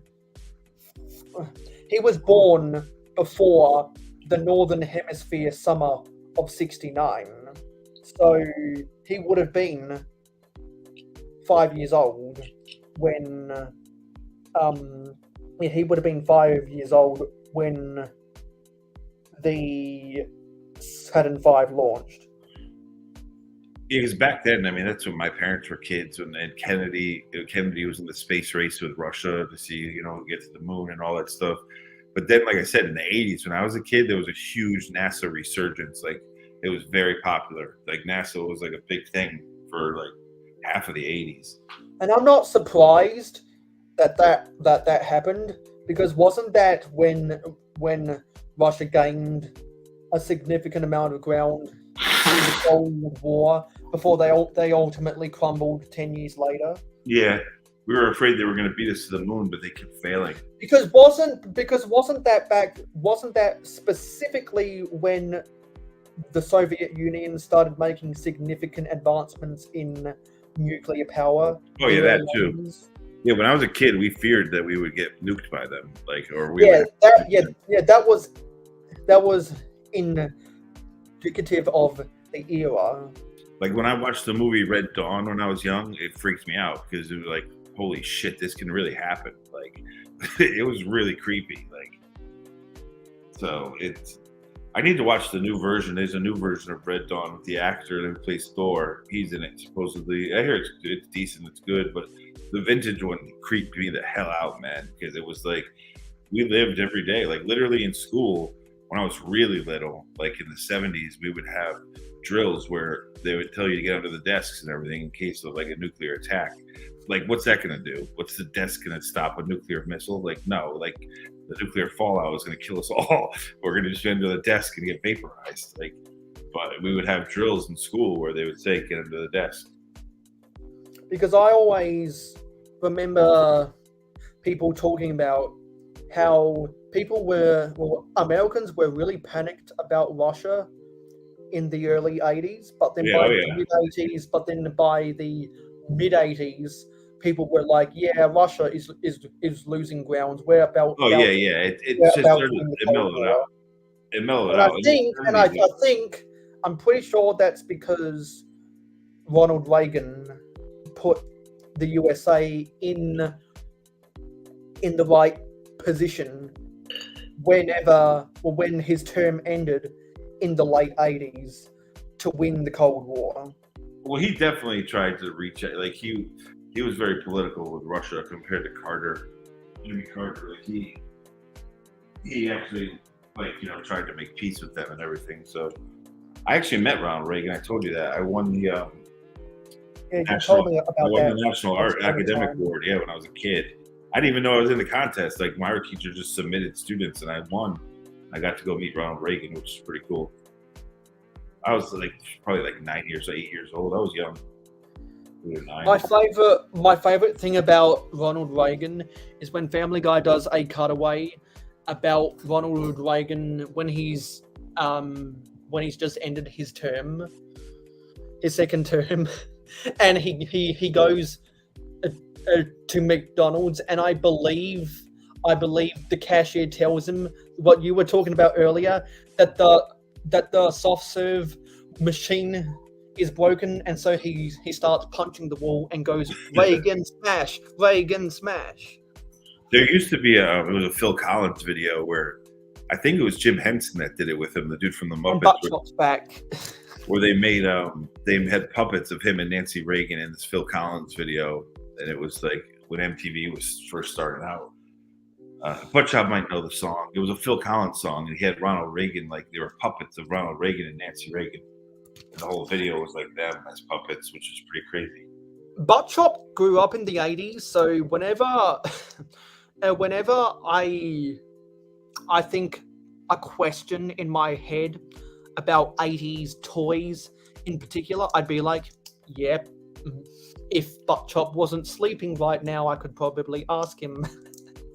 No, Buttchop, we were talking about the new planet. They discovered a new planet. We're talking about classic space, and then the new planet that they found off of Jupiter. They found That's beyond. That's beyond Jupiter. That is beyond the realms of the solar system. Yet it's attached its gravity. Yet it's attached its gravity to Jupiter instead of the sun. If this planet is so big, if it's almost the size of Jupiter, how the hell did we not see it before? That's what it makes no sense to me, but it must be because its orbital rotation is just so long and so big that we never caught it. Land of confusion.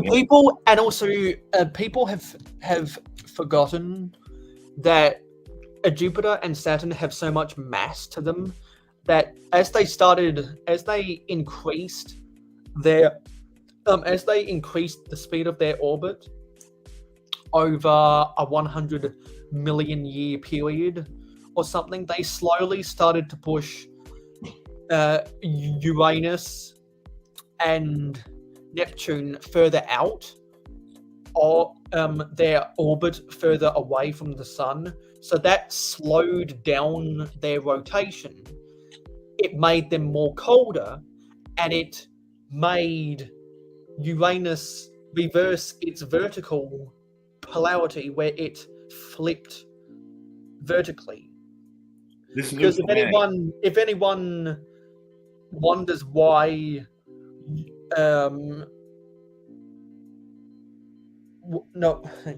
if anyone wonders why Uranus's rings are vertical, not horizontal, that's because Jupiter and Saturn forced so much pressure to rotate a whole planet further out than it.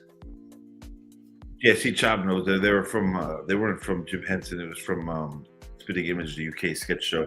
They were creepy puppets. They were creepy. Phil Collins was the man back in the day. When you see this planet, when they showed it on the news, it looks like Mustafar from Star Wars, and it's crazy. It's like bright red with these spider web of even brighter red all over it. It just looks crazy, dude. It looks evil. So I'm gonna guess if it's a gas planet like Jupiter, then it probably has a closer gas combustion to Jupiter than the gas combustion of the sun, because Jupiter doesn't release solar flares, but the sun does. Yeah, supposedly the rings of Jupiter are like really cold. Like I don't know. They're really cold. That's why they're really thin. Yeah, I don't know. Because people forget there was a really thin ring that goes around Jupiter. The only reason no one ever talks about it is because it's not as thick as Saturn. Yeah, there's kind of stuff. I mean, I could talk till my tongue is blue about like advertising and marketing. But when it comes to like science and planets and stuff, I'm lost. But I just don't know how they didn't see this planet before. Like it's huge, dude. It looks like it's just out of Star Wars. It's crazy. And because of all of that, stuff they were doing in the 80s, and with the Cold War that was coming to an end, that's why I think so many toys started becoming more sci-fi, because that was all of that stuff was in between.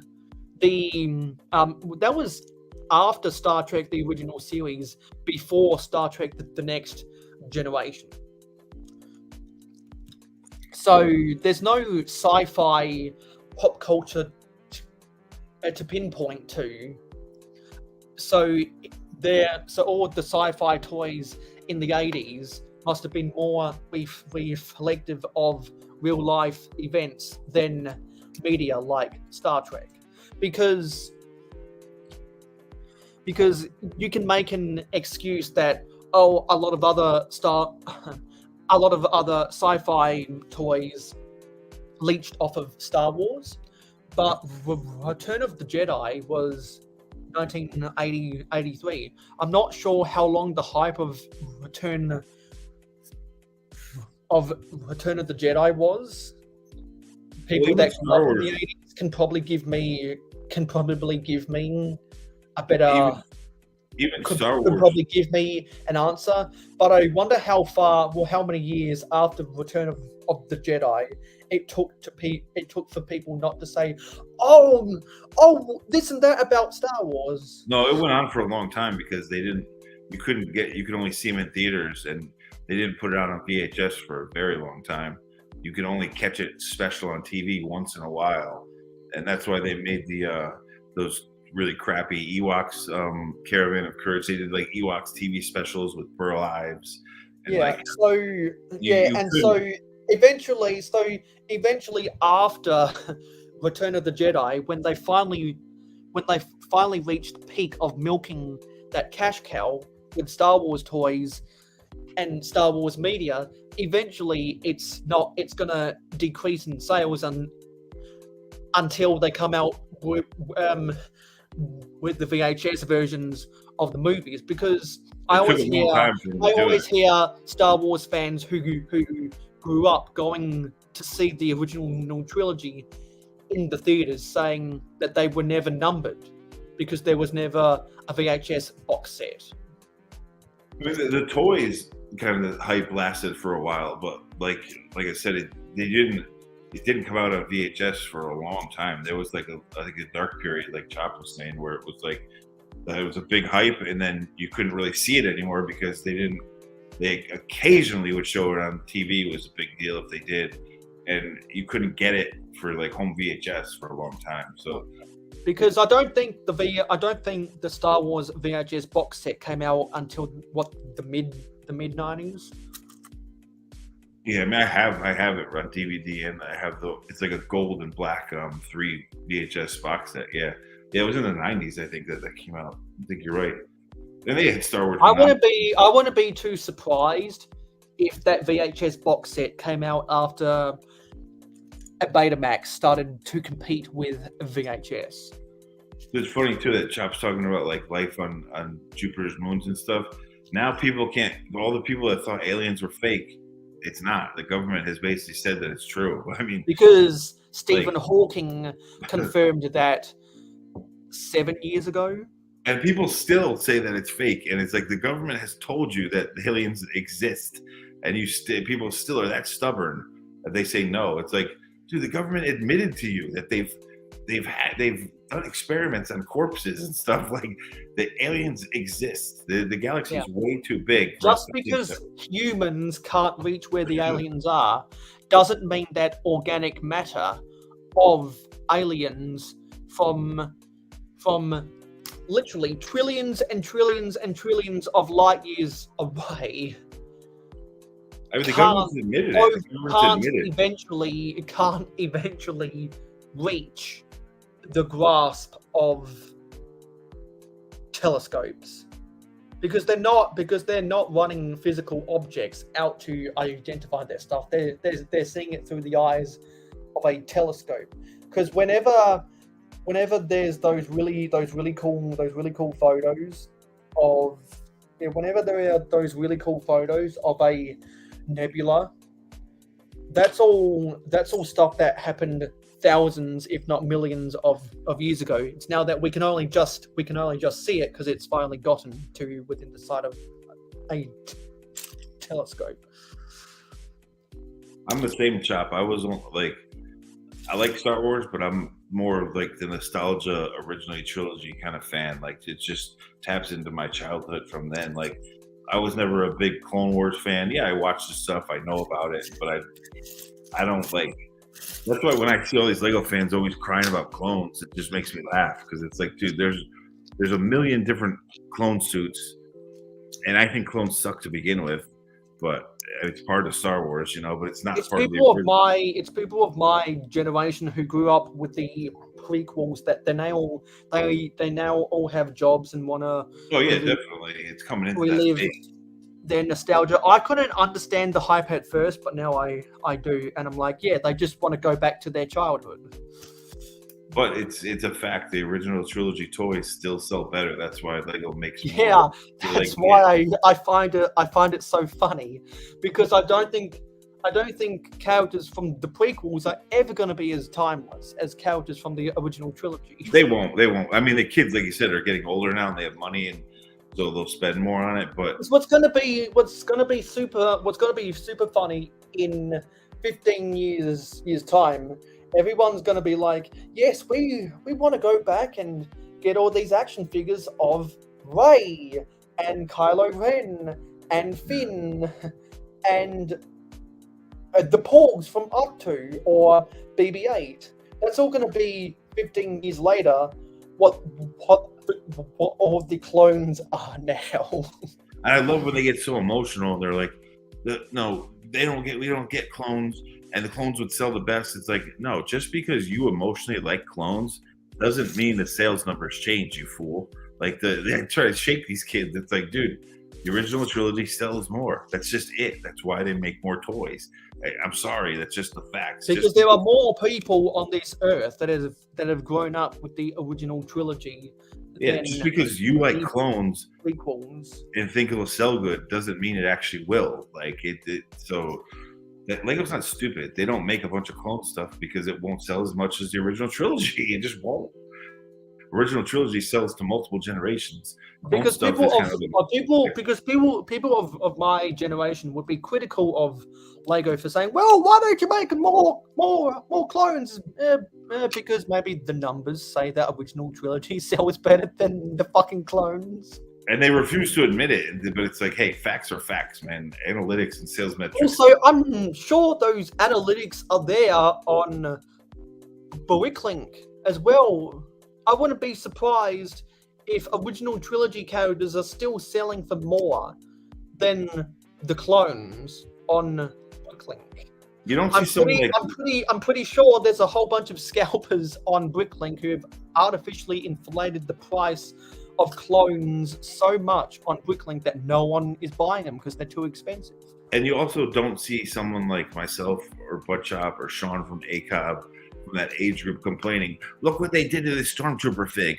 The holes on the helmet aren't where they should exactly be. And no, we just buy the freaking Stormtrooper fig. We're not like, come on. People, those clone fans just cry about it so much. Like, look at this. And the orange stripe is off by a millimeter. And the show, his stripe is not like that. The stripe is like this. And it's like, dude, are you kidding me? The Lego designer took some creative liberty. It's like, shut up. Just shut up. Like my favorite part is all these Generation Z movie analysts are like, yeah, so if you look here, you can see that this line is the wrong shade of black, and this grill for the breathing apparatus is 2 millimeters to the left, and the size of the eyes are 3 millimeters too big, and it's the wrong shade of grey. I'm like, come on, are you really going to get that? Are you really going to get that down to the details? Just because you grew up in the age of the internet doesn't mean you have to be a bitch about all those insignificant little details. Exactly. Plus, dude, the holes in the helmet. I hear so many people are like, these movies need to be as realistic as possible. Any rendering errors will be crucified in the court of law. I'm not like, no, just calm down. It's a movie. Just hang on. The one when they complain, yeah, Chop, I love that show, by the way. I haven't watched Mystery Science Theater in a long time. Pixar loves Mystery Science Theater. It's cool. It's an old school nostalgic thing, and like they still kind of keep it going. These clone fans were complaining about the helmet holes, and it's like, dude, in the Lego universe, they have to be there because to snap on the visors and everything, they keep those all like they're all the same on all the helmets. They're in the same spot. Like it's a system that Lego uses, so it's not. Of course, it's not going to be exact to the characters, like because Lego has to keep those holes in a certain spot so that they can universally put other molds on, like the visors and stuff. And they complain about everything. It's just like, shut the fuck up. Like, for real. Like, just shut up. Like, you're acting ridiculous. And the clones Lego fans have to remember that Lego works towards a budget, and they end up making a lot of compromises. Yeah, they have to. So that they keep to their budget. They're not. I believe the latest estimates were that if they were a public company, their shares would be valued at $15 billion, because it was valued at $13 billion before the Rona, and they saw massive spikes in sales. So it's probably $15 billion as of the latest estimates, and I wouldn't be too surprised if at the end of this year there are estimates coming out that Lego's worth $17 or $18 billion if they were a publicly traded company. The reason they're worth all that money is because besides from investing stupid money in the meta universe, Lego's really smart with their money. They know that they can get away with charging X amount of money for ABC theme, and they know that they can make really good sets at competitive prices to what came before it, because they've set a standard. And they know a set is not going to sell well. Even like that Rivendell set. Even that Rivendell set, dude, like, everyone's like, oh, the parts count. It's like, a lot of it are little tiles in the roof. Like, Lego's getting away with charging $500 because there's a lot of Lord of the Rings fans, and they haven't had sets in a long time. So they'll go out and spend that $500. Like, the set isn't that big to be $500 in my opinion, but hey, Lego wants to make their money. I'm all for it. But when people try to do the parts count argument, it's like, dude, a third of the set is tiny tiles for the roof that half of these fans are going to put on crooked and make look stupid anyways, because they won't take the patience to actually put it on correctly like a designer would. So that's why I was telling BFAB earlier that I think price per piece is a flawed metric, and it definitely is. And I prefer price per gram, because you get a better scope about the weight. Because a lot of people nowadays are weighing their sets, and they've drawn up Excel spreadsheets comparing sets to each other. Like Alex Nunes, when he gets the next modular, when he does the build review and placement of the modulars, he always weighs them and he compares it to the other builds, or whenever the next UCS set comes out, he does the build review and the placement in his office, but he always weighs it, because that's how he's able to compare values. And I think he does that a lot nowadays because he's a LAN member, And when you're a part of land, part of your obligation is to do critical analysis to report back to Lego. And unlike all these fake wannabes who are only in it for the free stuff, Alex Newton's, his job revolves around doing a lot of that stuff that he does out of his heart because he's in LAN. Because so many people in LAN would never think to make an Excel spreadsheet about comparing the value of the sets, because they're like, yeah, I got this set for free. It's a nice build. It looks nice. There it is. Moving on to the next one. Those are the types of LAN members who are worthy of criticizing. But people who do critical analysis and say, well, this set is good in these areas, but it's bad in these other areas. I can think of a handful of people in LAN who people like to castigate against, but a lot of times they deserve that criticism. But they get branded that way, and people ignore the critical analysis. Well, It's come like, on, dude. I wish more people would do the Excel spreadsheet stuff that Alex did. Dude, if a LAN member holds up a box next to their head on camera that says Rivendell, Dell, in huge letters, and they're like, oh, I'm a huge Lord of the Rings fan, when they weren't even born when it came out, and they can't read the box and call it something totally different, that's just like, to me, it's like, well, you're a liar, and I don't trust anything you say because you can't even read the damn box. That is never going to stop being funny. But it is nice though, Chop, that they have 50 minifigures in there, plus the statues, which is cool. I do like that. And I don't buy many sets, and $500 to me, it's a lot of mock parts. I can afford it, but I'm stubborn and I don't buy sets that are that much because I'm just going to break it down anyways. But that one is intriguing. I probably will get the Lord of the Rings set. I just find it funny when those LAN members are like, oh, I'm a huge fan. And it's like, well, you can't even read the box, the name of the Elvish city correctly. And you're trying to sell me on something that you claim you're a fan of, and you don't even know what it's called properly. And you can't even read the box. So, I'm not going to take your word for anything. How do I know that you're even a fan if you don't know simple things that a generic fan would know about? Like, generic fans know how to pronounce the names of places in the movie, in the books, and to just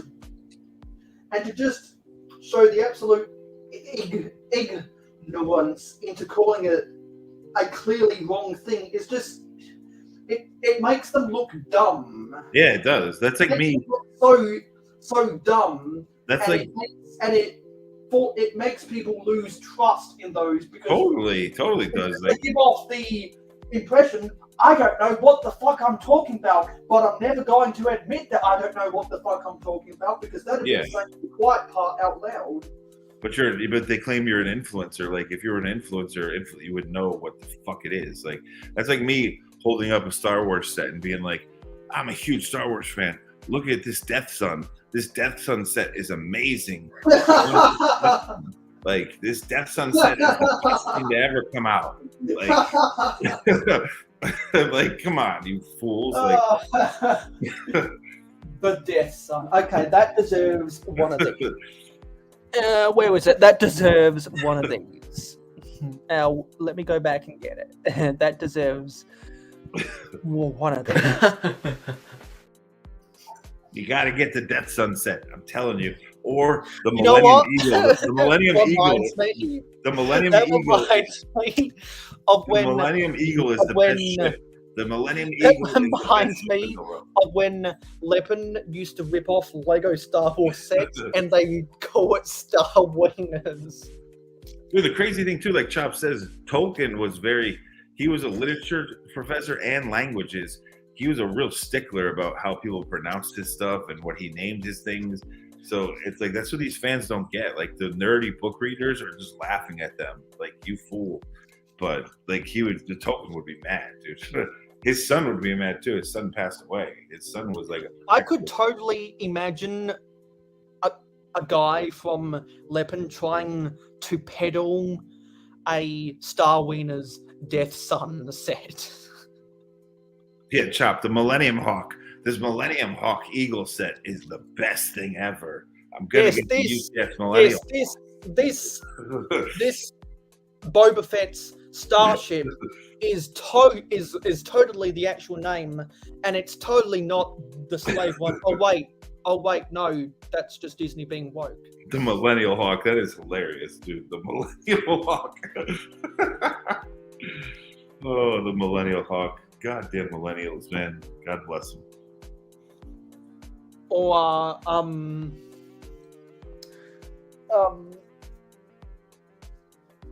the Crunchy Baka. It comes like a dippy Crunchy Baka. That'd be like if Kenner Toys back in the day made a model of the TIE Advance and a model of the TIE Fighter, and they put the wrong names on the box. They switched up the names because those Kenner Toys is what really kept Star Wars relevant longer than what it should have been. Dude, I used to love the Rancor. They had like a giant Rancor figure, like from the first wave of Return of the Jedi figs. They had this giant Rancor fig. It was like huge. I used to love that thing, dude. I used to play with that thing all the time. And I believe there was actually a Micro Machines Millennium Falcon set. There might have been. I was big into. I think I recall Giggle Balaggle Toys reviewing it. I didn't. The second wave of Micro Machines, I didn't. I was kind of in a toy dark age. I was actually working on toys at the agencies and doing marketing stuff for them, but I didn't even know they did like a second wave of Micro Machines. Yeah, they came out with it all out of the blue in 2020, and I was like, what? They're reintroducing Micro Machines? And I didn't know it was in like 2020. For the most part, they were okay, but they were really overpriced in my opinion.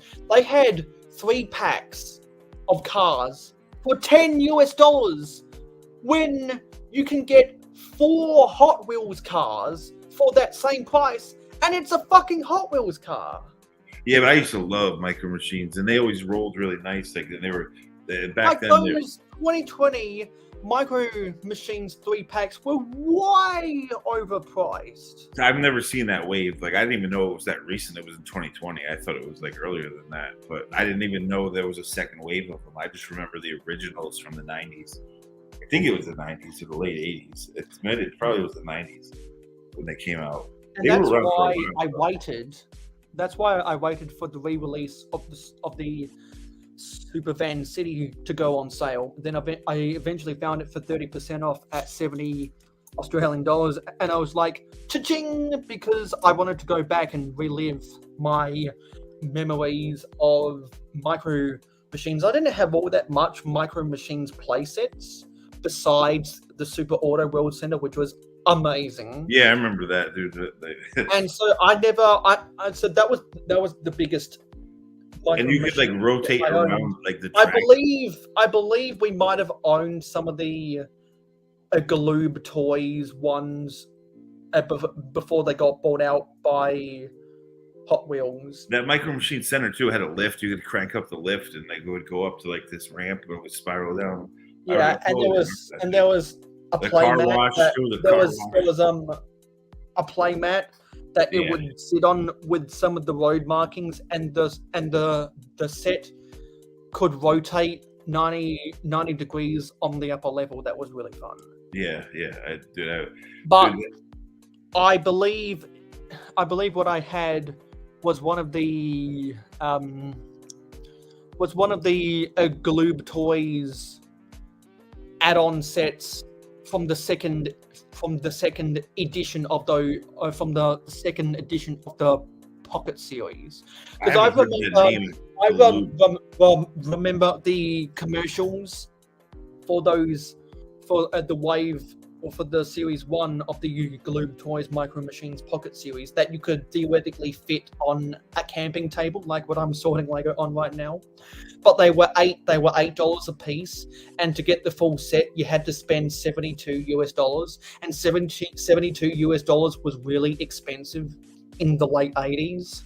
So that's why I don't think it sold all that well. And then when they came out with Series 2, they changed up the model so that it didn't rely as much on connectability and relied more on a track system. I haven't heard the name Galoob Toys in a long time. Yeah, I believe Galoob Toys, they sold off Micro Machines to either Hasbro or Mattel or something like that, yeah. Before, or while to liquidate their assets when they filed for chapter whatever bankruptcy. Dude, Butt Chop, I love the old they used to have Jawa figures. It wasn't from the first wave, it was more like the later waves, but the Jawa figures would have like a lens. They would have like clear translucent plastic eyes and a lens on top of the hood, so that when light went into it, you probably remember this, Chop, the light went into the Jawa and the eyes would glow naturally, like without a battery. It would just, the light would reflect through the face. And my little nephew stole them off my desk, that little bastard. I need to get those things back. I have a little clan, because I love Jawas. They're my favorite character in Star Wars ever. They're like the little crackheads that go around stealing everything and selling it back to people. Like, I've always loved Jawas for some reason. Like, that's definitely my favorite character in Star Wars is Jawas.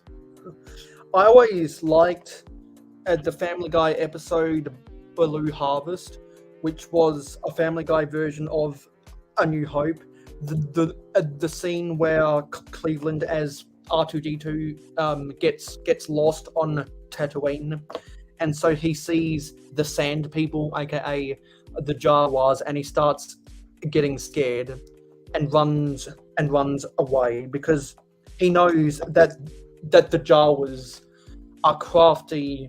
Yeah, they're little crackheads. They're little galactic crackheads. They I love seeing them in Mando. And then they made the off-world Jawas in Mando, which I actually bought it too. I wish I had more, but the dude sold out of them. The Jawas that are gray with the red eyes are called off-world Jawas now. And they had them in the comics a little bit, but they brought them back in Mando. And all you see all the Jawas in Mando, the ones on Tatooine are the regular, the yellow eyes and the dark red brown suits. But the ones that he meets in other worlds are like gray suits with red eyes. Oh, the Sand People are the Tusken Raiders. Okay, so that must have been an error in the episode then, because R2-D2 was definitely afraid of the Jawas. Yeah, the Sand People are Tusken Raiders. I didn't hear what you said. Yeah, thanks for correcting me. See, that's why I defer to other people when it comes to. I didn't even realize you said that. I didn't even hear. I was just thinking Jawa in my head. But yeah, he's right. I actually want to get. I don't get many brickheads, but this Tusken Raider brickhead was done pretty well. I want to get that. I want them to do an actual helmet of it. I mean, eventually I'll just mock my own version. I've seen people do some amazing mocks of a Tusken Raider helmet like bust, which is pretty cool. Lego will eventually do it. I'm pretty sure they'll eventually do it. They make so much OG trilogy. Those clone. My opinion about brickheads has changed so much over the recent years because I've started to realize the value of them. Because at first when they were for the San Diego Comic-Con, I was like, yeah, that's just a cheap Lego set that's designed to be marketed off of popular characters, and it'll be worth hundreds of dollars in the next whatever years, because that's what all things from San Diego Comic-Con ends up happening. And then they started making brickheads off of characters I actually like, and I was like, oh man, that actually looks pretty good. I love the Tusken. And also, as a consumer, I realized, you know what? They were a perfect cart stuffer when you're trying to meet the threshold for a gift with purchase or trying to meet the threshold for free shipping. That's the one thing I loved about Book of Boba, even though they ruined Boba Fett for me. And that show was they did like they went deep into the Tusken Raider like lore and culture, which was really cool. And Chop, I know you're not a football fan, but I have and Johnny G is back. I have a shirt that I designed. The Raiders fans love it because it's the Raiders shield, but it has a Tusken Raider head in it, and then it says Raider in like the Arabic font in it. So, and it's got two of their gaffy sticks crossed. So it looks like the Raiders football logo, but it's a Tusken Raider. Like I sell a lot of those actually. This year I sold a ton of them. I wonder if you can sell any t-shirts that have a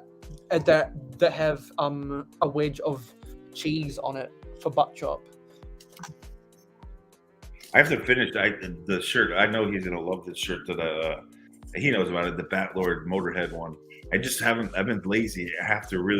I want the helmet to look good, and there's a lot of detail I have to draw into it. So I've just been putting it off, but it's like almost done. I have to finish it because I want it too. I want a sleeveless. You'll see Chop rocking it. I'm definitely gonna send him one, dude. It's the Batlord helmet, but it looks like a Motorhead shirt. It's pretty dope. I'm obsessed with Batlord, and I know Chop likes Batlord. Why do today what you can put off to tomorrow? What is today but yesterday's tomorrow? But I'm specifically making it sleeveless only. It's only going to sell it sleeveless. That's it. You can only get it sleeveless in honor of Butt Chop. Because I'm not sure if Butt Chop 2021 caught my latest Lego City update, but he jumped out of a boat in a people smuggling ring to get more sig figs into the city. Dude, Butt Chop, you should have seen how mad people were getting at me in the ACOB chat with the boxes versus polybag. The debate. They were getting so mad at me. And I was loving it because I'm spitting real facts. So, like, if they don't know, like, because I work for these companies, I know all the marketing stuff, and they were getting so angry. They were being childish, like calling me names and stuff because when someone starts name calling, it's because they can't debate you anymore. They don't have any facts. And The reason they resort to name calling is because they know they've lost the argument. Yeah, they get so angry, and like people are and like, they get so triggered. And it's just, I was just laughing. I'm like, yeah, I'm the loser. You're the idiot that can't defend yourself. Like, it's like you're losing this argument, and you're just angry.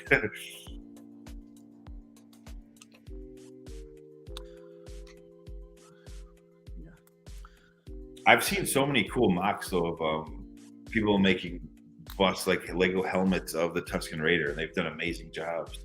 I don't usually buy like custom people's mocks and stuff because the instructions usually suck, and I can just look at something and kind of design it the way I want to do it. So, but I eventually do. I would love for Lego to make one, but most of the Lego helmets just don't. They make me mad because they're supposed to be round, and I get that they're square bricks, but because of the parts count and the budget, there's all these studs exposed. Like the Boba Fett one looked like crap, dude. The Mando one looked like crap. They didn't tile off the head at all. And I made like a smaller version of a prototype Boba Fett helmet. It was actually the most popular thing I ever posted on Instagram. I got like 10,000 likes, and I don't even know how many views. It went viral. I was shocked, dude. It's like I made it. Holy shit! Yeah, I made it a little bit smaller than the normal scale, so that in the Lego system it was smooth. This thing, it's like the #1 post on my Instagram was this little tiny white Boba Fett helmet I made. And I did part of his chest too, because it's a little bit smaller than a Lego set, but it was round. There's no studs. It looks like it's crazy, dude. I was shocked. It went viral. I was shocked. I made it a long time ago, but if Lego just made those helmets a little, like one step down in scale, because those Clone Wars ones look horrible, dude. Like, they're so choppy and there's gaps everywhere. And like, I'm not bashing it because I don't like clones, but it looks like they look like shit. Like, they're not smooth at all. Like, and I guess people like it that way. That's fine. That's your taste. If you like it that way, that's cool. I don't. I like my stuff like kind of smooth off. So, do those helmets look a little bit butt choppy? They're just like, I mean, but Crash. The Boba Fett one, it's all studs, bro. At least put some cheese wedges and smooth it off, or tiles, dude. Like, and I know Lego was just being cheap. There's a lot of parts in there, and if they put more parts in it to smooth it off, it would be out of the price range that they want to sell it in. I get that, but that's why I just don't buy them, because although some of them do come out great, like I've seen people mock the Tusken Raider ones and they look phenomenal, and it's the same amount of parts that Lego would use. So there are more and more people making custom brick heads on Instagram every day. Well, this was an actual like helmet bust of a Tusken Raider, and they did an amazing job. I forget who. I've seen a few of them by different people designing them, and they all looked really good. Lego will make one eventually. The Princess Leia helmet, I forget was Bushka, but I forget how to pronounce it when she's in the Return of the Jedi, and she's like pretending to be a bounty hunter. It's like Bush helmet, Bush, I think it is pronounced, but that one's pretty decent. They came out with in this way. That one kind of looks like what it should. The clone ones just look like crap. I mean, they're so gappy, and the big tubing that's supposed to go around their mouths is all like choppy and disgusting, and like it's just. So the tubing looks a little bit butt choppy. Yeah, it all looks choppy. Like I said, if they just scale it down a little bit in their system, it'll be totally smooth. They can smooth it off. But hey, who knows why they do certain things they do. I'm gonna keep making that pun until Butt Chop tells me to stop. Dude, what drives me nuts, I'll show you. Hold on a second.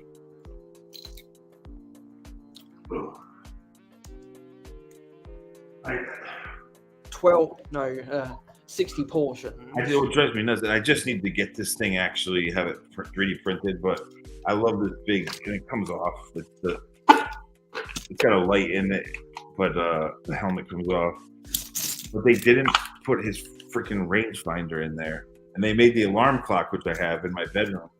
I actually use the alarm clock like a 50-year-old man using a Boba Fett alarm clock. But they put the rangefinder on the clock, but they don't put it on this. Like, I love this thing, and it's like, I guess I'll just get it 3D printed. I've seen people do it, but it's like, why did you not add that part? Like, oh, like that's a distinct piece of his like armor. Like, you always see him with that.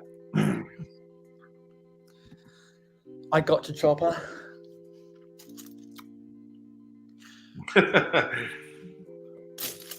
Yeah, what's up? You're up late, bro. Usually, like. Well, I'd say any time after 4 a.m. is technically early. I have a messed up sleep schedule. If I can't sleep, I talk with you till the middle of the night. Like, I miss. Yeah, I only go to bed when my body tells me to. If I don't have a reason to wake up in the morning. That's the one thing I love about being an entrepreneur is I can make my own hours, but you still have to work my butt off. So it's I end up have to make up for it somehow. But my sleep schedule is always messed up. Like last week, after I left Makro talking on his stream, I was texting with BFAP till like 6 a.m. I didn't even realize it. And then I passed out and I missed Butt Chop's stream, which is the one stream I usually want to catch. And but Pasta was off, and so was Milo. Even though I wanted to catch it, but it gets away from me sometimes. My sleep schedule gets so messed up. It affects my health big time too. I really need to get on a normal routine.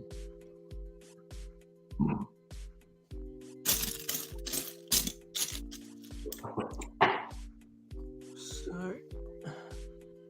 I realized there were a lot more small pieces in here than I originally thought.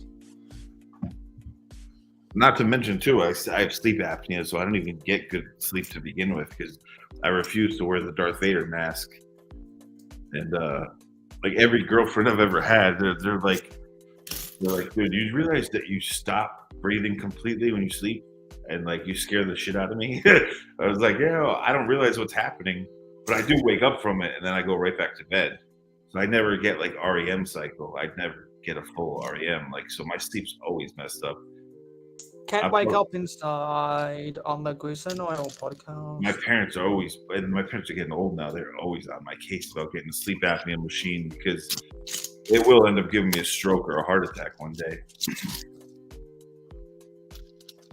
But as long as I'm overweight now from COVID and being inside and everything. I'm slowly losing weight again. But when I'm not heavy set, my sleep apnea isn't as bad. But but when I am, it's bad. Like people don't like to share a room with me because I snore like a freak. And then I wake up and I don't realize what's happening, and I go right back to bed. But yeah, I am a very inconsistent sleeper, and it all depends on what I have to do the next day. Because sometimes there are people that go live at night in North America, and there's a reason to wake up in the morning.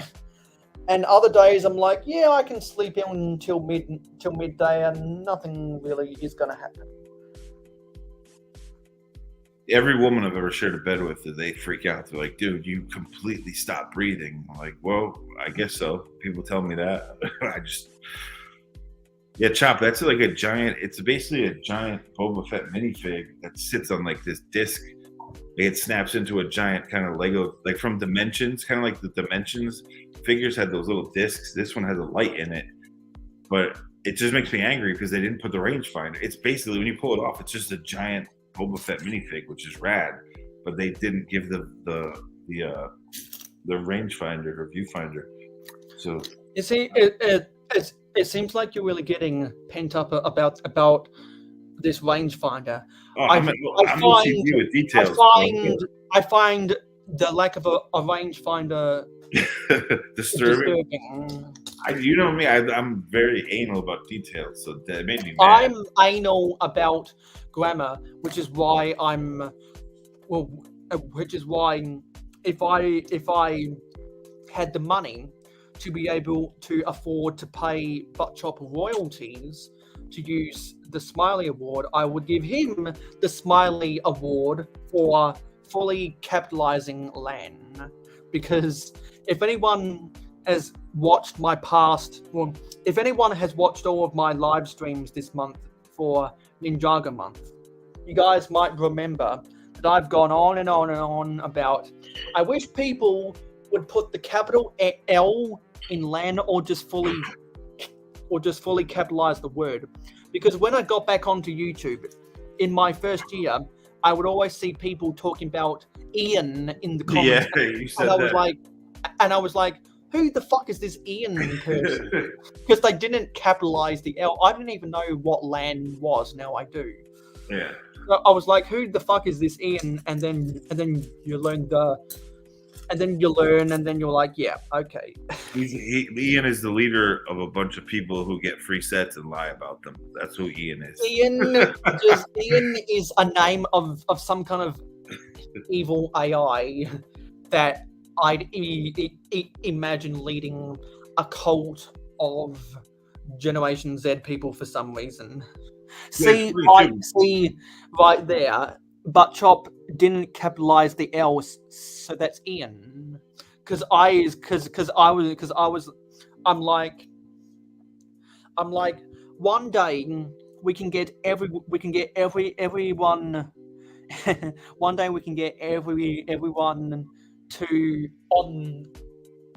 in mayohosko's chats to deliberately spell LAN as Ian with a lowercase I, just to intentionally confuse the fuck out of people, because everyone used to confuse the fuck out of me and turn it into a running gag. Dude, one day you're gonna see Emmasaurus at a convention with like a white robe on that just says Ian written in marker on it, and she's gonna be handing out cups of Kool-Aid to everybody. Here, party people, drink this Kool-Aid, party people. Poisoning people like a cult. I'd be like, yeah, I'm not going near that. I'm not going near that. I'm not going near that pretty smile sponsored by whatnot. There's just gonna be a bunch of little kids that mind washed by YouTube by her, like drinking the Kool-Aid and just dying. Because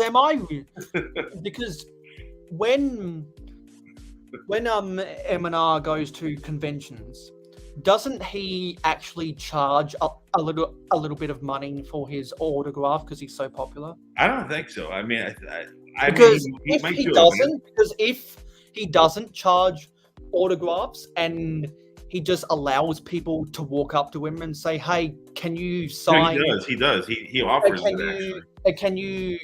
Can you sign this 2x4 brick, or can you sign this crumpled up a piece of paper? And he'd be like, "Yeah, sure, okay." That's that is authenticity. He does do that. He offers it too sometimes. Exactly. Emma Jones Party Punch is hilarious. So that proves the difference between all authentic people and people that have become corporate shills. So that's because hilarious. there are lots of people. There are lots of people in the community who are corporate shills, while there are others who are authentic and don't let their big heads get the best of them. Emma Jones Party Punch, dude. That is hilarious. Because I know that people crap on people like Emmasaurus, but as a city builder, I think it's important to understand that she's got a city that is worth watching. Same thing with people like Brixie and some other city builders out there. They've got really good cities that are worth paying. They are worth paying attention to, because I know plenty of city builders. When I go watch other city builders who have less than 1,000 subscribers, and I'm like, yeah, that's inspired by Brixie. Yeah, that's inspired by Emmasaurus. That's inspired by Bevan's Bricks. That's inspired by Mr. Bookie Boo, and so on and so forth. And it's because these people, at least they're respectable builders. They may not be respectable personalities, but at least they're respectable builders.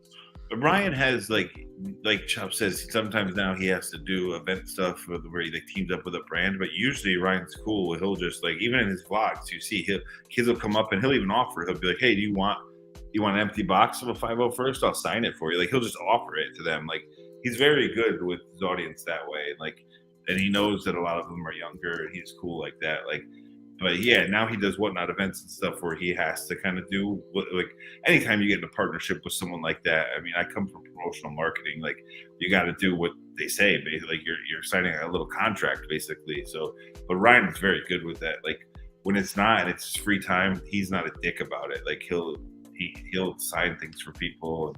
Yeah, and the reason why I think so many people laud him as an authentic person is because he knows, with the way his channel is, he doesn't have to lift a finger outside his home, or he doesn't have to lift a finger if he doesn't have his phone in his hand to make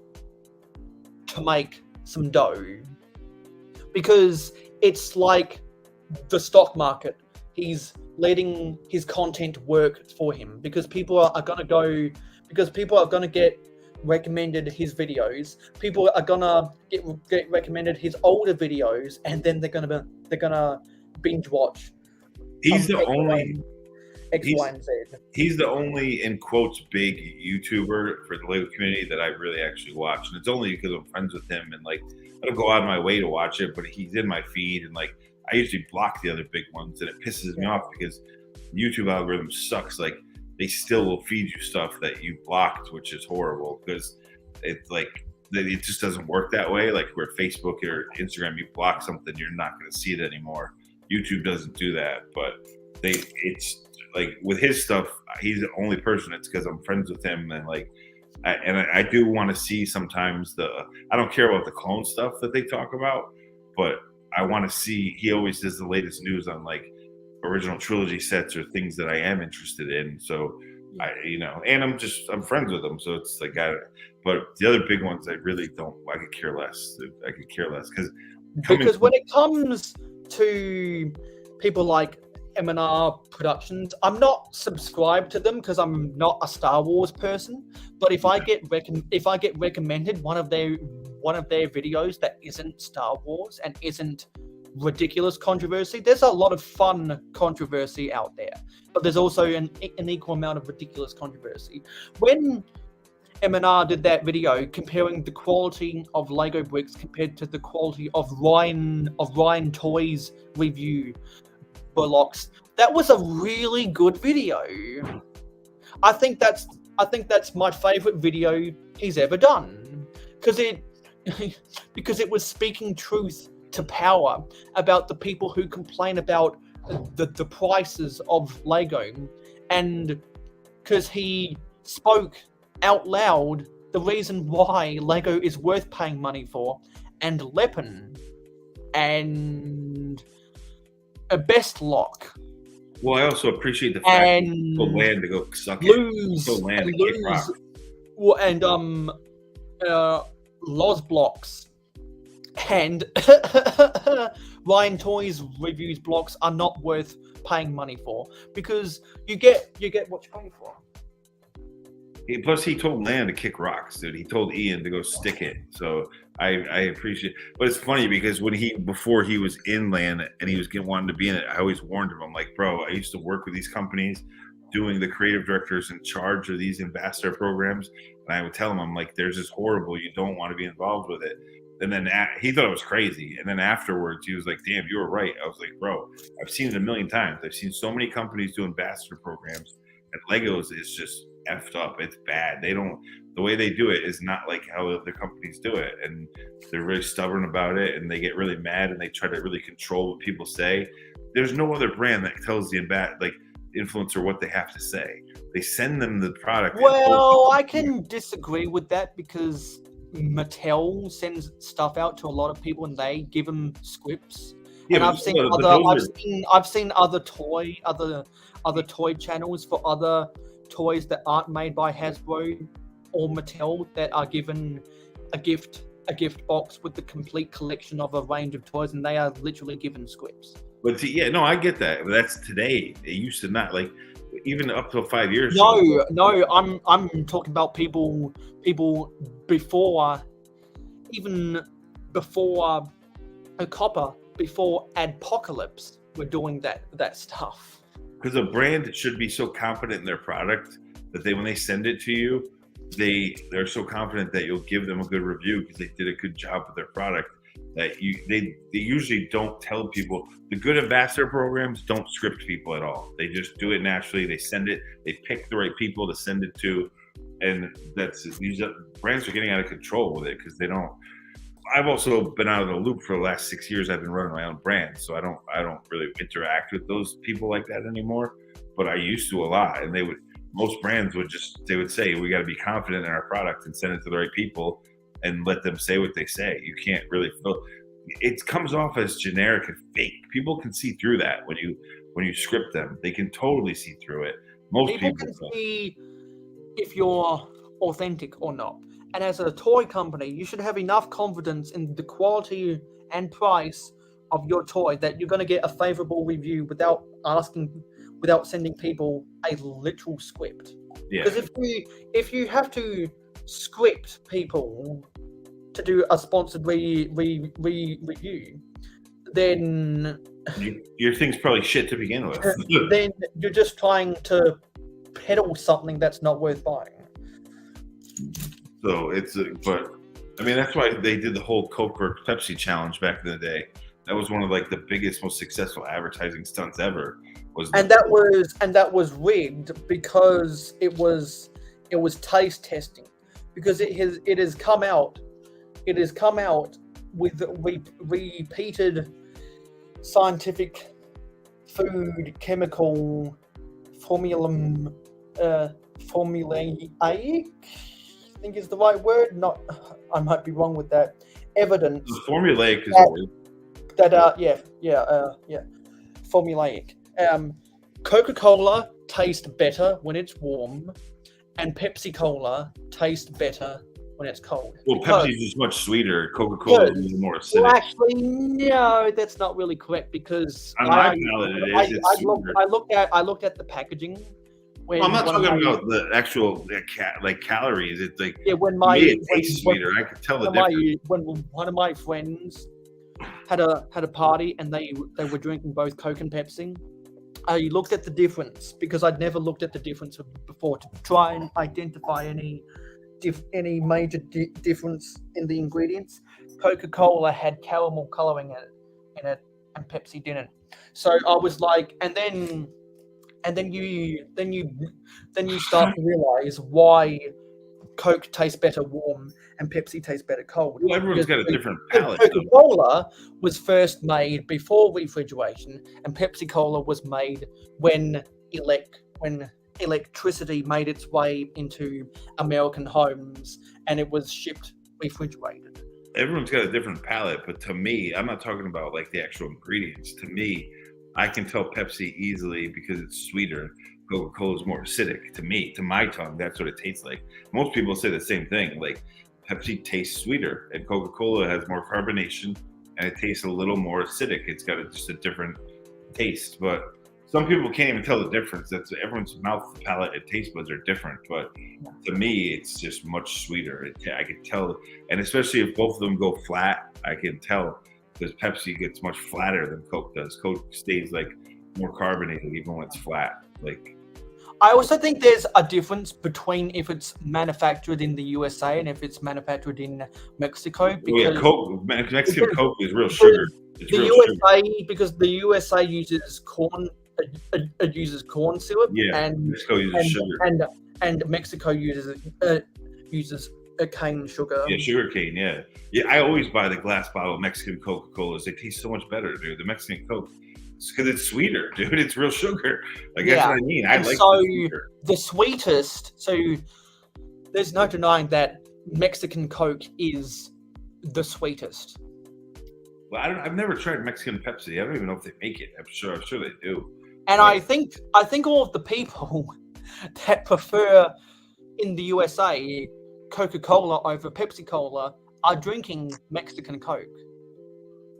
Most people though that taste Pepsi, they say it's sweeter, like because it is. Like I don't look at the. So I wouldn't be too because people don't realize that in the US market, Pepsi outsells Coke. I'm not sure if that's due to distribution, manufacturing, or the actual taste, but because when you're used to the taste of something, you're gonna like it more than something that you've never tasted before. The only time I really like any kind of cola is when I'm having pizza. Sometimes when I have pizza, because like especially the pizzas around New York, they use like scamotz cheese, which is like a different style of mozzarella. It's got a different kind of milk in it.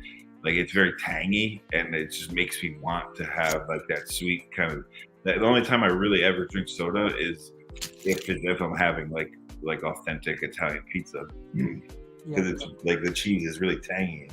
For some reason, I don't like really drinking soft drink either, unless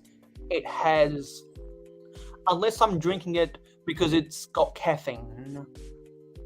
That's the thing. I don't like coffee at all. So, especially getting older, I need to start drinking things with caffeine in them because I'm losing my energy big time, and my testosterone. I'm 50, so I'm getting old, and that's why I actually preferred the taste of Pepsi Max, which is basically Pepsi Max was good. Which is basically just Pepsi with acid instead of sugar. And you're getting the same amount of caffeine and less amount of sugar turning into fat, because sugar turning into fat is faster than fat turning into fat. Yeah, there's good fats and there's bad fats, and then there's carbs that turn into bad fats, and because the only good sugar is found in fruit. I drink the blood of my enemies. That's funny. Well, I was talking to BFAB. Everybody wants to be my enemy, my enemy. BFAB's half Jamaican, and I grew up around a lot of Jamaican people, and they would always bust out breadfruit, and the way they cook it, and a lot of them eat it in the morning. Breadfruit kind of looks like eggs, but it's funny because it doesn't taste anything like bread, and it doesn't taste anything like fruit, but it grows like a fruit. It looks like a fruit. It's like the strangest thing ever. And BFAB was like, I won't even touch it. But I used to, and I didn't like eggs as a kid. And my mother had a little farm, and we'd always have fresh eggs. And I just would never eat them or anything that they were in, basically, that I knew they were in. I mean, I know they're in bread, but I would eat bread. But you know what I mean? I didn't like the taste of eggs. But breadfruit looks so weird when you cook it. And it's not, like, it technically is a fruit, but it doesn't taste sweet. it's just so freaking weird. And even BFAB was like, yeah, I won't touch that stuff. Jamaican me crazy. There's a lot of Jamaican restaurants where I am. There's a big Jamaican population here, like really, well, even Caribbean in general. There's a lot of Haitians, Dominican, Jamaican. There's a lot of islanders.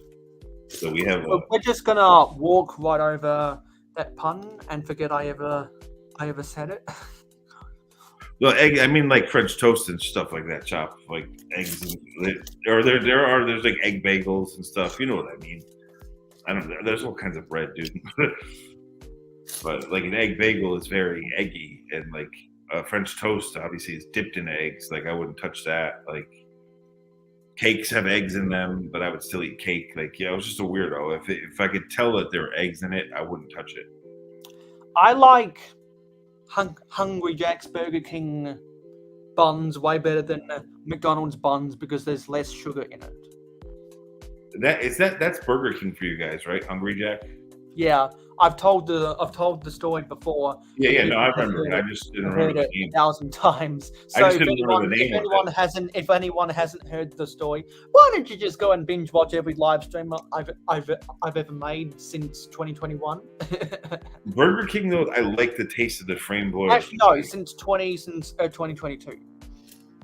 I do like. I'm not the biggest fast food dude, but sometimes I do crave a McDonald's burger or a Burger King. And I specifically want Burger King because of that flame broiled taste. We get coupons for Hungry Jack's in the mail like every month. So yeah, they really like to shove it in our face. Oh, I was a chef for a while, Chop. I know in my younger years when I was getting my design degree, I used to work at restaurants on the line. So I'm not the best. I'm a decent chef. I'm not the best, but I know the stress of a kitchen. And yeah, most breads don't have. Most breads are very simple. They don't have eggs in them. But things like egg bagels and like French toast and stuff, I wouldn't touch. And I just wouldn't. But now that I'm older, I actually like it. I was so afraid of eggs. But breadfruit is just weird, bro. It's like I mean, even like I said, BFAB is Jamaican and he won't touch it. Like it's just breadfruit's just weird, man. It looks like eggs when you cook it. It looks like kind of like scrambled eggs. I don't know. It just makes no sense to me. But I guess they grow all over Jamaica. Yeah, it's kind of like how cocaine grows all over Colombia. Well, yeah, more places than just Colombia. And ayahuasca grows a lot in Peru and Venezuela, I believe. I've tried that, dude. I've had ayahuasca. I've had the venom from frogs. I forget which frog it's called. It makes you trip out. I've had that. Yeah, because there's this one South American toad where you can that's what I've had. I forget the name. Where you can lick their belly and it gives a psychedelic effect that is slightly less intense than acid. Not even lick it. They squeeze it and they dry it out into a powder and you could smoke it, you could sniff it, you could I've had that before. I tripped my face off. I forget what the not a Sumerian toad. There's a specific name to the toad. But I've had it before, dude. I played in a hardcore band, dude. I tried everything under the sun. And normally I don't pay attention to what Aaron Rodgers says in the media because I can't stand how much attention he wants now that he's become that. Because it's like he wants attention in the media more than he wants to win a Super Bowl. So I'm like, fuck. Dude, this. I hope. Fuck this guy. I'm just tuning out of everything he has to say. But he made a really good point on the Pat McAfee show the other day where he said that technically ayahuasca, whatever the end of that word is, and cannabis, they technically aren't drugs because they're plants.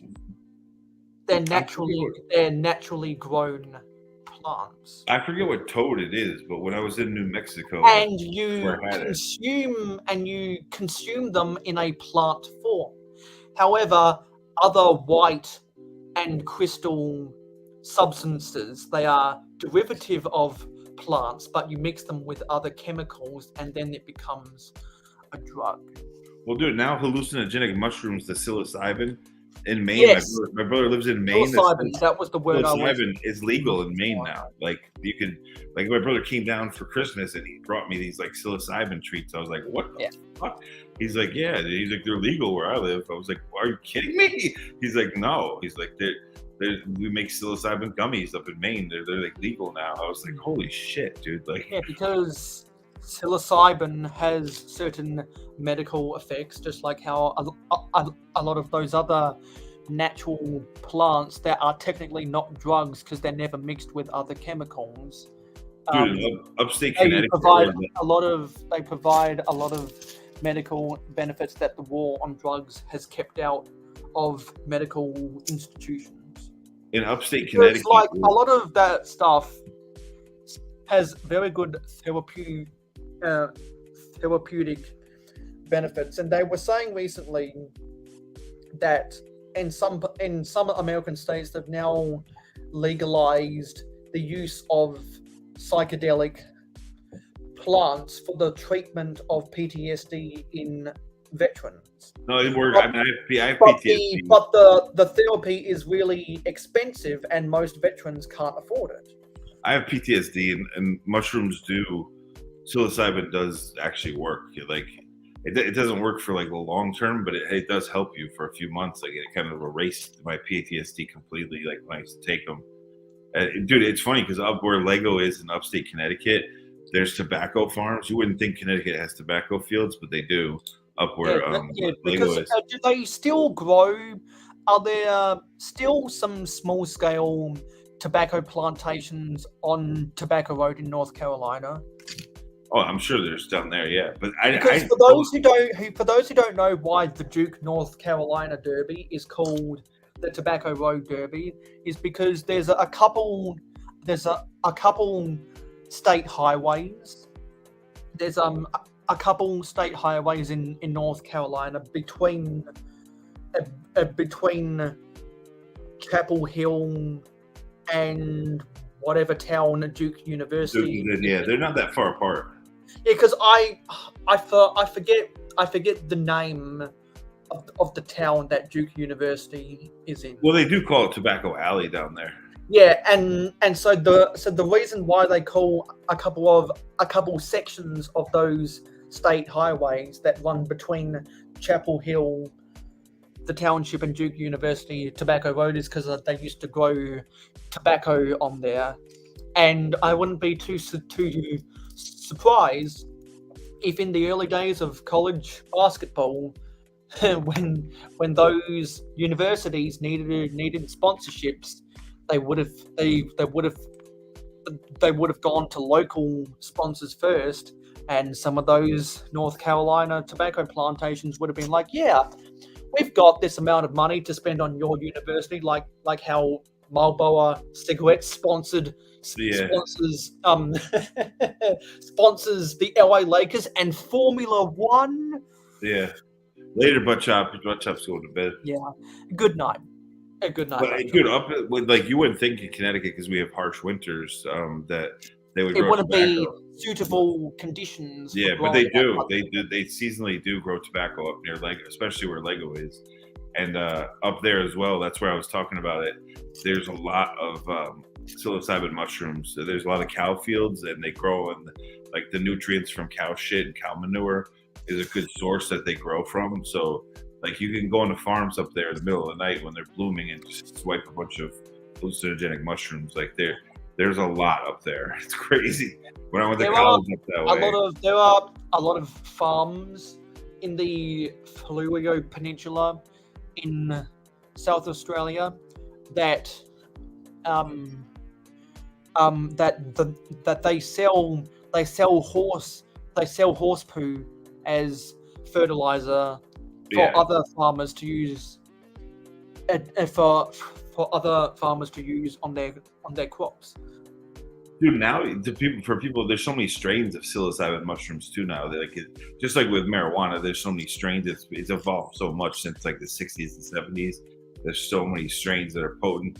But like I've seen people, they use like petri dishes on trays, and they grow they grow these mushrooms from like spores from nothing, on like culture trays, and like they'll have this dark room that's like has the right humidity, and they have just like baker's racks of trays of these mushrooms growing from like nothing, basically from these cultures, and they're like, oh, which kind do you want? It's like, yeah, and the trick to reduce the effect of negative brain impact is to take as much THC out of the cannabis plant as possible, so that there's no THC to mess with your brain, and it's not potent.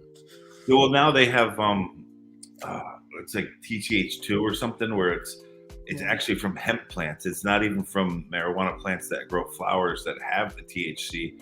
They're scientifically getting THC out of the hemp plants that aren't even marijuana plants. They're just a relative to the plant, and they're still making, like, in the United States, there's states that don't have pot, isn't legal yet, but they sell this form of THC in these vape pens that's made from hemp plants that it still gets you stoned like THC. It's not as strong, but it's still, like, the science behind that is wild, because they're doing all. Yeah, but the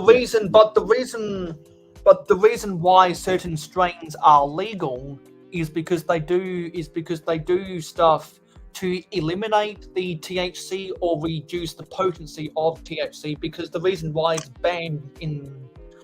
still banned in a lot of places around the world is because to get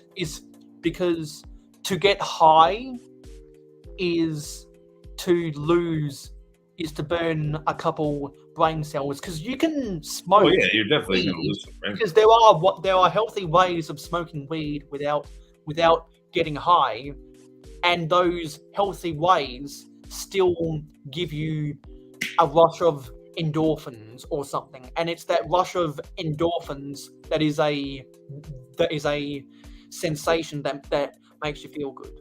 Dude, I have this right here, completely legal. Not a lot of people would smoke weed if they didn't feel good afterward. Whenever I get stomach aches, that's what I have this for, dude. It cures it.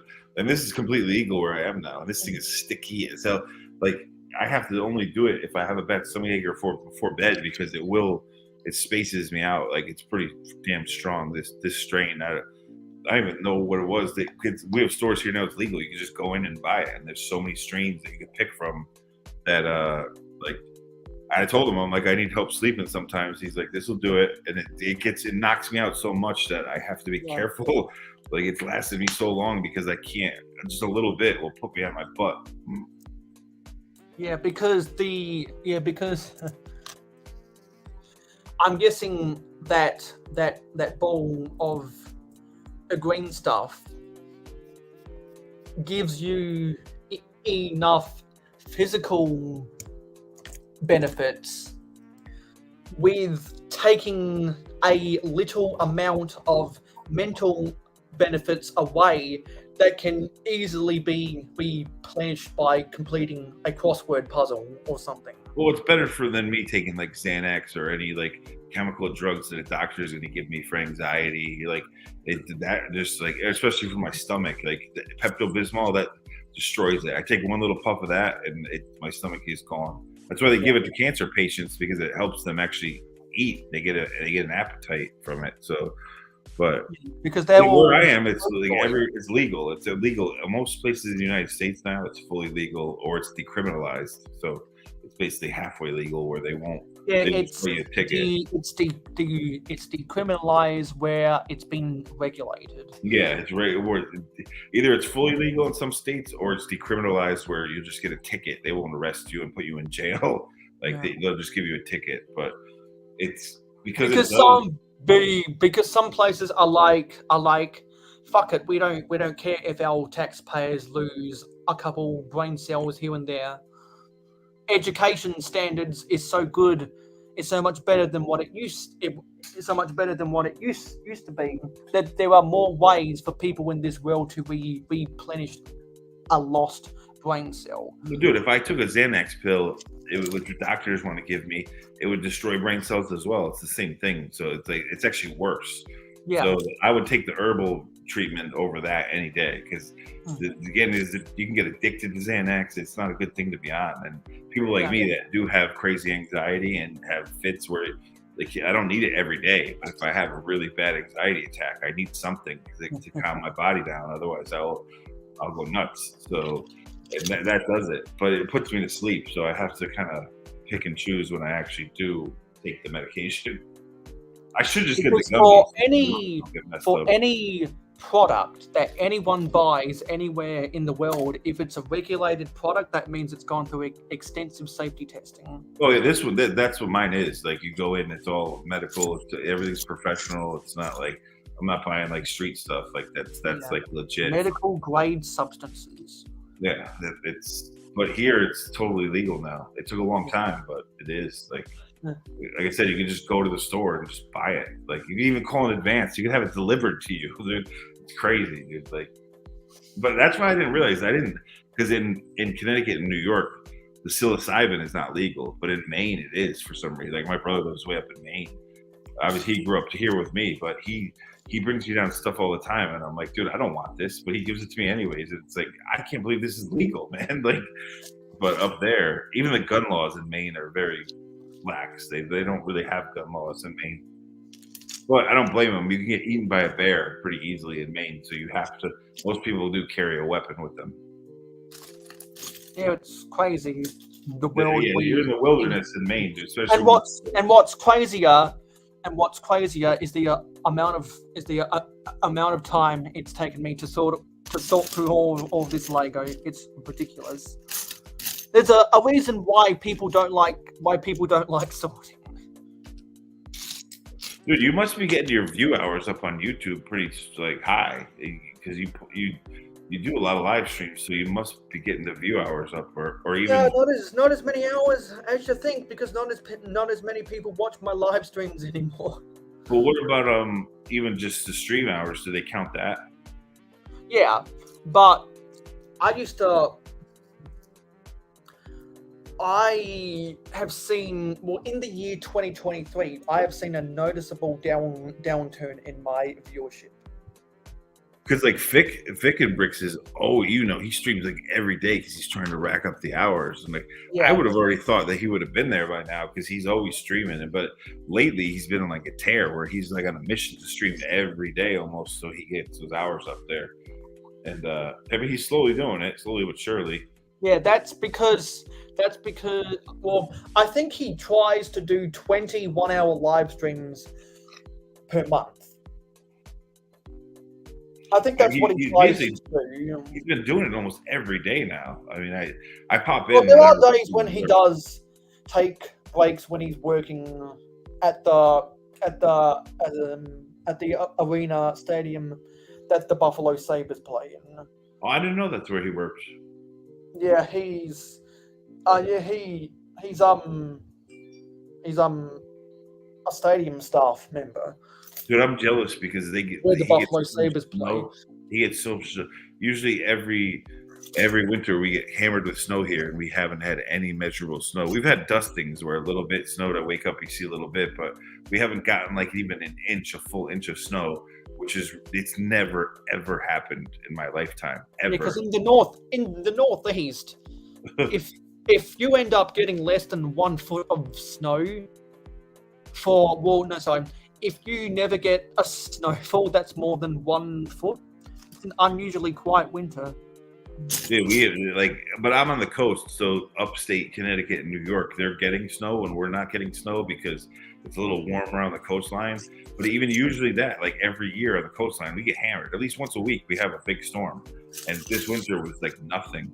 We still though have it snows here up until April, like into April. So we still could get a chance. Like I hope we do, because I want at least one snowstorm. Like please, but it's been like 50 degrees. It's crazy. It's been like 50 degrees here, and to us that's like springtime. That's like bust out your shorts. Like that's pretty warm for us here. So in the absence of a lot of snow, have you noticed more rain? Yeah, we've had a ton of rain too, but that's what I mean. So It's usually more rain than the average winter and less snow. no. It'd be the same amount of snow, but it's just rain instead of snow. Like it's the same amount of precipitation. It's just not cold enough to be snow, which is it's driving me nuts because I'm used to having lots of snow. I like the winter. Yeah, so I guess the airflow in that section of the world isn't quite cold, isn't quite enough of a cold snap. Maybe the Arctic winds aren't hugging the Atlantic coast as much this year, and they're going north south. It's definitely even Con in Seattle. Seattle doesn't get much snow. They do get snow, but not a lot. And he's gotten more than I have this year. And like, there's other states that never really get snow. They're getting hammered, and we're not, which is weird. So it's just like you said, the storms are not blowing in the way they usually blow into us, which I kind of feel ripped off, dude. Because I like winter. I love it. I want snow, and I didn't really get much. But I still have like a month and a half, 2 months to try to get something.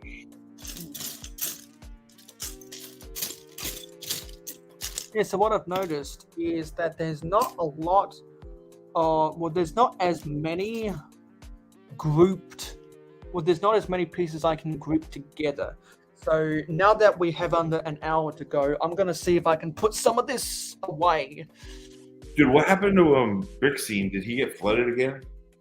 I think he did get a second flood, which is unfortunate. I mean, I know he got flooded, like, I think it was like last year, but it was like just his garage. It was like a small, but then someone told me that because I haven't seen him around at all really. Like recently, I've seen him, but someone said that he got like a bad flood or something like that in his house. Yeah, because he lives in a kind of a rainforest environment, though, like a tropical kind of. Yeah, because we're going because along the Ring of Fire, we're going through La Nina right now, which is every 10 years, and every 10 years, halfway in between La Nina is El Nino, and so that's why we're having that's why we've had more rain per average this year. It's a weird weather pattern that only happens in the Ring of Fire. It only happens in the Ring of Fire, which is really strange. Well, we had what they called El Nino, which was kind of similar, but not the same. We had the El Nino, which was basically like kind of like heat waves, and it was. But that would have been more near. But that would have been on the Pacific coast, not the Atlantic coast. No, yeah, but it affected us. It made our winters warmer and everything because so it would have. So I'm guessing. So if you had El Nino. Well, we just had the effects of it, like it. Not, okay. So it felt like El Nino without being. It was just warmer here than it normally is. Like I remember when it was happening. Because El Nino is a specific weather pattern, and it has its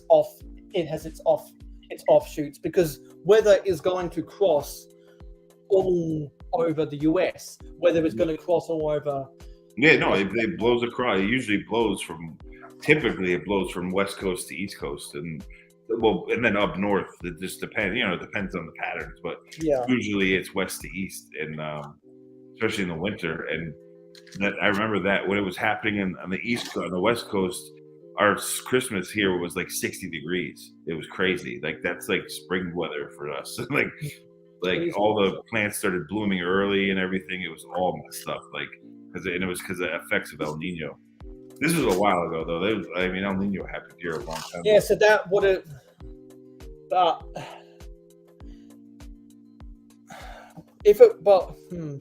Define a while ago,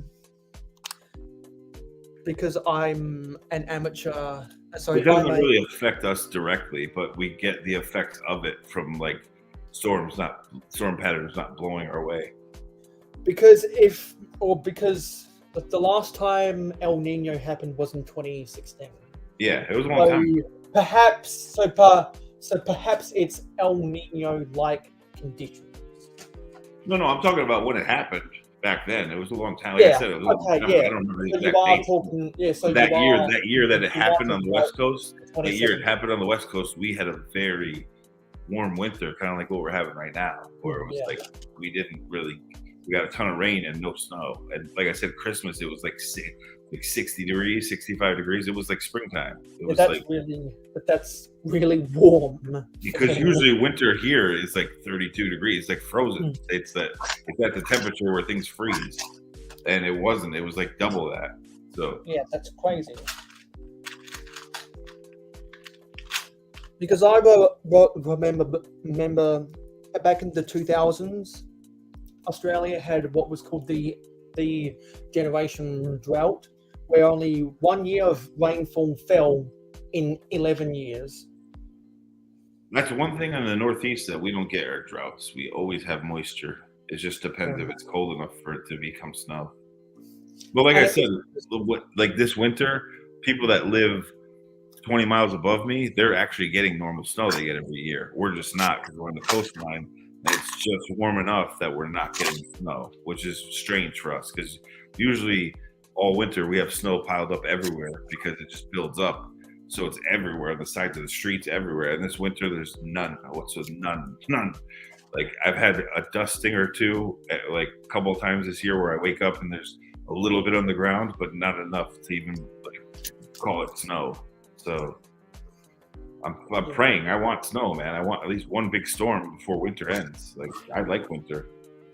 I cannot stand the humidity here in the summer, dude. In August, it's hell, bro. The air is so thick that it's like because there's a difference between dry heat and wet heat. Oh, humidity sucks, and we get. And if you're living on the coast, you're gonna get a lot of humidity. Yeah, we get tons of it, dude. It's like, and then you go into New York City, and it's worse because it's so many people piled in one spot that it's even stickier and like, oh, it's just bad, man. Well, also because Manhattan is literally surrounded by water. That too, but there's so many people, and in between the buildings, it's like it just gets so freaking hot and muggy that's why I don't understand people in the UK that don't use AC. They just don't use AC as much as we do here. Obviously, they have AC over there, but they don't. It's not like everywhere here has AC. It's standard. Like no one's gonna live without AC. There's not like yeah. And over there, they go without it. Some people, it's like I well, cannot. That's because over there, no house is not gonna have a heater. Like, yeah, I mean, I know they have a different climate than us. It's similar, but it's not the same. But they don't get the humidity like we get. Like it's bad. Humidity because they're at the top of they're at the top of the Atlantic Ocean. You can't even breathe, dude. Like sometimes it's so thick. Like, and it's getting worse and worse. It's getting bad. Like I don't like it. Like I love the winter here, and I do like the summer. But when it gets to August, I'm like, oh hell no! It gets so bad. And because they're at the top of the Atlantic Ocean, they don't feel a lot of that progressive weather as it travels up north and down south the Atlantic Ocean. Dude, August here, you step outside, and it's from going to an AC building to stepping outside, and it's like you hit a wall. You cannot breathe. Like your breathing changes. Like the air is so heavy with moisture and heat. Hot moisture that it affects your breathing, dude. It's crazy. Like it's like hitting. I'm not kidding. Like you walk outside, it's like hitting a wall. You're like, what the? Like, it's especially midday when the sun is blazing. And I'm right on the beach. I'm on the coast, dude. I can throw a rock into the water. Like I'm right on the shore. Yeah, I always hate it when it's sunset and the sun pierces into your eyes. Like in the springtime here, it's annoying because all the seagulls they're nesting and all the babies, and all they do is squawk all day. So even like as soon as the sun comes up, I wake up because the seagulls outside are just going nuts. Like, and they'll do it for like a month and a half straight, 2 months. Like The seagulls will just constantly, dude, because they're all nesting. And the squawking will drive you crazy. It drives me nuts, dude. It's like that's the one thing that when it's spring and seagulls are nesting, I go nuts because they don't shut up. They do not shut up.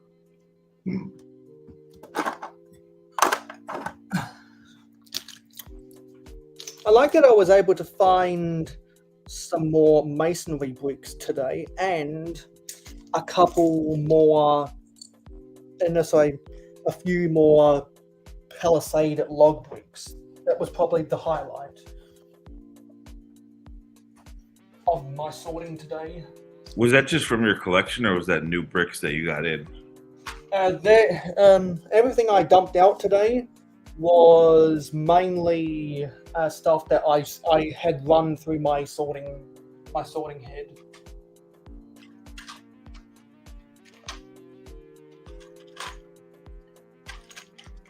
And I'm probably gonna need to expand the way I store these as well. DFAB is probably getting ready to go to work by now. Yeah. I wouldn't be able to work that schedule. I'm a nighttime person. If you can't tell, I mean, it's 4 a.m. here and I'm still up. So yeah. But I'm glad. But even though it doesn't even though it doesn't look like I've done a whole lot of stuff. Oh, and we have Eggy. Hey, Eggy. Just under an hour to go of this 8-hour sorting party, and then I'll be done for the month of February. I was able to find all of those are cool.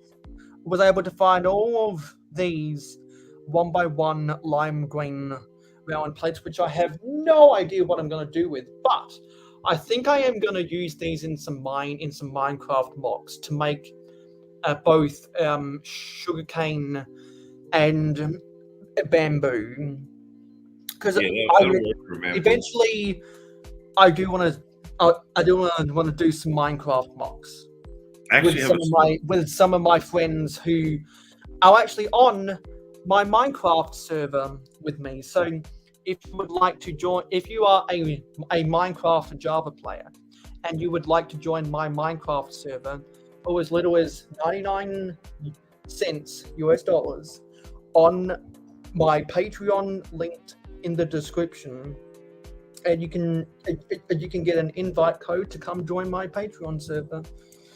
I think I'm going to use these for particularly a lot of Minecraft mocks, and I was able to find all of these dark blue 1x2 plates. This was definitely the most significant thing I sorted through, so at least I was able to pull all of this stuff out. You must have got all those lime green studs on the pad wall, right? Like exactly, because I believe I got all of these when I went to Hawaii. Yeah, if you have that many, like that's where my nephew Kai lives, in Hawaii. Yeah, because I'm pretty sure I got half a pab cup full of these things, and his bedrock. You remind me, I need to order some of those bamboo floral parts. You know, the ones that always have the leaves that kind of break off. That's like the single. Yeah, I know exactly what you're talking about. Yeah, I need to order some of those for a Star Wars mock. Actually, a lot of those for a Star Wars mock. Even though it's not a big mock, it's just a vignette, but I need a lot of those things for it.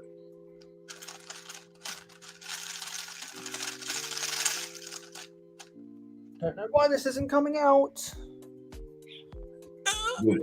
People were getting so mad at me on that ACOB stream, dude. Like, it was funny because it's like, dude, if we're here to debate something, it's all in good fun. I'm friends with everyone on the panel, and if you're not, like, if you don't have facts and you're losing the debate, there's no need to be childish and name call. But people start, like, I had to block someone. I haven't blocked someone on YouTube and I don't even know how long. Like, I used to not even know how to do it, and they used to have like the mute function. I think they got rid of the mute function, but I had to block someone because they were being so annoying. And it's just like, what are you? Yeah, 6 years old. You're sitting here like name calling because you lost the debate. Like, chill out, man. Like, Not that big of a deal.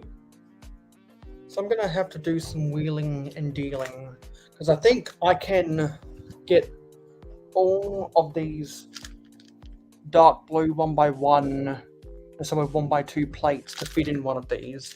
So I've got to reposition. These to somewhere else. So I'm gonna have to play up with how I do this. That's mainly purple.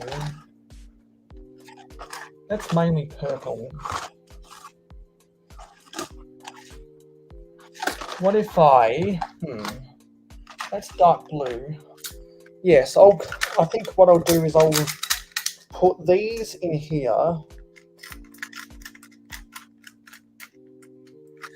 So we can clear this empty drawer. Move this along. Move this along. Move this along.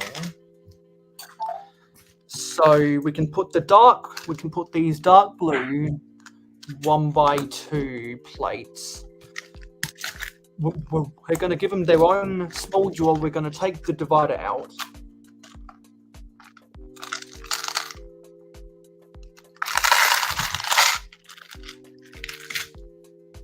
Going to take the divider out so they can have their own small drawer. Yeah, I was going to ask you that if there was a window or a plastic divider in the pile, but it looks like a divider. And now we can once again separate the purple and azure 1x3 tiles and plates from the regular blue 1x3 tiles and plates.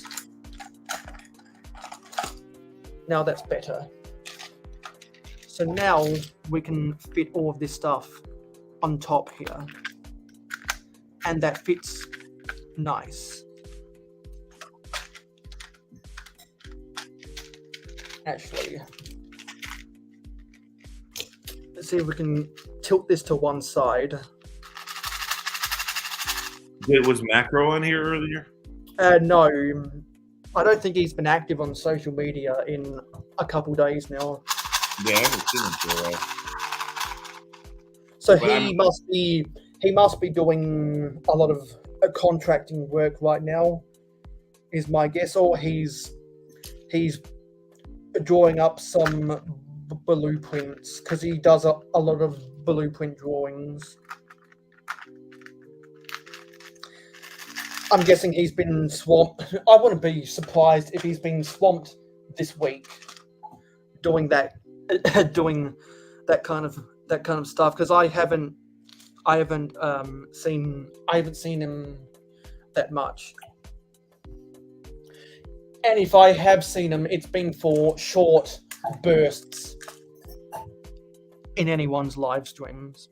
So I'm guessing he's swamped with work right now. I'm not gonna be able to go to sleep, but I'm gonna go get a steak and cheese later after this. There's nothing like having a steak and cheese for breakfast at like 6 a.m. This place next to me is open 24 hours that has steak and cheeses all the time. So also found a decent amount of Technic bricks, so that's at least something. I was able to and some more chairs for vehicles.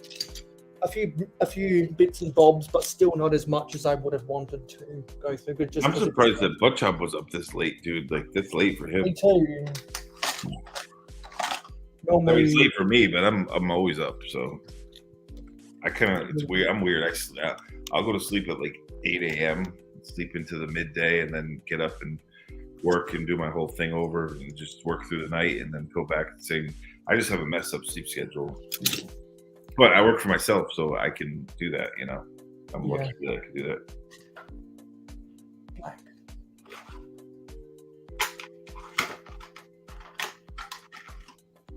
Red. But I am glad I was able to find some more elements for building trees. Well, yeah, that's good. A lot of those I'm came going to build a lot of trees next month off camera because now I've got the pieces to be able to build them. And I found an amount of studded string. The Yoda's Dagobah vignette set, the little Yoda's hut that came out had a ton of those tree parts. Because it's like a swamp, and his hut is like up against this tree with all these roots, and they had a lot of it. I have a lot of those actually from that set. I think I found a couple chains as well. Yeah, I just found a bunch of gold chains. Pearl gold, not like lacquer. Yeah, I found one of the short pearl gold chains. Yeah, that's what I found. And One of the big dark gray chains. I found like at least like 4 dozen of these little short pearl gold ones. I don't even know how I got that many, but I found them. But I have so many like little, not the big pab cups, the little half-size ones. I at least have like 12 of them, but full of gold. I don't know how. I'm actually happy I found the amount of short studded string I did while doing all this sorting today, because that means I'll be able to build some more gasoline pumps for what will be my Octane service station. That sounds cool. Because I like to use the small studded strings rather than hose pieces. Will it have oh yeah, for the pump itself, yeah. Will it have like a convenience store in it, like a little mart store? Yeah, because I want to. I've got a standard design I need to execute on a 6x. I want to get it to be in a 6x12 area, and I'm gonna have one for both Shell and Octane because I've kind of joined them together. Because for those who watch my city updates, you'll realize that my Victory Lap Raceway doubles as a Shell service station. So the roads, the studs on the side of the road is to represent pavement of where cars will drive up to pump.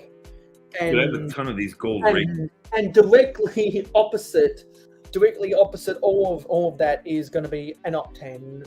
So there's going to be a lot of competition. I don't know where I got all these gold rings. But where the garages are in the pits, that on non-race days, because technically they are mechanical workshops, they're going to double as auto bays for regular cars to get their cars checked out.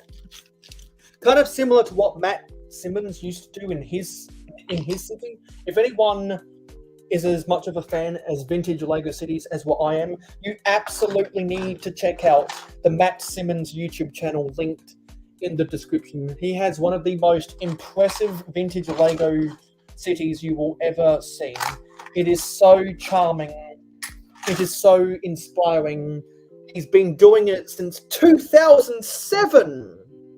Yeah, it's a And long he time. desperately needs everyone's help. He's got more than enough subscribers, but he needs a lot more watch time hours. That's why I did those community posts about him almost a month ago. So definitely go back to the archives of my community posts, vote on the respective polls, and click on the respective links in every community post I've ever done, and eventually you'll find videos to some of Matt Simmons's content, and you'll be amazed how well the thumbnails look for the age that those videos were uploaded.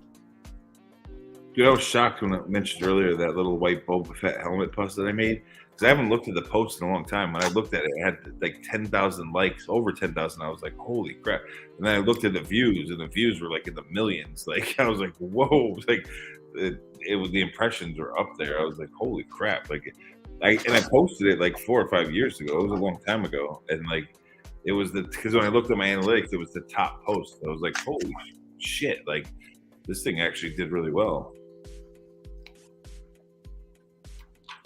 So where are my slopes? Here are my slopes. I'm horrible though at like posting every day on Lego, and because I have to do it for work so much that when it comes to Lego, I just want to relax. And like people are always like, "Dude, you got to show more." It's like I don't have the time, and I want to. I just don't have the time to do it. Like. Sucks.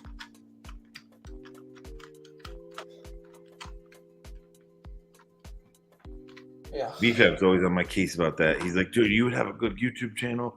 You got to do this, you got to do that. I just don't.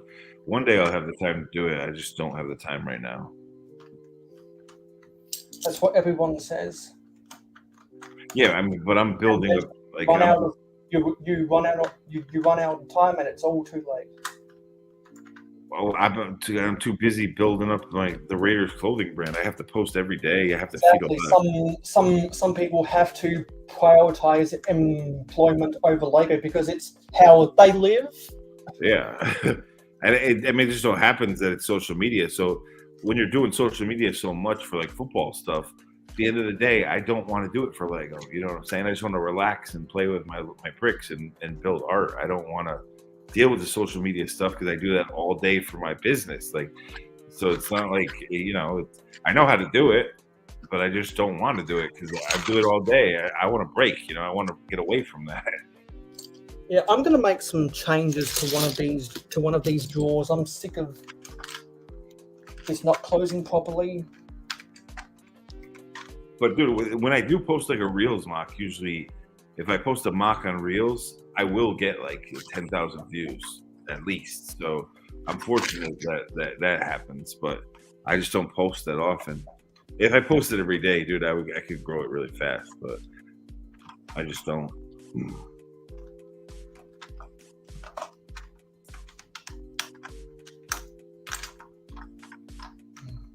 But I'm also, people don't use hashtags anymore, which is stupid because I come from the marketing world. Hashtags are your friend. They will help you get views. They're very important. People think they're outdated. They're not. They work very well. You just have to use the right hashtags. Okay, let me finally fix this because I'm sick of having to struggle to get this open. I have a whole bunch of regular blue and dark blue 2x2 slopes. Dude, What I gotta do is I gotta do the technique of them being inside of each other like a claw so that they don't have as much height. Got to make that change once and for all so I never have to struggle again.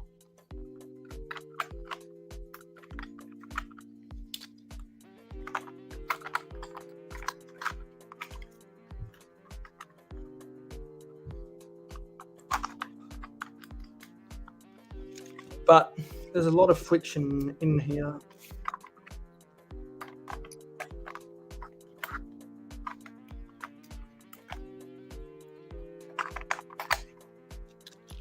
There we go.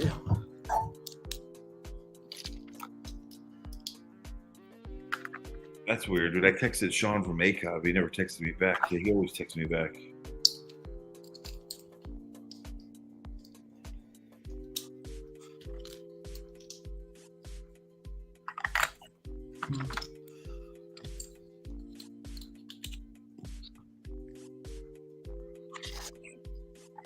When I'm done with this, I'm going to enjoy a nice hot dinner. Yeah, because I haven't eaten anything all day. I'm gonna have a hot breakfast. Like I said, I'm gonna go get a steak and cheese sandwich for breakfast. It's Saturday, why not? You're going on Sunday, right? Yeah, you're going into Sunday already. Well, it's 8:01 p.m. and I'm gonna go live until 8:30. Yeah, well, but you know, it's Saturday night for you. Yeah, and then I always go live on Twitch at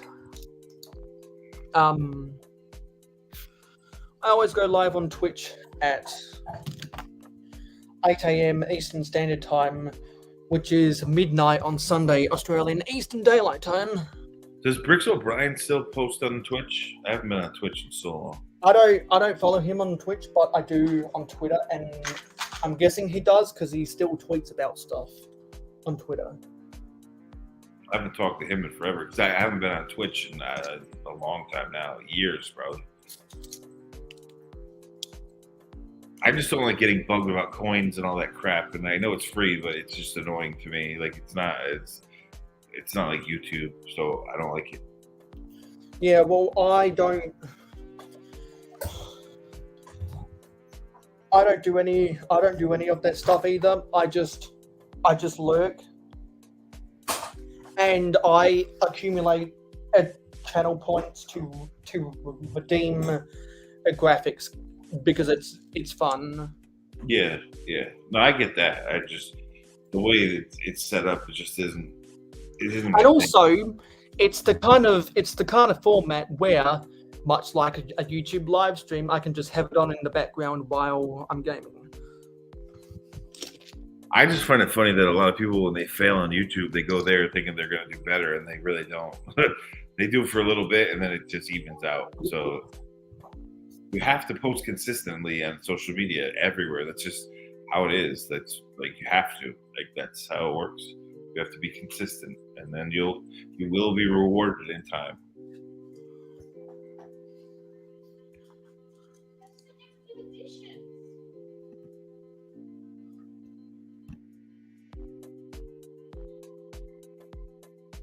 Dude, speaking of Aaron Rodgers earlier, at this point, I'm glad Brady retired because I didn't want McDaniels. McDaniels ruined my team enough as it is. I didn't want him to bring Brady in and waste more time. But I would take Aaron Rodgers for 2 years. I wouldn't mind that as they groom a young quarterback or find somebody. I mean, I didn't want Derek Carr to go anywhere. Drama is worth all that money. I just didn't want Derek Carr to leave, but hey, McDaniels doesn't want him. McDaniels is a prick, and he wants to get rid of him. Fine. Like I think it's a stupid move, but there's nothing I can do about it. So if you're gonna get an old quarterback, I really want Jimmy G. People say he gets hurt all the time. I don't care. Like he's the best option right now to replace Carr if we're gonna get rid of Carr. But if not, then I'll take Aaron Rodgers for 2 years. I don't care. Like. Because people underestimate Jimmy Garoppolo. They do. He's good.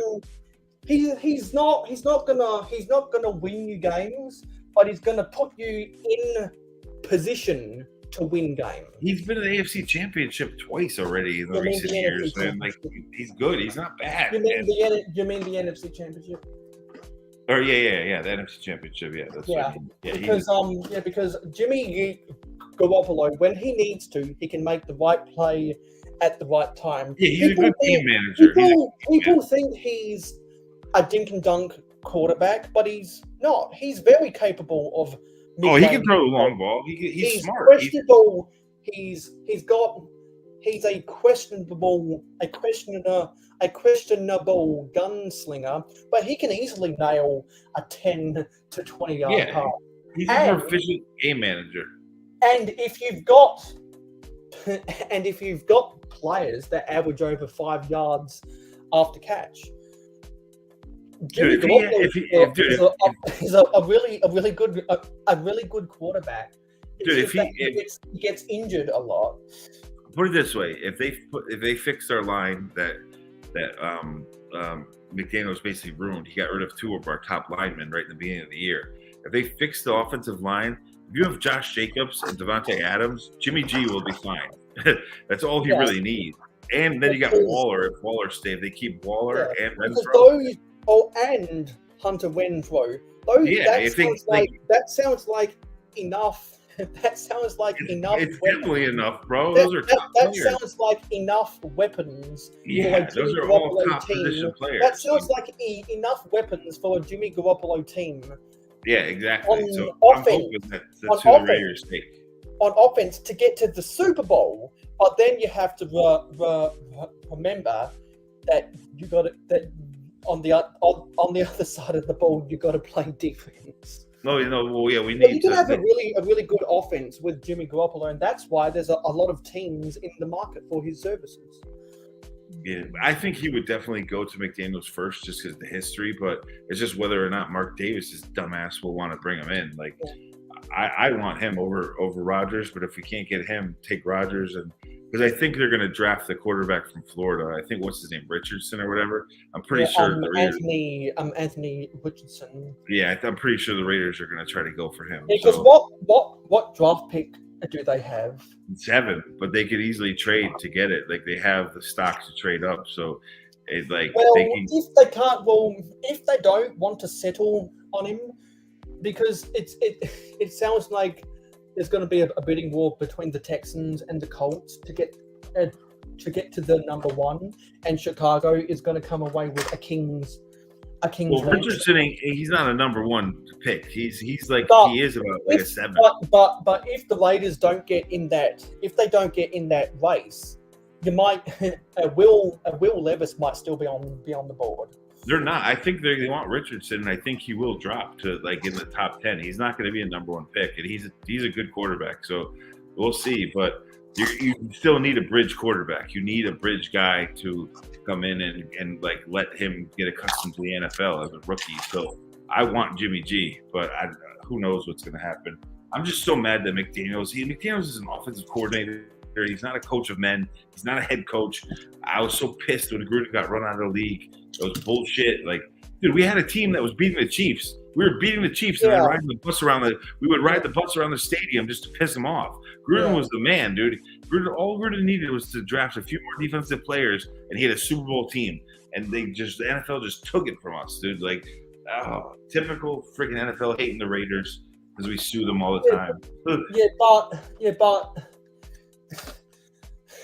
John Gruden would still have a job if he didn't put out all those emails. Yeah, but half of them weren't even real, dude. Like Tim Brown, Jerry Rice, all these black African American players were like, dude, he's not racist. Like he didn't say half that stuff. Like they were defending him. Warren Sapp was defending him. Like it wasn't true. It was corporate greed. I used to work for the NFL. I know how they work. And for some reason, Goodell didn't want him in there anymore. And like it makes me so mad. So, did they find evidence that some of those emails were fudged?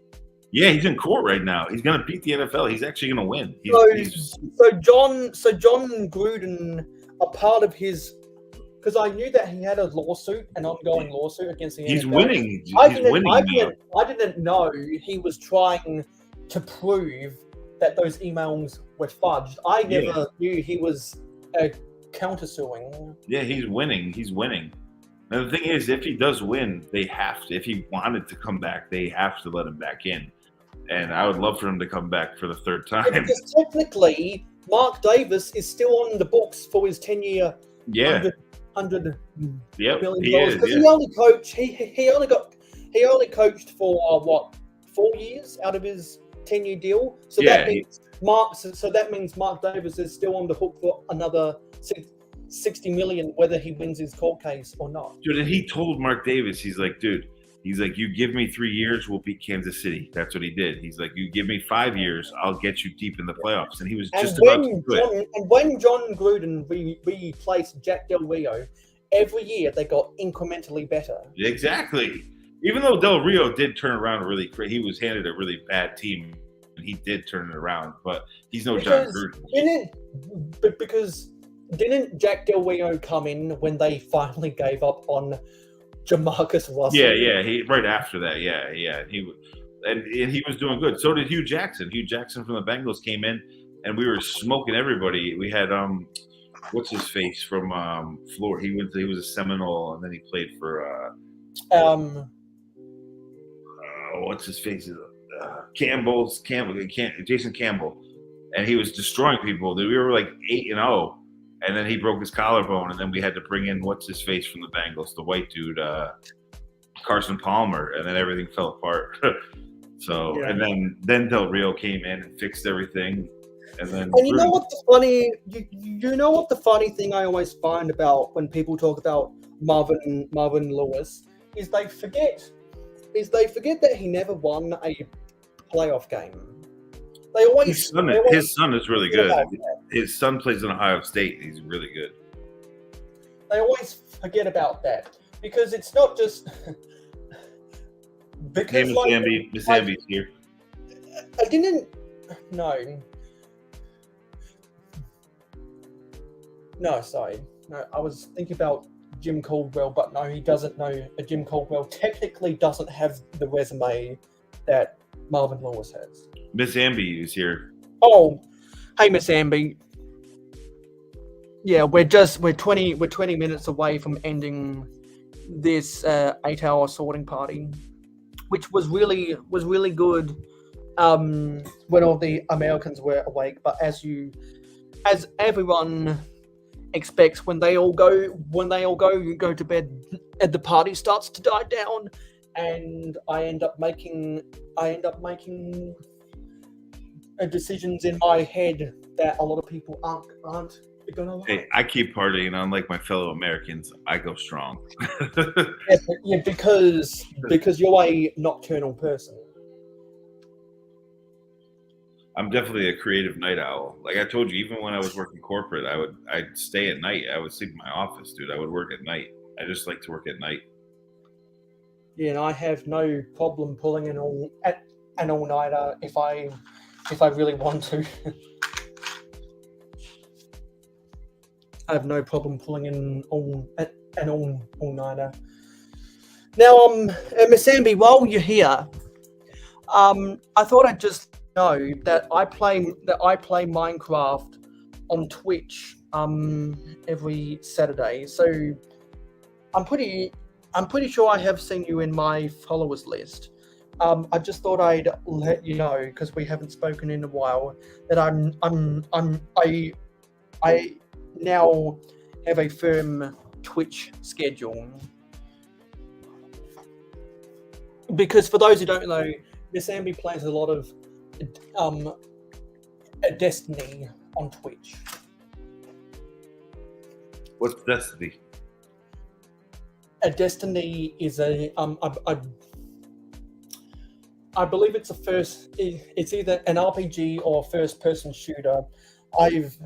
I always hear people talking about Destiny because they're Twitch streamers talking about it over on Twitter. You should come and follow both Miss Amby and I over on Twitter. Everyone who I assume it's a video game. I just so I can't remember if it's a first-person shooter or an RPG.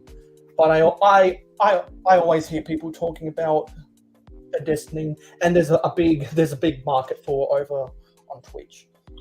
I'm way out of the loop on video games. The only ones I always like to shout out people in the Lego community who are also over on Twitch that are in my that are somewhere in my circle. The only game that I play is like when a new Zelda game comes out, I'll play Zelda.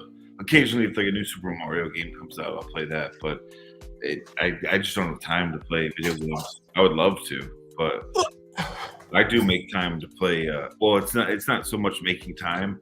I'm just addicted to Zelda, and if a new game comes out, it's like crack rock to me, and I'll get sucked into it.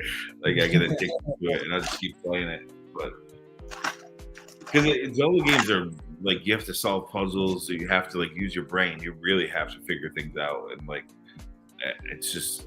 And I grew up on it. I mean, I remember when the first one came out. So yeah, because you would have been a teenager when the first Zelda game came out. Yeah, it was like a tween. I came out in like 86, I think. So I was like, okay, yeah, so you were a like 10, 12, 11 teenager. around there. Yeah, I was like a young teenager, like a tween. Yeah, you were because 10 to 12-year-olds are teenagers. Yeah, I loved it, dude. I was obsessed with it. I would play it because, like, dude, when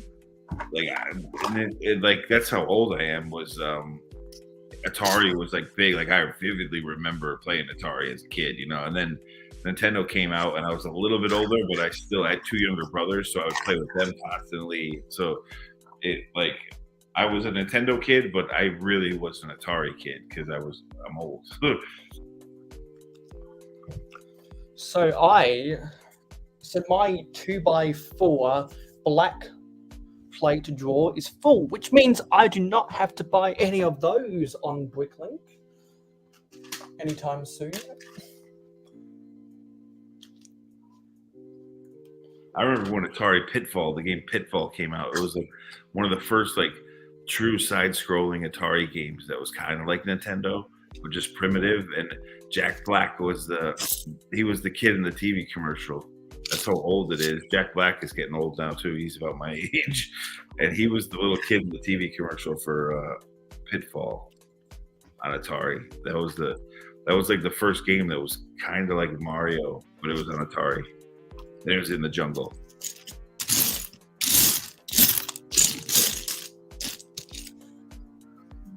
So I was watching Danny Bob stream that new Hogwarts game or Harry Potter game, and oh my god, the graphics on PC games have come so far compared. She was playing the PC version, and it was like the graphics were just amazing, dude. Like when I was a kid, we had Oregon Trail, and it was a black screen with green stick figures. Yeah, because like I remember when Minecraft came out in 2010 and watching people play gameplays of the original version of Minecraft, and now I'm here on Twitch playing Minecraft 1.19.3, and oh my god, it just looks so much better. How far the game has come in 13 years is amazing. Yeah, like I said, when I first saw it, I was like, dude, this is just like Lego mixed with Nintendo when I first saw it. But I think the kids that I was seeing play it were on Xbox. My nieces and nephews weren't born yet, so it was my friends, my neighborhood friends' kids playing it, and they were obsessed with it. But when I saw it, I was like, dude, this is digital Lego. That's what this is. So I can see why the Lego community loves that game. I mean, yeah, because I really enjoy playing Minecraft, and ever since I started playing Minecraft again, over the past 2 weeks, I've started to feel better about myself, but I'm still not feeling all that good about myself, which is why I'm going to do significant changes in my life in the month of March. So stick around to see what I have to say for myself, because I can guarantee the results will be shocking. The results will be shocking, because I think I'm gonna do a lot of stuff in March that some people are gonna honestly start feeling for me. Because I'm gonna take a big risk. I'm gonna take a very big risk. And for everyone who wants to know what that risk is going to be, you'll just have to stay tuned and make sure that you've hit that subscribe button a long time ago. No risk, no reward. That's what they say.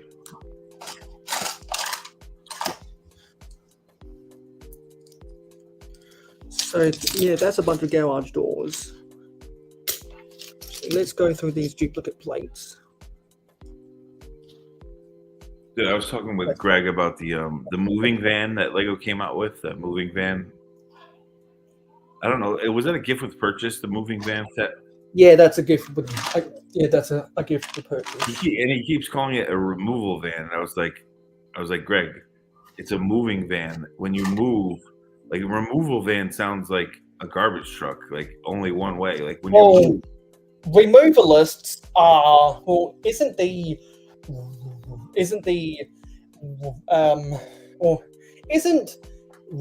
Repo Depot technically a part of removalists? Well, like when you're moving out of your house, you move in and you move out. You don't just remove things; you're moving in and out. So, like, because a removal van just sounds weird. Because technically, a skip bin is also removalists. But then everyone else in the stream that are from the UK, they're like, we call it a moving van like you guys do. I was like, yeah, that's what I thought. But he keeps calling it a removal van. And I was like, Greg, that makes no sense. It sounds like a garbage truck, dude. Yeah, like how it makes no sense that he calls a cup a jug. There was a clear difference between a jug and a cup. A cup does not have a handle. A jug does. Yeah. A mug is a short a mug is a short jug. Yeah, that's the other thing. Jugs are really big compared to a mug. I mean, but Yeah. here I drink out of these mason jars a lot because they don't break and they stay really cold with ice. But And do those mason jars do they have any? Sorry, do they have any handles? No, not at all. But in the South, a lot of people drink out of these mason jars. They just use it because it's really thick glass and they keep cold. You keep your drinks really cold. Like, but a lot of them also make Southern. They make sweet tea, so they use these. They put the lids on it and they shake them up and they make sweet tea in them. So that's work and moonshine too. A lot of people drink moonshine out of it.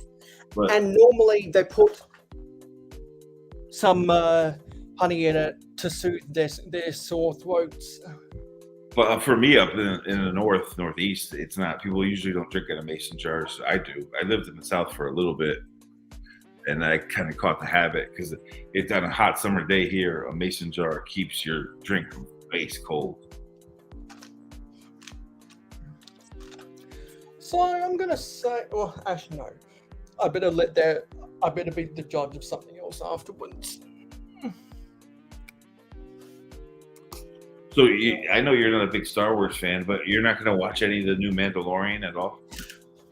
No, I'm gonna watch other people talk about it while I'm playing Minecraft. Dude, I thought on Mikey J's stream I was dying laughing. They call King Oldendorf, they call him Baby Dwarf. Because like Baby Groot and Baby Yoda, they were calling him Baby Dwarf. I was dying. I was laughing so hard when I first heard that. Oldendorf gets mad about it, so I don't push his buttons too much about it, but it's hilarious, dude. Yeah. Like You a gotta baby have- version of You gotta Old. have a sense of humor to survive on the internet, and King Oldendorf has a strange sense of humor. Oh, he does. He does. I do admit that he does. That's Like, why he survives on the internet.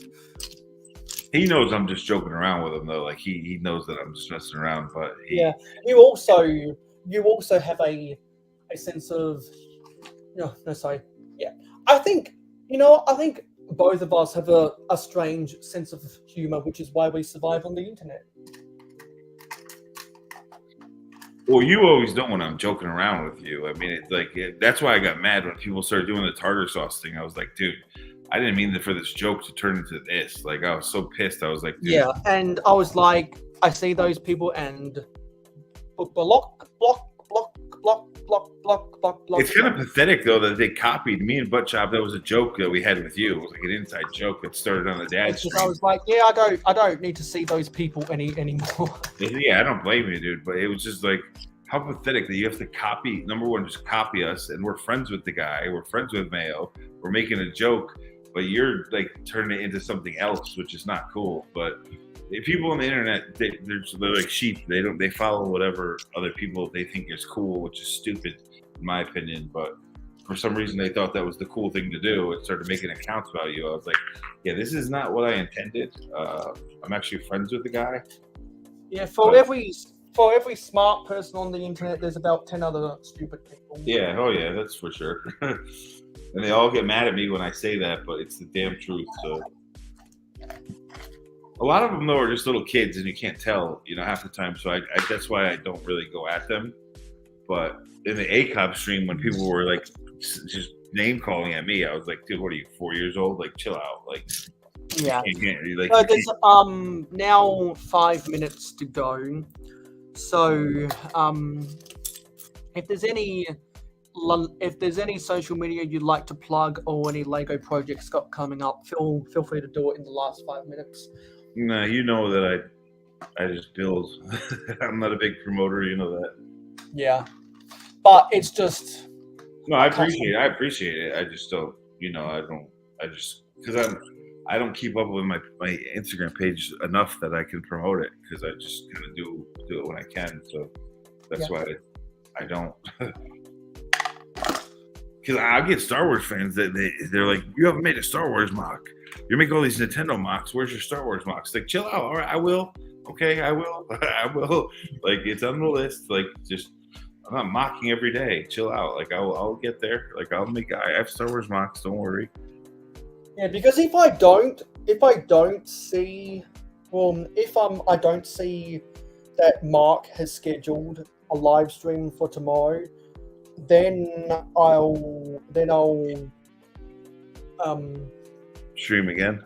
then I'll stream again when he normally goes live, just because it'll be vacant. He probably will though, but you never know. Yeah, because I know.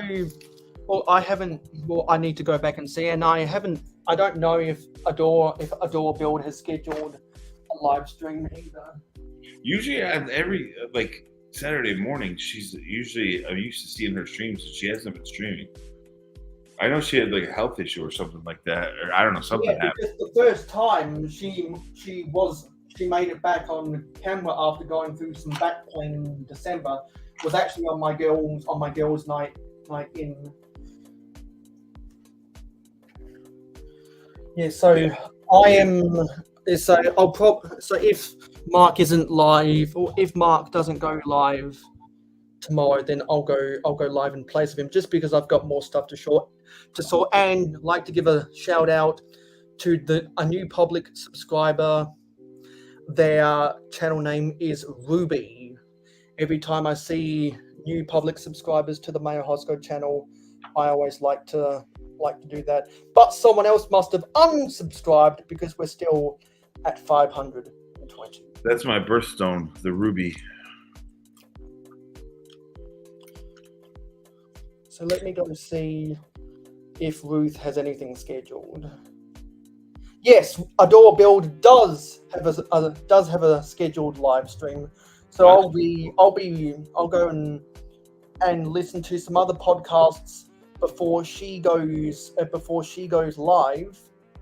And everyone put in your calendars, Ruth will be live in 2 hours.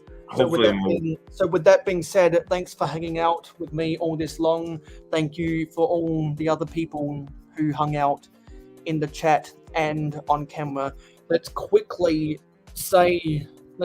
read out everyone who left a comment, and then we'll get on out of here. So we had StreamYard, of course, Gladiator Bricks, Nate Mr. Blue, Missing Grid Bricks, Johnny G, Garage Land Studios, YOLO X,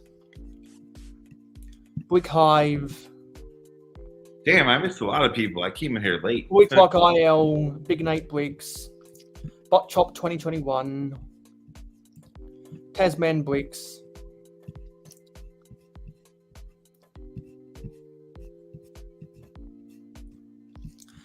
Mikey J Productions, who was on the panel,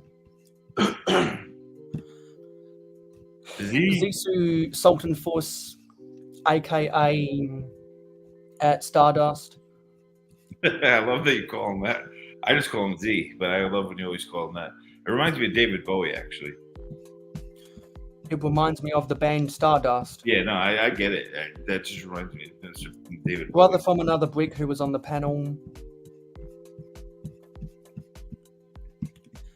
Dusty Bricks. Sean the Right Way. Damn, I missed everybody. I vote for I vote for boxes over bags. Jude 20. Hobby Hooligan.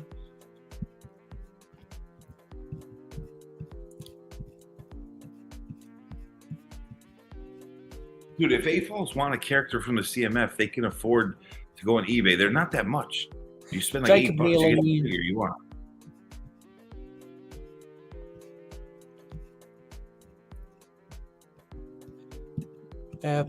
Papa's Bricks. Damn, I missed the party earlier. El Cobra Commander. Life Bricks.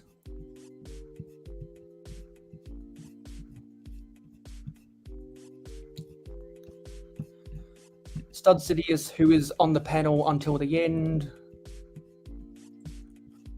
I got the eye of the tiger, bro. You know I go late night. Yeah. You betcha.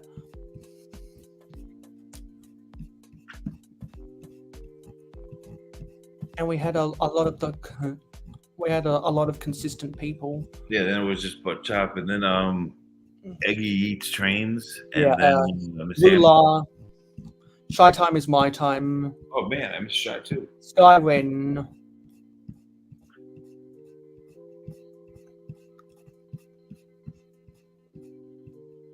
That's an interesting name, Eggy Eats Trains.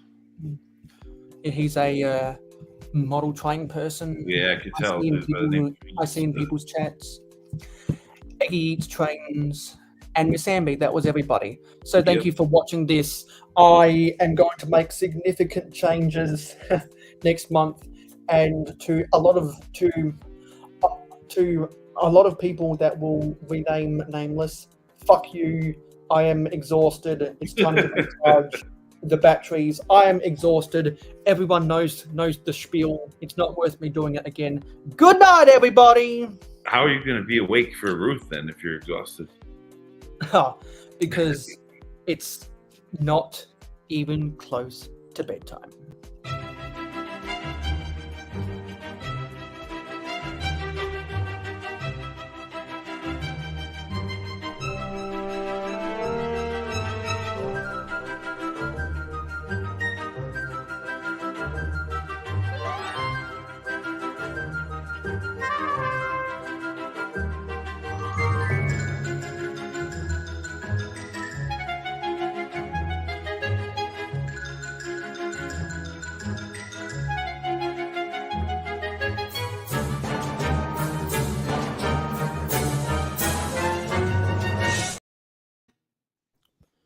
I probably need to take some medication. Yeah, in hopefully. broadcast. I know